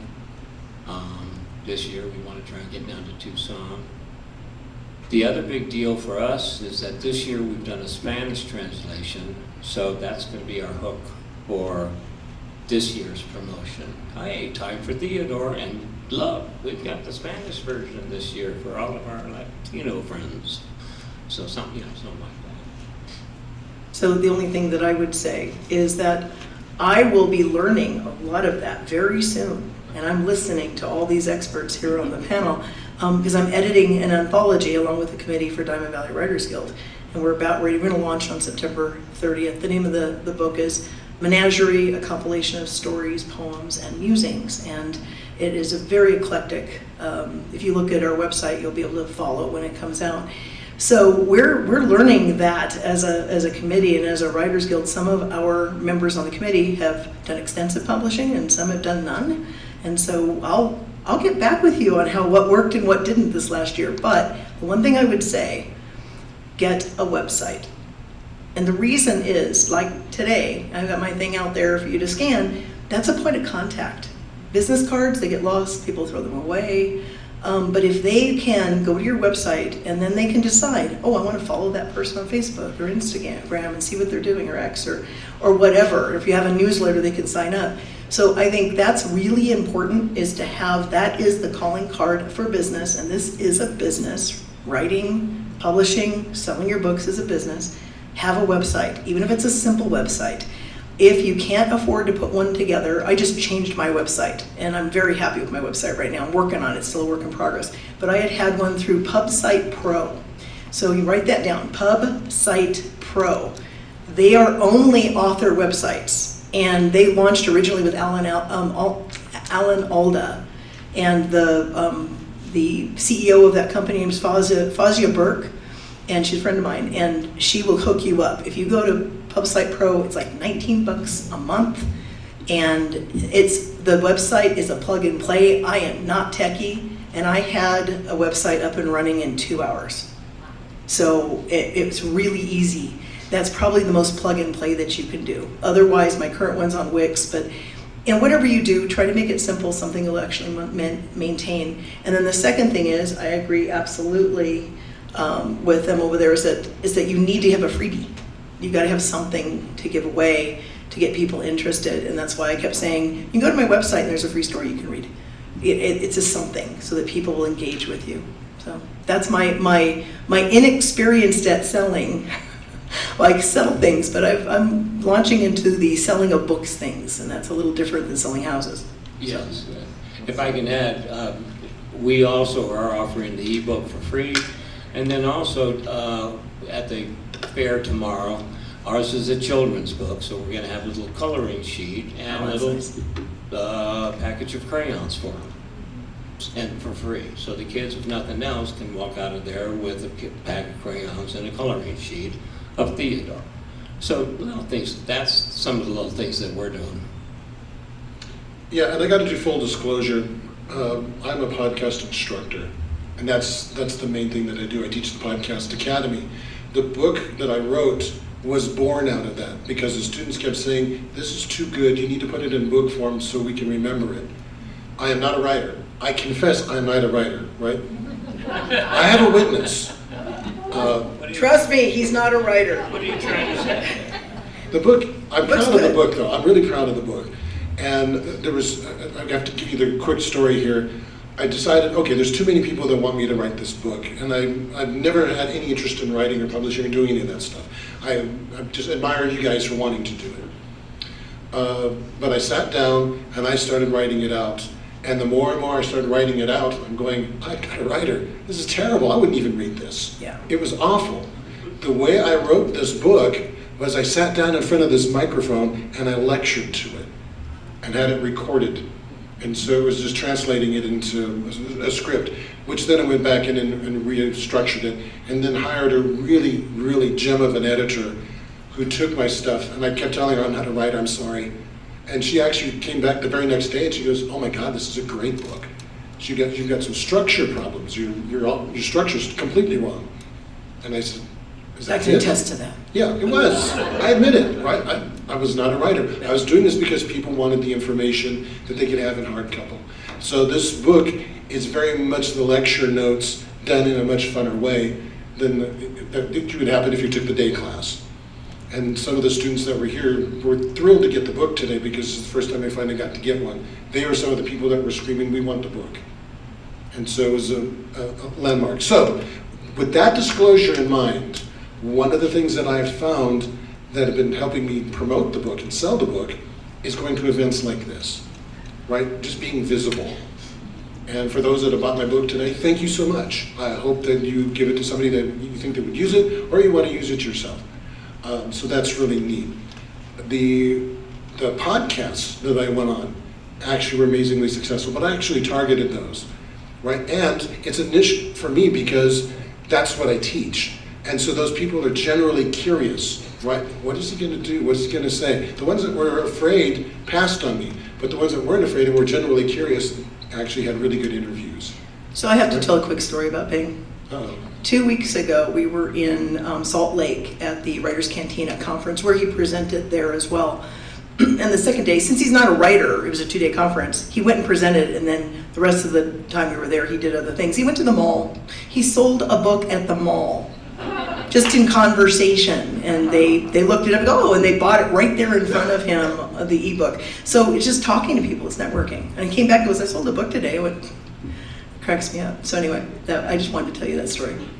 I'll add another good thing is to have a couple of copies of the book in the trunk of your car in a box. Good idea. Good idea. You know? Got it. Never go anywhere without your books. Amen. So I have knowledge of something called a common law copyright.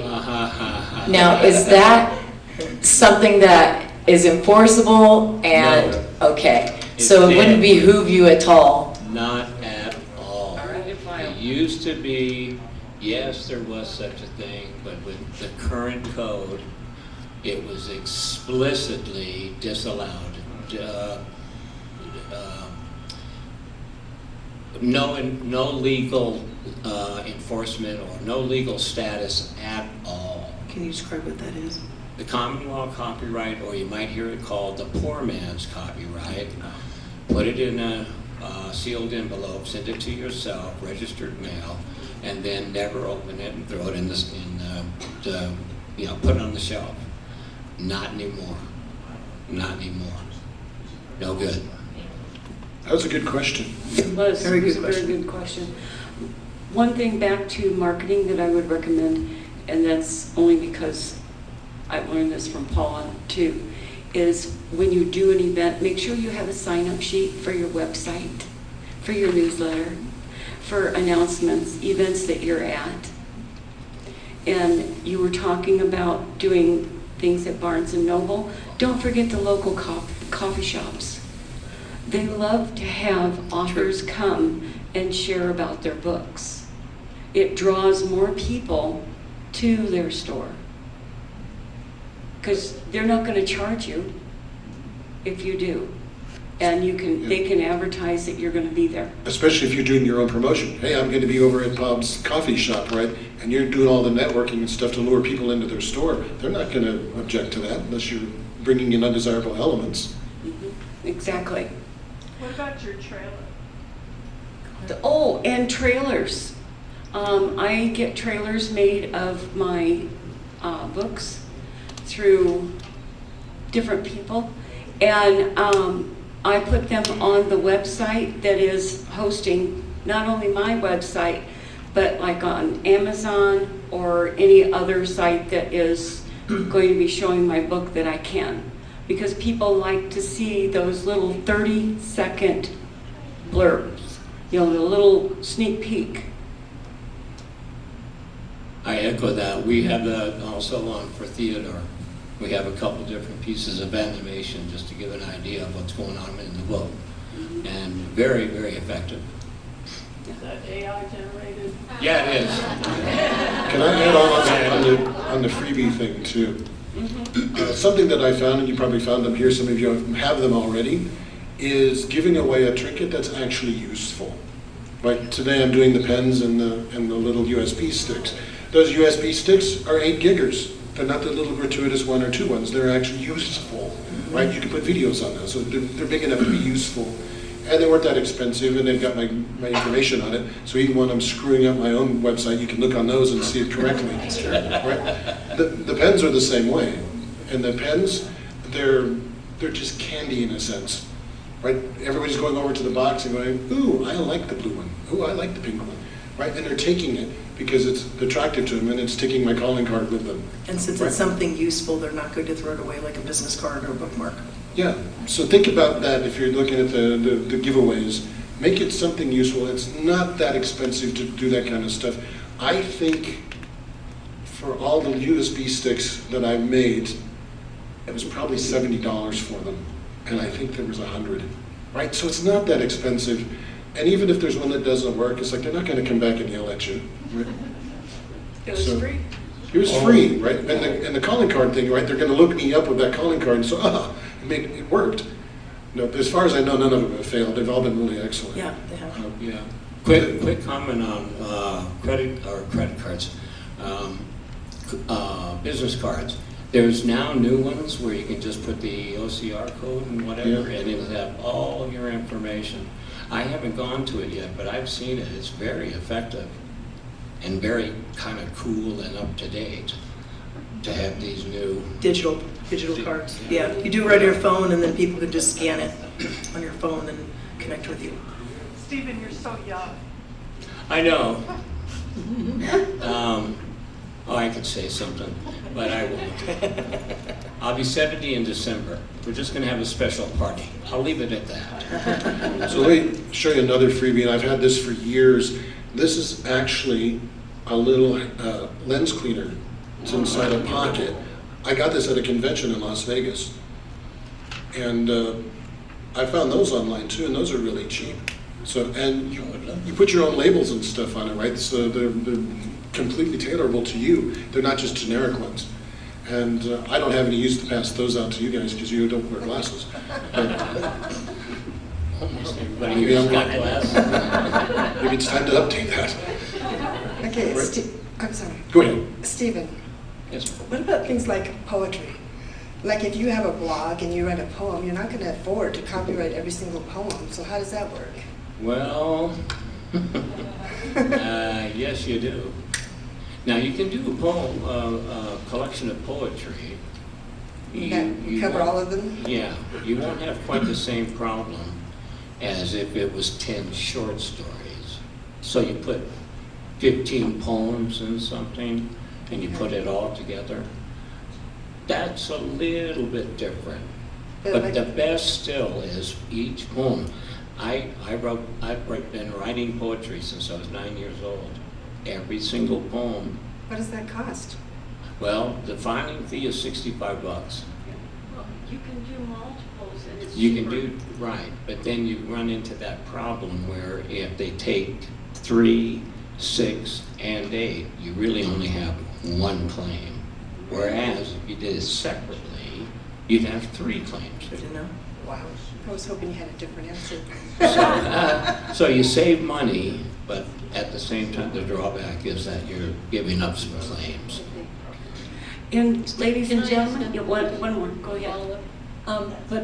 But speak to the difference between registering a copyright and the fact that your material is copyrighted the minute you write it. Because it's a monetary thing, the distinction. Well, yes, and enforcement. So, great point. When does your copyright come into existence under the current code? The minute that you fix it in a tangible medium of expression. You put it on paper, boom, and you get 6 rights. Make copies, derivative works, distribute, publicly perform, publicly display, and number 6 is a weird one for music. The owner of a sound recording is the only one that can turn it into an MP3 and hit play. Where did that come from? The internet and streaming. But anyway, those rights come into existence, and then the important part, you must register to enforce them. So, you've got a copyright, but somebody files the paper, they've got it. You heard the line, possession is 9/10 of the law. Well, I'm here to tell you, paper is 10/10. Okay? It's one of the big things I say to my students, you'll never do anything without a piece of paper. And this relies on, or applies to copyright. So, great point. It comes into existence when you fix it, but can you do anything? No, you gotta register. Steve, when does it activate? Does it activate soon? Because you register online these days. Is it Yeah. instantaneous, or is there like a 60-day Well, processing? Or how long does it usually take to do something like that? Yeah, there is a period of time of processing, but once it's processed, it goes back to the time that you originally filed. Okay, so it's time stamped. Yeah. You get literally an email, and it'll be to the second. And there have been cases where it's gone down to minutes. Somebody filed at 10:02 and somebody filed at 10:06. Guess who wins? 10:02. There's been cases. Interesting. Well, ladies, we really need to wrap it up. Ladies and gentlemen, I want to thank you all for being here. Remind you that those that are registered to go to the mixer, it starts at 5 and goes to 7 at the Lodge Bar and Grill. And again, your cost is your beverage. And tomorrow is the festival. I hope everybody is there, not just those that are signed up as vendors. Come and check it out. If you're not qualified to be a vendor because you don't have a published book, next year you will. And you'll know what to expect. And don't forget, again, please leave your lanyard unless you're going to be at the festival tomorrow. You can take it with you because your name tag for tomorrow is on the back of the one today. And also leave the envelope. You can pull your name tag out for memorabilia. Okay? Thank you. Kathleen, one more thing. For those of you who are local, we are having a writers open mic night every second Friday of the month, right here, for starting in September. And we will, anybody who has written anything can come and and read from their work. So You have 5 to 7. And you have 3 to 5 minutes to read a piece, and then if you want comments, you get comments. If not, you can just sit back down, and if there's enough time, you get to read again if you have another piece. But depending upon how many people are there wanting to read. But we need audience. We need people who read, not just those that are writing. The flyer says Thursday. Is it Thursday or Fridays? It's Friday the 12th of September. Okay, this says Thursday. That's the writers group you're looking The at. writers group is here on Thursdays from 10 until the second and the fourth Thursday of each month from 10 until noon. The flyer says Thursday, September 12th. That's the old flyer. Okay. Oh, so this is regarding that meeting, so it'll be That's the Friday. old one. Yeah. Got The it. new one, because that was a test group. We wanted to see if people wanted to come and do that. We had done that, what was it, a year and a half ago at a different place, and the people just very quietly said, "Thank you very much for using our facility." Go away. So we hadn't done anything for a while, and now we're doing this. We had a very good response from authors, and now we want to incorporate more. It's going to be the second Friday of every month for the rest of this year, starting September 12th, from 5 to 7. We do have nauseous, and we do ask for a $10 donation because that covers the use of the facilities and the food, and then the other part of it is going to go towards a scholarship fund that we're building. And ladies and gentlemen, that's a wrap. Thank you, everybody, for coming and seeing us today. It's nice meeting you.